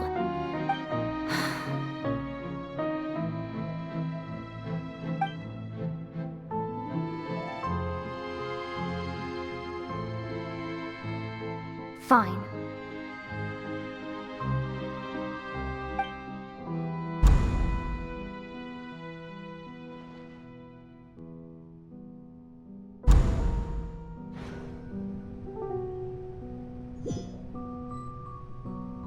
So even Farina doesn't know the truth? You've never once let her in on the full plan? Yes, it had to be done. To deceive the heavenly principles, you must first deceive yourself. She did very well. If she had let her resolve falter even once in these 5 centuries, Fontaine would have been doomed to the most tragic fate. It seems that trusting humanity was the right decision after all. I believe that I understand how your deception works, but that is only half the truth, is it not? How would you build on this foundation to save the people of Fontaine? That is the most important thing. Ah, good. Of course, the Iudex of Fontaine has pinpointed the crux of the issue. I'm sure you've long sensed that the Oratrice is no simple machine, yes? I've always suspected that it had its own consciousness. And Lenny did mention that he heard a human voice within the core chamber. It now seems that that person was you, hidden within the machine all along. Am I right? And then I became one with the Oratrice, taking Fontaine's gnosis with me. Yes, it would seem so, wouldn't it? Alas, your understanding of this device still lacks sufficient depth. In truth, it is no enactor of justice. It is, in fact, a device created to kill the god of justice. I beg your pardon? Oh, you have it. And to be more precise, not only will the Oratrice take down the god of justice, it will also take down the divine throne upon which she has been placed. I mean, did you think I would be the sort to enjoy peaceful repose while Farina suffered? My work over these last 500 years has been to constantly accumulate indemnitium within the oratories. But really, some have already discovered that only a small fraction of the energy generated by the device was ever used to provide power to Fontaine. The vast majority had to be, accumulated to enact this death sentence. It was all a part of your plan, then? Both the trial and the sentence? Indeed. This power, accrued over 5 centuries, could have sustained Fontainians for millennia had it only been used for that purpose. Almost all of it has now been stored within the oratories. But only power of this magnitude could hope to destroy the Hydro Archon's divine throne, shaking the rules established by Celestia and breaking through the institution that is the Seven. So the Oratrice's call for death was for neither Furina nor Focalor, but for the Hydro Archon. The destruction of that divine throne. If I do not misunderstand your intent, you must be... Returning what's rightfully yours to you, of course. In other words, this was all done to return the authority of the Hydro Archon to the Hydro Dragon of this planet. But...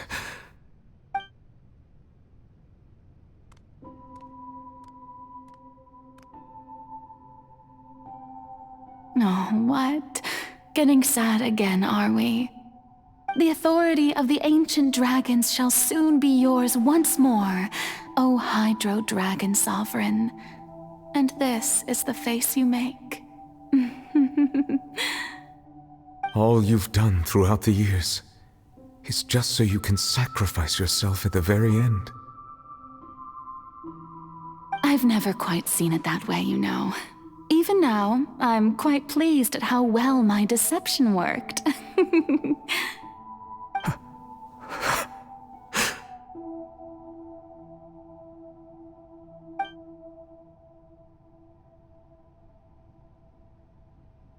Hydro Dragon, don't cry. I must say, had it been within my rights, I would have loved to judge the heavenly principles themselves. Were they not guilty of essentially the same crime? Egeria stole the power of the primordial sea, and the heavenly principles stole the power you ancient dragons possessed. I, for my part, am the god of justice.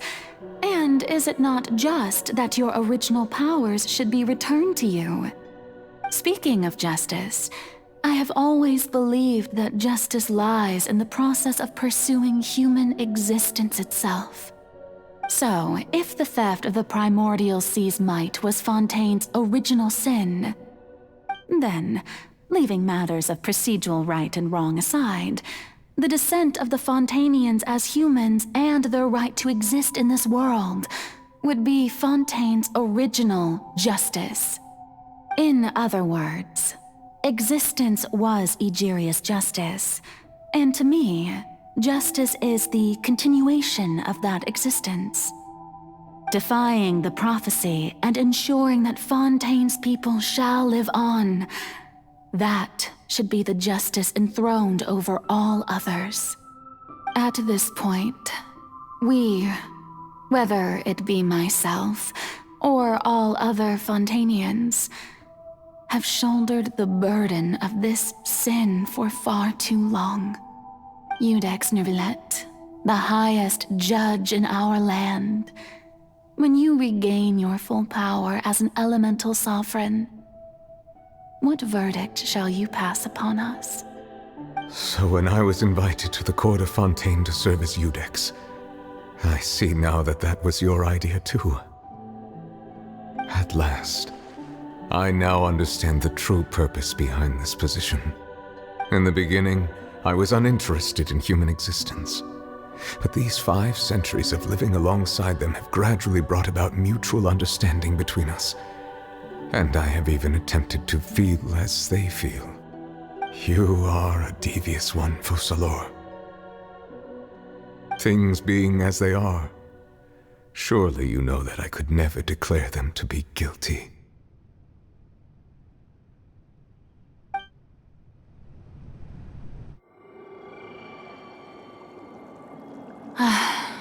The hour of my execution is almost here.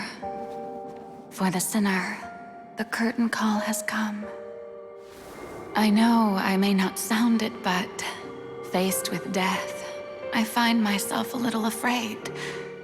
Perhaps this is one thing both gods and humans have in common.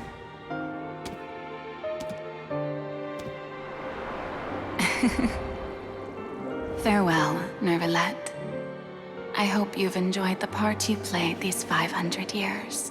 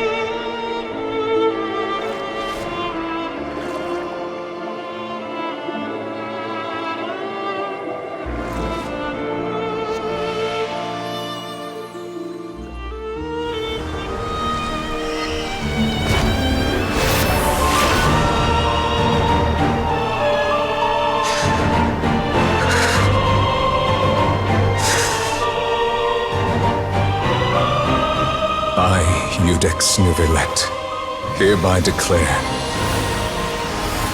people of Fontaine, your sins are forgiven.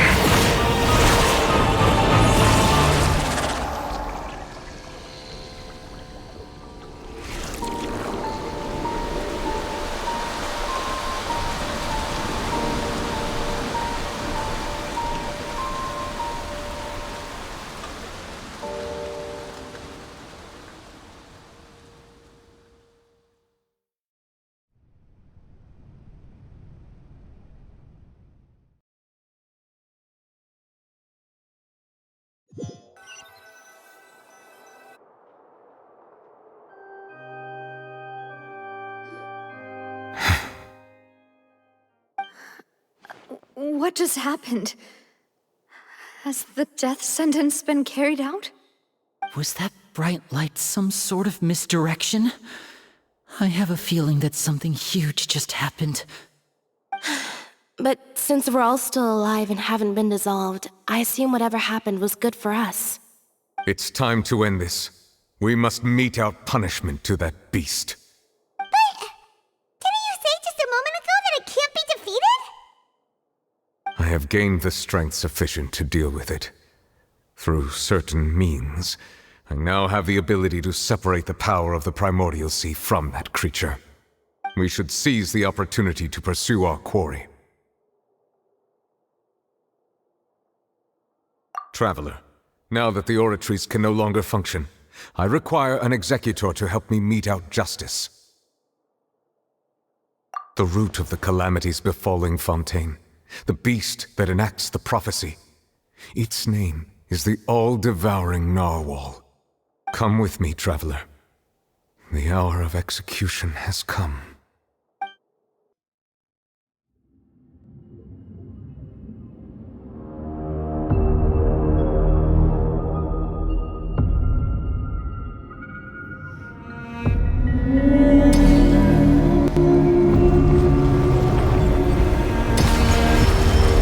We're going to execute it?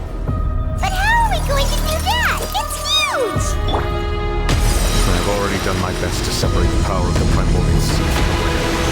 Considering the size of the beast, I cannot reach the power source. Unless I can find a way to attack it from within. I shall share a part of the ancient dragon's power with you. I shall look for an opening together.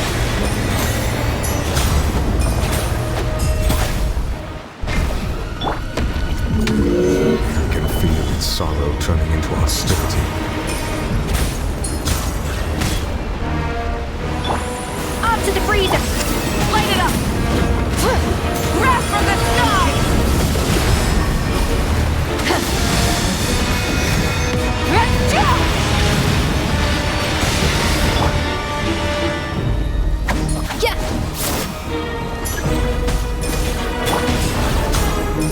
The all-devouring narwhal cannot resist its instinct to devour.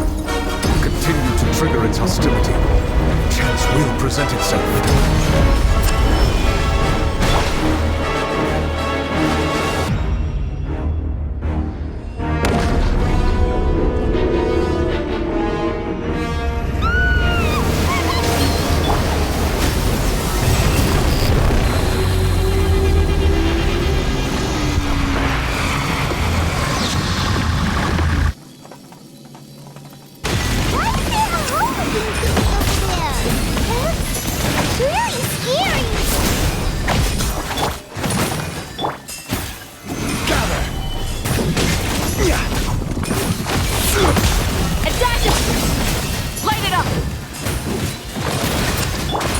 Granted you my protection. Do not fear. Seize the moment and use my power to suppress its root from within.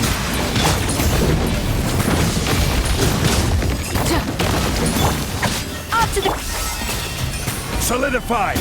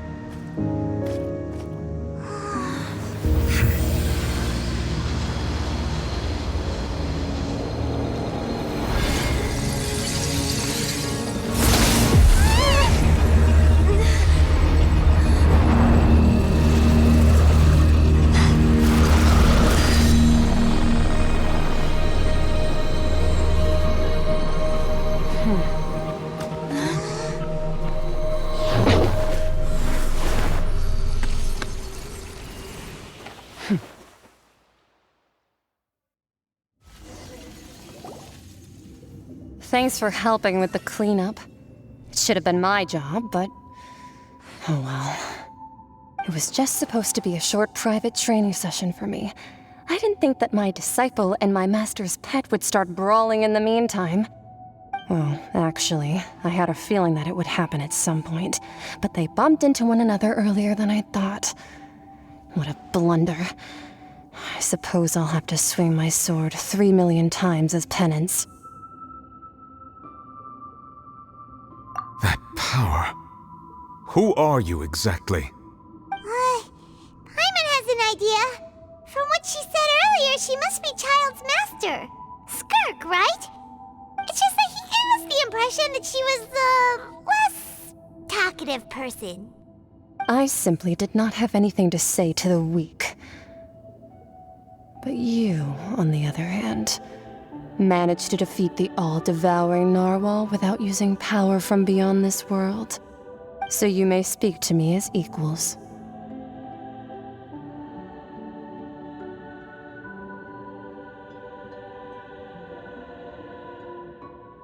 I have to agree. It's a strange use of a planet's primordial waters just to raise an all-devouring narwhal. That kind of power is wasted on it. It's not cooperative. It eats too much. And I have more important things to do with my time than pet sitting. The only thing that creature has going for it is its looks. All in all, it fails as a pet. Miss Skirk? I think you might have missed the point. The point being? Well, being that this pet almost destroyed an entire nation. is your master. Well, child's master's master. Wait, is that right? Oh, right. So you don't know him. Sorry, I assumed you did. His name is Sir Taloji. Huh? I am unfamiliar with that name. Huh.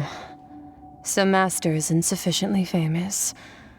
How should I describe him then? Have you heard of the name The Fowl? The Fowl? Still nothing? Well, how about the Visionary? Vetterfulnir then?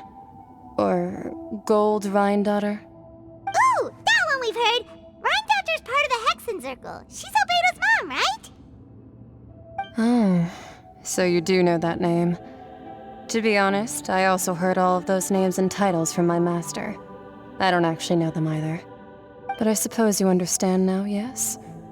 My master is likely a similar sort to Rhindaughter. They are both pursuing some form of perfection. Wait! Didn't you also mention a visionary person? Paimon didn't quite catch their name.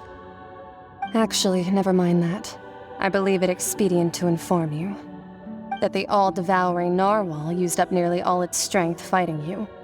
Such roiling hydro energies will prove difficult for the planet's deep seas to digest. As such, the fontaine back on the surface has most likely been thrown into chaos. In other words, the prophecy that you've been fretting over should now be in full swing. What?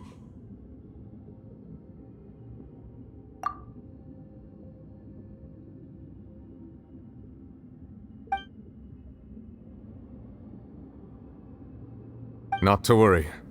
Focalor has already managed to deceive the heavenly principles.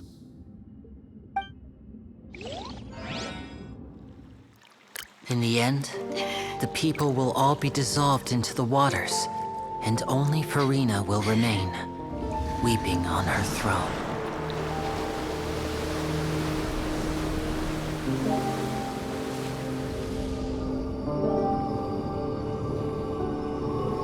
Only then will the sins of the people of Fontaine be washed away.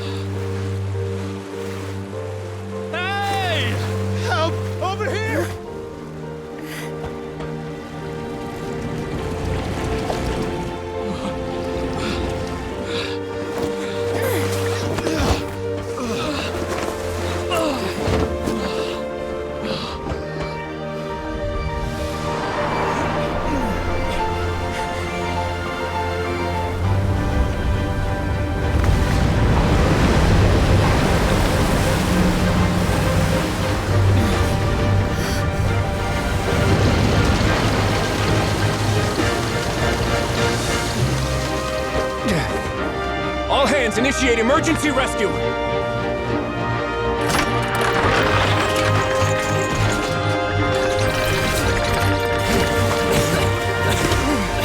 Hurry!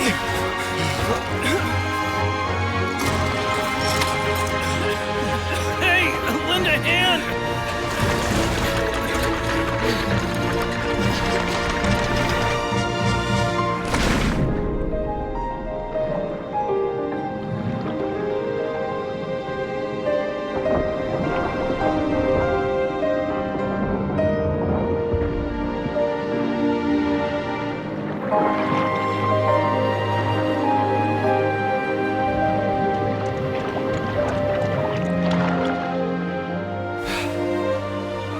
Look! The water's receding!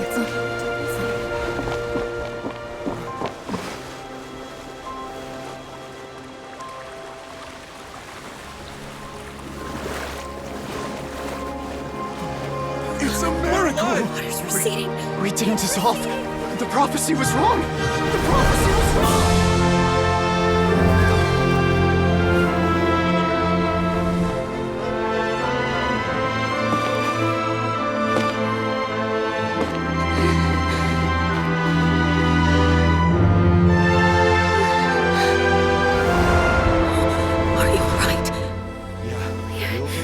were saved. The prophecy was wrong.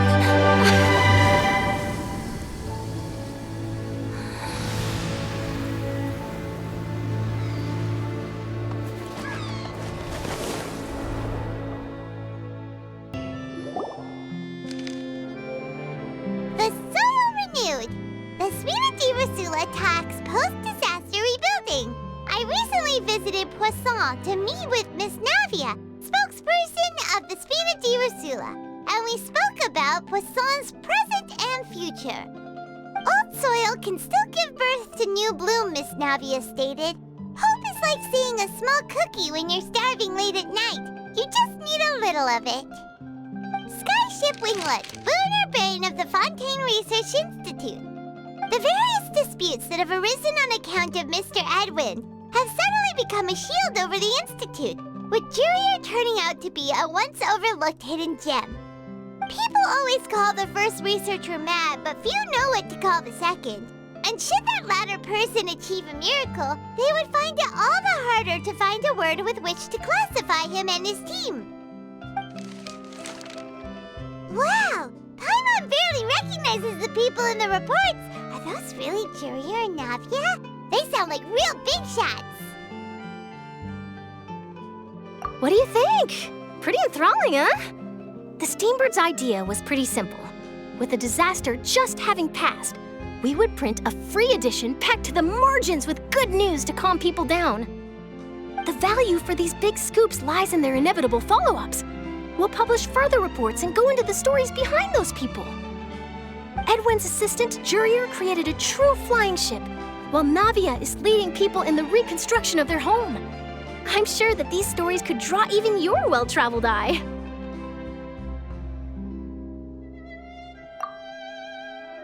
Paimon's curious too! Wait a minute. Didn't we watch everything happen from start to finish? What's there to be curious about? And that's exactly why I'd like you to come conduct interviews with me. You're the best incubators of news, if you haven't noticed. And also, with you around, I'm sure I'll get to see that Duke. Are you sure? Hasn't he turned you down several times already? Oh, this time will be different. Come on, let's head to Poisson first, and then make a trip to the fortress. There are some things you'll only know when you get there.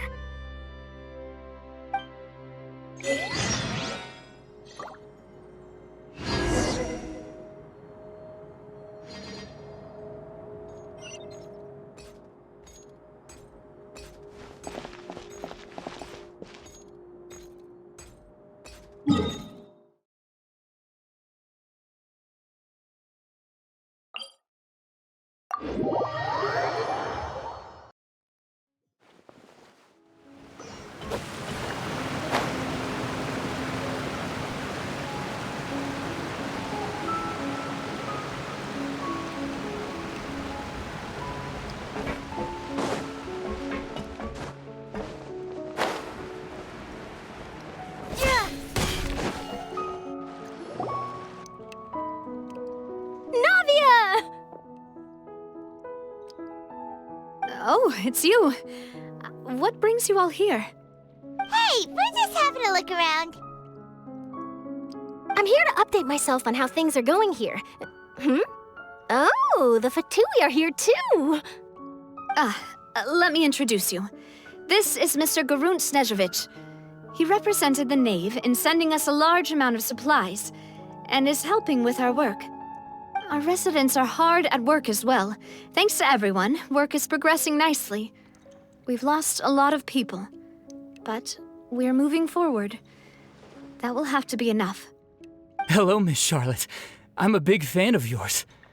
I especially like that article you wrote last year about Fontaine's stray cats. But if you don't mind, could you not emphasize our role too much in your report? It's not charity we're doing here. We just happen to share the same interests as the Spina. I get where you're coming from. I'll keep it as simple as possible. Or would you be willing to feature as friendly neighbors? That would be fine. Thanks. Oh, you're back too. How are things? We finished laying down the construction materials. It'll be another hour before the workers are able to go over there. Huh? You're here too, Clorand? Well, her reputation's greatly risen after that whole duel business with Miss Farina. So she's here in Poisson to wait out the heat. All right. She really came here to help me out. There's too much to consider in the reconstruction of Poisson. The Spina has need of more decision-makers. And, well, I do already happen to be connected to Mr. Callis. Oh, wait just a moment. Do you mind me asking a few questions? You know, about how you felt before the duel, about what it was like facing down a god. There's lots of exciting material there, I bet. Forget it. I'm sure you can find a better theme than that, Miss Charlotte. I see you're the same as always. Couldn't you do me a favor, for Navia's sake? Well, if we're talking about doing things for my sake, you might as well just take a few more photos of me. Or of the Traveler. It's better than wasting time persuading Clorand, at any rate. Of course I will. I'm not gonna let her off that easy. All right, then everyone who wants to be in the photo, gather up. And smile.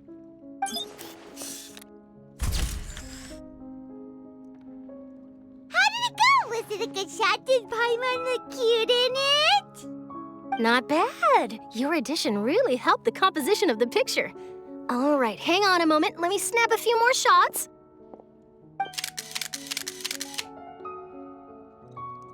All right, that should do it. I'll be back here later anyway, so let's call it a day.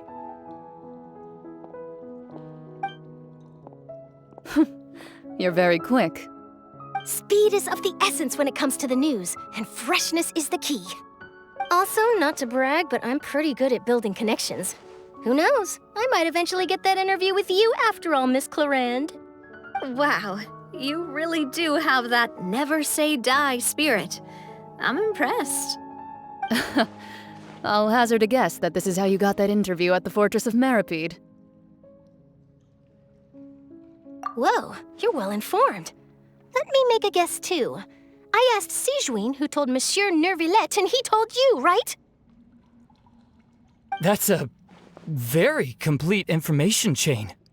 In truth, all Monsieur Nervillette asked me was, when did the fortress become so friendly towards the media? I told him that it was best not to speak too soon. There's no guarantee that Ridsley will make a personal appearance. You're right. I've got to treasure every moment I have with them. In which case, I'll be making a move first. Stay safe now. And tell me if you hear anything interesting. I'll treat you to afternoon tea in exchange.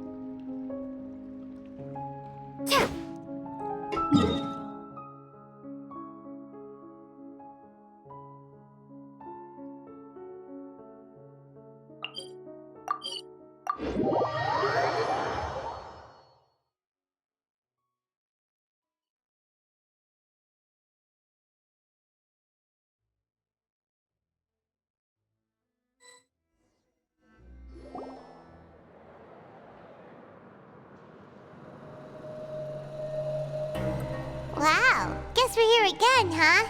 There's a real nostalgic feeling to this place. Looks like you've been missing us. Did you come all the way to the entrance to greet us? Of course. I'm here to welcome you and our dear Miss Charlotte, whom our good head nurse recommended to me. It's an honor to finally meet the much-rumored Duke. Thank you for consenting to my visit to the fortress, sir. No need to thank me. But that said, I shouldn't be the focus of your interview. I trust you recall our agreement? Of course, of course. All right then, this way.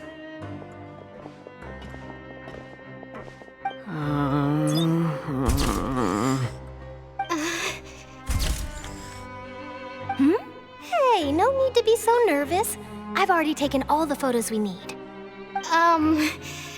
Miss Charlotte, do these pictures really need to be published on the cover of the Steambird? It would seem that Miss Lorvine doesn't want her face to appear beside that of Mr. Jurier, Sir, please don't say things like that. But it looks like dear Mr. Jurier denies it. Might this interview be very important to you then? No, I just... This is my first time being interviewed, and I'm very thankful to the Steambird for... Now, I might not look it, but I actually did meet Mr. Edwin once. And I'll be honest, I enjoyed chatting with you more. You've definitely got more of that genius vibe going on. The boat that brought about a miracle, the ark that saved the people. Why, you recreated a myth back there, like an emissary of legend. Still, if I might ask, where's that flying ship now? Huh! Looks like Charlotte's trying to get herself another exclusive scoop. I have to apologize, but that ship is presently in the bowels of our factory. I'm afraid it won't be easy for you to get a shot of it. Really? Well, then in that case, could I have an interview with you to make up for that loss?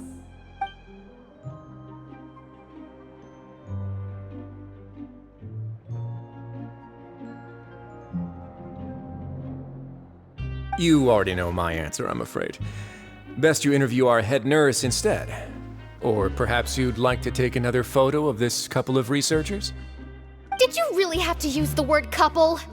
Well, then, 2 solo photos will do. Is my hair messed up? Please, someone help me have a look. Things sure are getting pretty lively here. We've seen this kind of thing before. Oh, seems like everyone's here. Would any of you like to try this new drink I came up with? Ah, Siegeween. Hey, Miss Charlotte. Why don't you, take some pretty photos of our head nurse? Sure. Come on, Miss Siegeween, over this way. Let's find a brighter spot. Huh? Sure. Do I have to smile? So, how have things been at the fortress?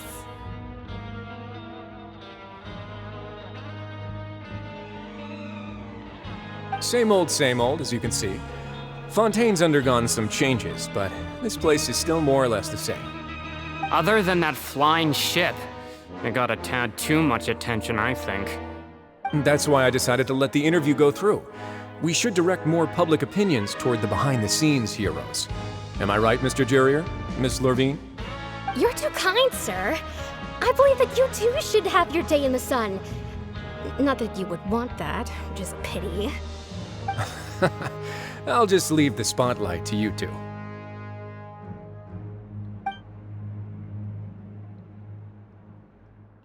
I see. Lots of things happened that day, huh? Anyway, regarding that Harbinger, I'm not sure you remember, but his 3 young followers are still waiting for his return. He sure did win them over, huh? I'll tell them that there's good news and bad news. The good being that their boss seems fine, and the bad being that they must face extended sentences for abetting his escape. Oh, actually, what about you? Are things gonna change for you too?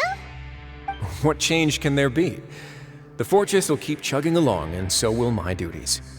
As to what Miss Farina's departure will mean for the nation, and if our laws and governance will be transformed, we'll leave those to the folks in the overworld. Hey everyone, the photo shoot's done. Good. In that case, let's call it a day here. Thanks for your cooperation.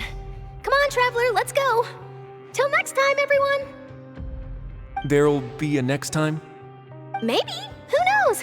I might write a story about the underwater factory next time. Until then. All right, last stop, the docks.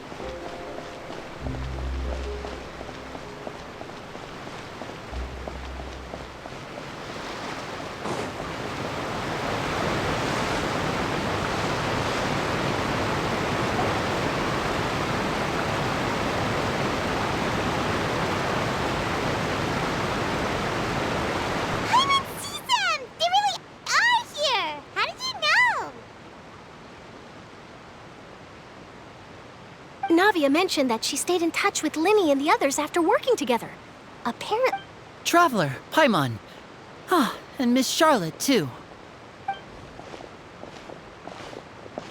Would you like a magic pocket? What sort of gadget is it? It's a wondrous bag that can be used to carry many things. The water level has returned to normal, but if you see any of your things floating around, you can use this to carry them. Or you could trick a friend into doing it for you. Trick a friend? I wonder which of my friends would fall for that.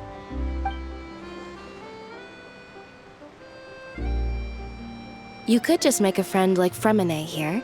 Isn't that right, Fremine? Is this what you meant by, I'll help you make some more friends? To be honest, that sounds pretty sweet. Could I have your contact, please? Sure. Please, write down my address. Lynette sure is working hard to help Fremine socialize. He was the one who proposed doing this. He even wants to assist in our magic shows.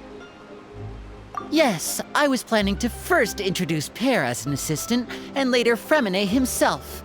In the future, I think we can leave underwater escape magic to him too. That said, would anyone want to see a diver escape underwater? Oh, it'll work out. Every journey begins with the first step. He'll become a part of our show eventually. Lynette, could you come over? Miss Charlotte says she wants to take a picture of us. Got it. My, that Charlotte is rather perceptive. She got rid of everyone the moment she realized I had something to say to you. So, how have things been, Traveler? Father says that you did a great deal during the latest events. She's very grateful for your contributions to Fontaine. That's all right. We were more than happy to help. So, what's she doing now? Oh, I guess you haven't heard. Well, after Lady Farina left, Father and Monsieur Neuvillette opened negotiations, during which he gave Fontaine's gnosis to her as a diplomatic gift. A diplomatic gift? A gnosis? Yes, I was quite surprised at first myself. But when I thought it over, there were actually a number of things going for it.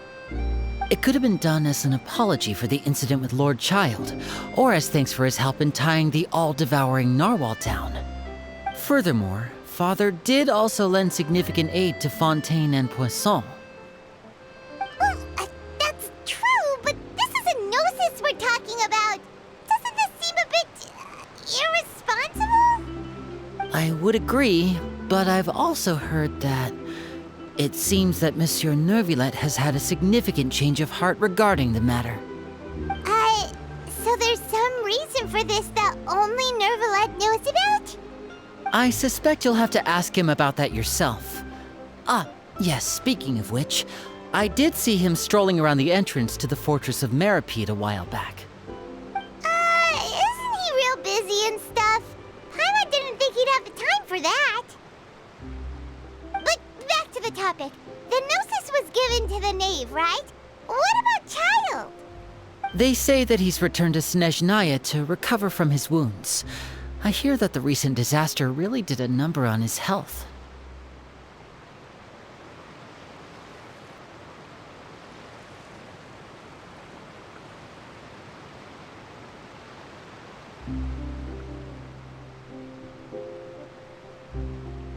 That's true. When you think about it, we've had loads of run-ins with the Fatui.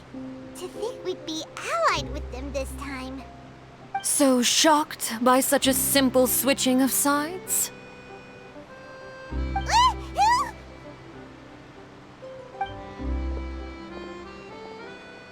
Father! Well, what do you know? Come to the docks to see how my children are doing and meet the Traveler by chance. Please do not pay my accomplishments in Fontaine too much mind. I would have done them regardless. Are you going to take the Gnosis back to Snezhnaya? That is our duty as Harbingers, yes. Don't be too preoccupied with sides.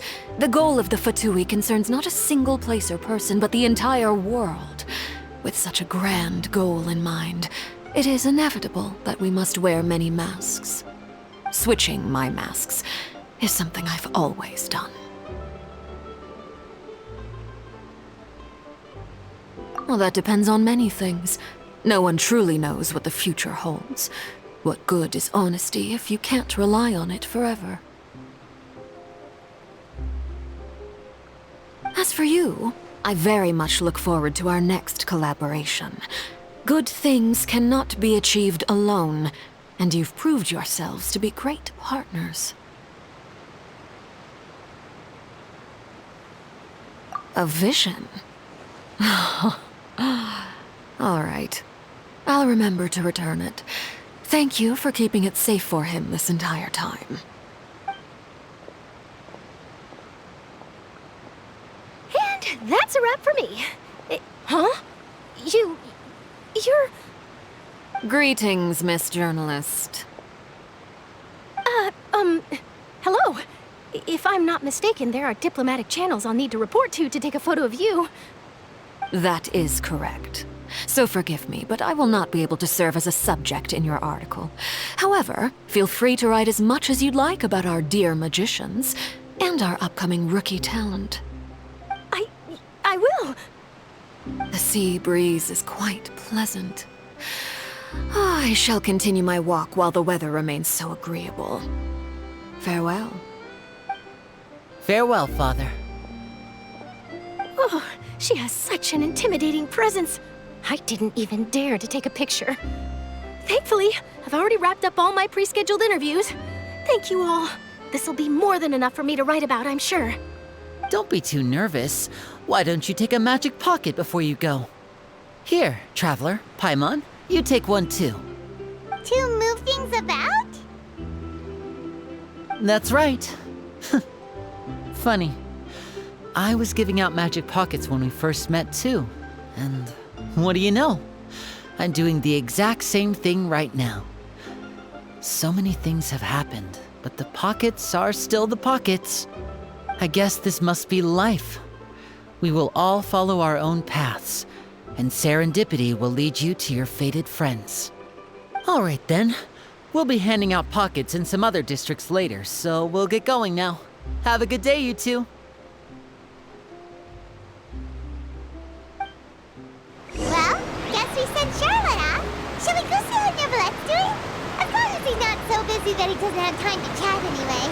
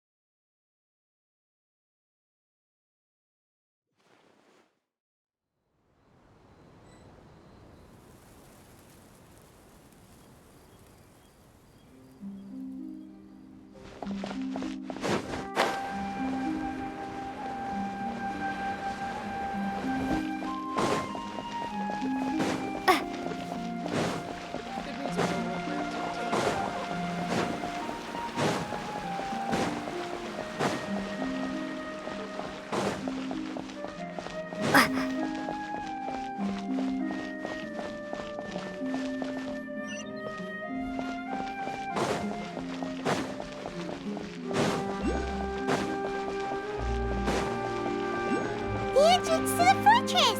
Ooh, he really is there!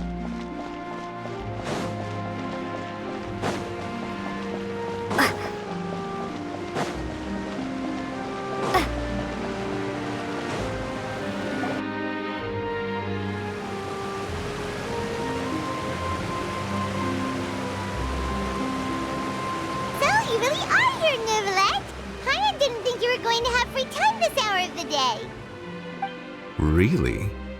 Oh, I suppose you must have met Mr. Linney. He took the time to greet me earlier when he passed this way. In any case, you came at a good time. I was just considering reaching out to you to set up a meeting, so I may explain some things that I haven't had the time to before. Aw, Paimon's glad that you remembered. Thank you for keeping us on your mind, what with you being busy and all. Alright, let's have it then. How was Fontaine actually saved? The whole business is still quite the mystery to us. It is strange how words can often leave a bitter taste in the mouth when it finally comes time to say them out loud.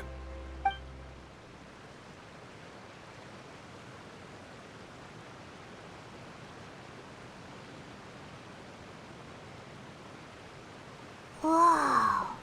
So that's what happened?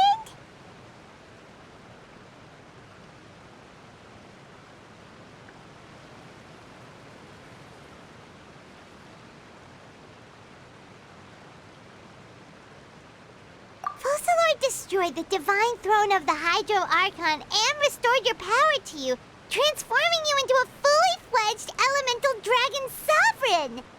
But Paimon still doesn't quite get what you did to save the Fontanians from dissolving. For me, the authority of the ancient dragons refers to absolute control over the hydro element. Fontanians were incomplete humans born of Egeria's use of the power of the primordial sea, with constitutions similar to that of mimics. But so long as those primordial energies remain within them, I could use the ancient dragon's authority to grant them true blood, after the fashion in which life was first brought into being on this planet. In other words, when I gave my verdict, Fontanians became true humans, and thus would naturally no longer be dissolved by water from the primordial sea. Focalor must have counted on you to make that decision as well. Your verdict was the key to making the prophecy appear to have come true while saving everyone.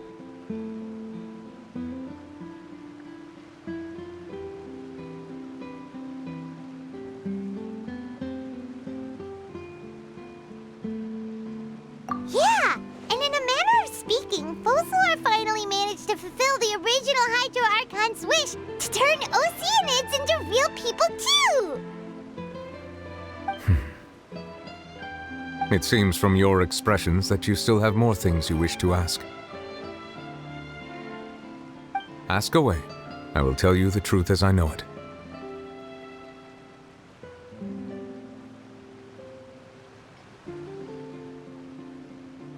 Hang on a sec. Paimon's still got a question about the Gnosis. When we spoke to Linney earlier, he mentioned that your attitude towards giving away the Gnosis had clearly changed. We guessed that there might be some reason for it that only you were aware of. No wonder the House of the Hearth is the Fatui's intelligence division. They are certainly sharp. So regarding this specific issue, I was just getting ready to share something with you. What is it? In truth, I exchanged some further words with that lady named Skirk after sending you two back to the surface. It went something like this.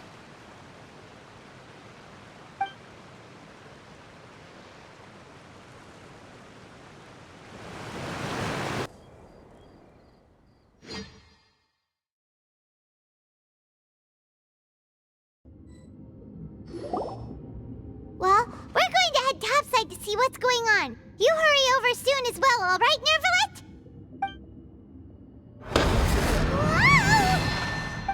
What next? The all-devouring narwhal isn't here, so I'm no longer getting any interference. I can finally catch the scent of your power, what it's made of. It is the authority of the planet's primordial dragons, but with something very similar to a god's curse mixed in. It's quite a novel blend. I'm sure I've encountered something like this before. What was it again? I do not know what you speak of. Of course. How could I forget? You should have the remains of the third descender on your person, yes? Remains? I've never heard of any such thing. Huh. According to your parlance, I believe it may be called a gnosis. Well, that much is true. After Focalor's divinity faded, she handed her gnosis to me. But I fear I have never heard of it described in the manner that you just did. I've been training with my master, the Foul, ever since I was young, and I have never returned to the surface since.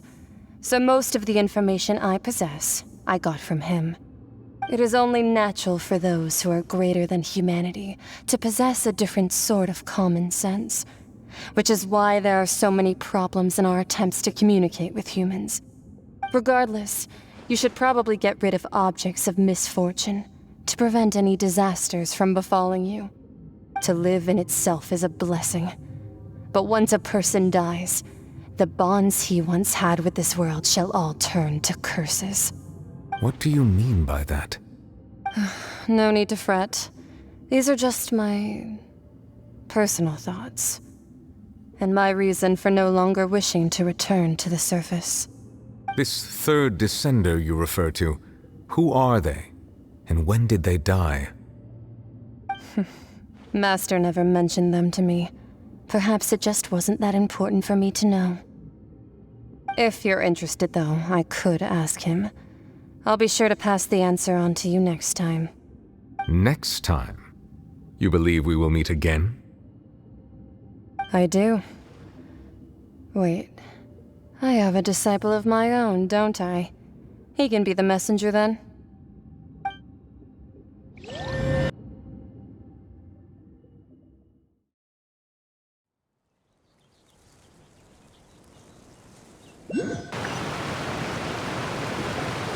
That's what she told me.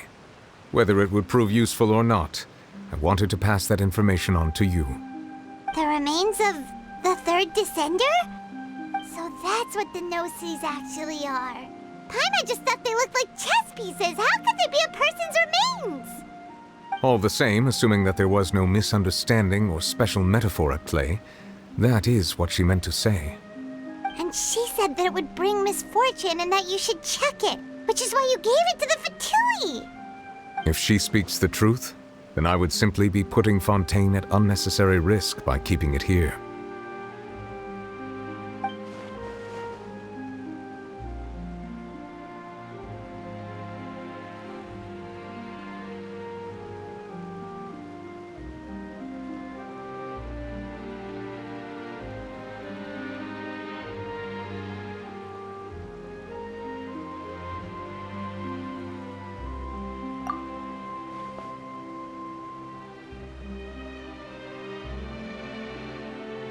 I had guessed that you might already be familiar with this concept, but I did not expect you to be one of them. That means that the Gnosis, which are exceedingly element-compatible and can even enhance elemental abilities, do indeed come from the third descender. I wonder, does your body also possess similar properties?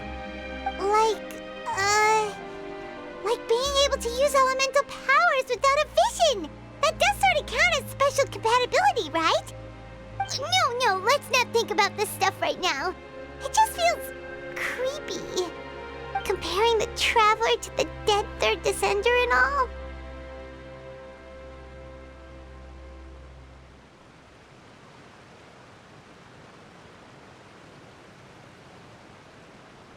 That's what you say, but this topic still feels like bad luck.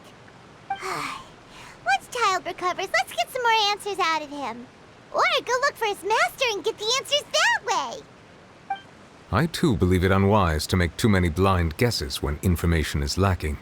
The same is true of being at court. All right. Whatever the case, it seems like the crisis here in Fontaine's over for now. Yes. All of Focalor's efforts were for this moment as well. But she sacrificed herself in the end as a god, and she suffered through all those years as a human. Was that really what she wanted? I suppose that would be the mystery of a god's will.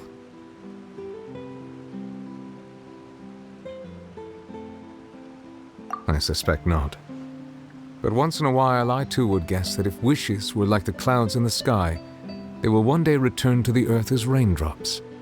Life flows like water, and rain is the final answer. The water levels may sometimes tilt one way or another, but the rain falls fairly upon all. And what, ultimately, is the difference between the rains that fall upon all of us?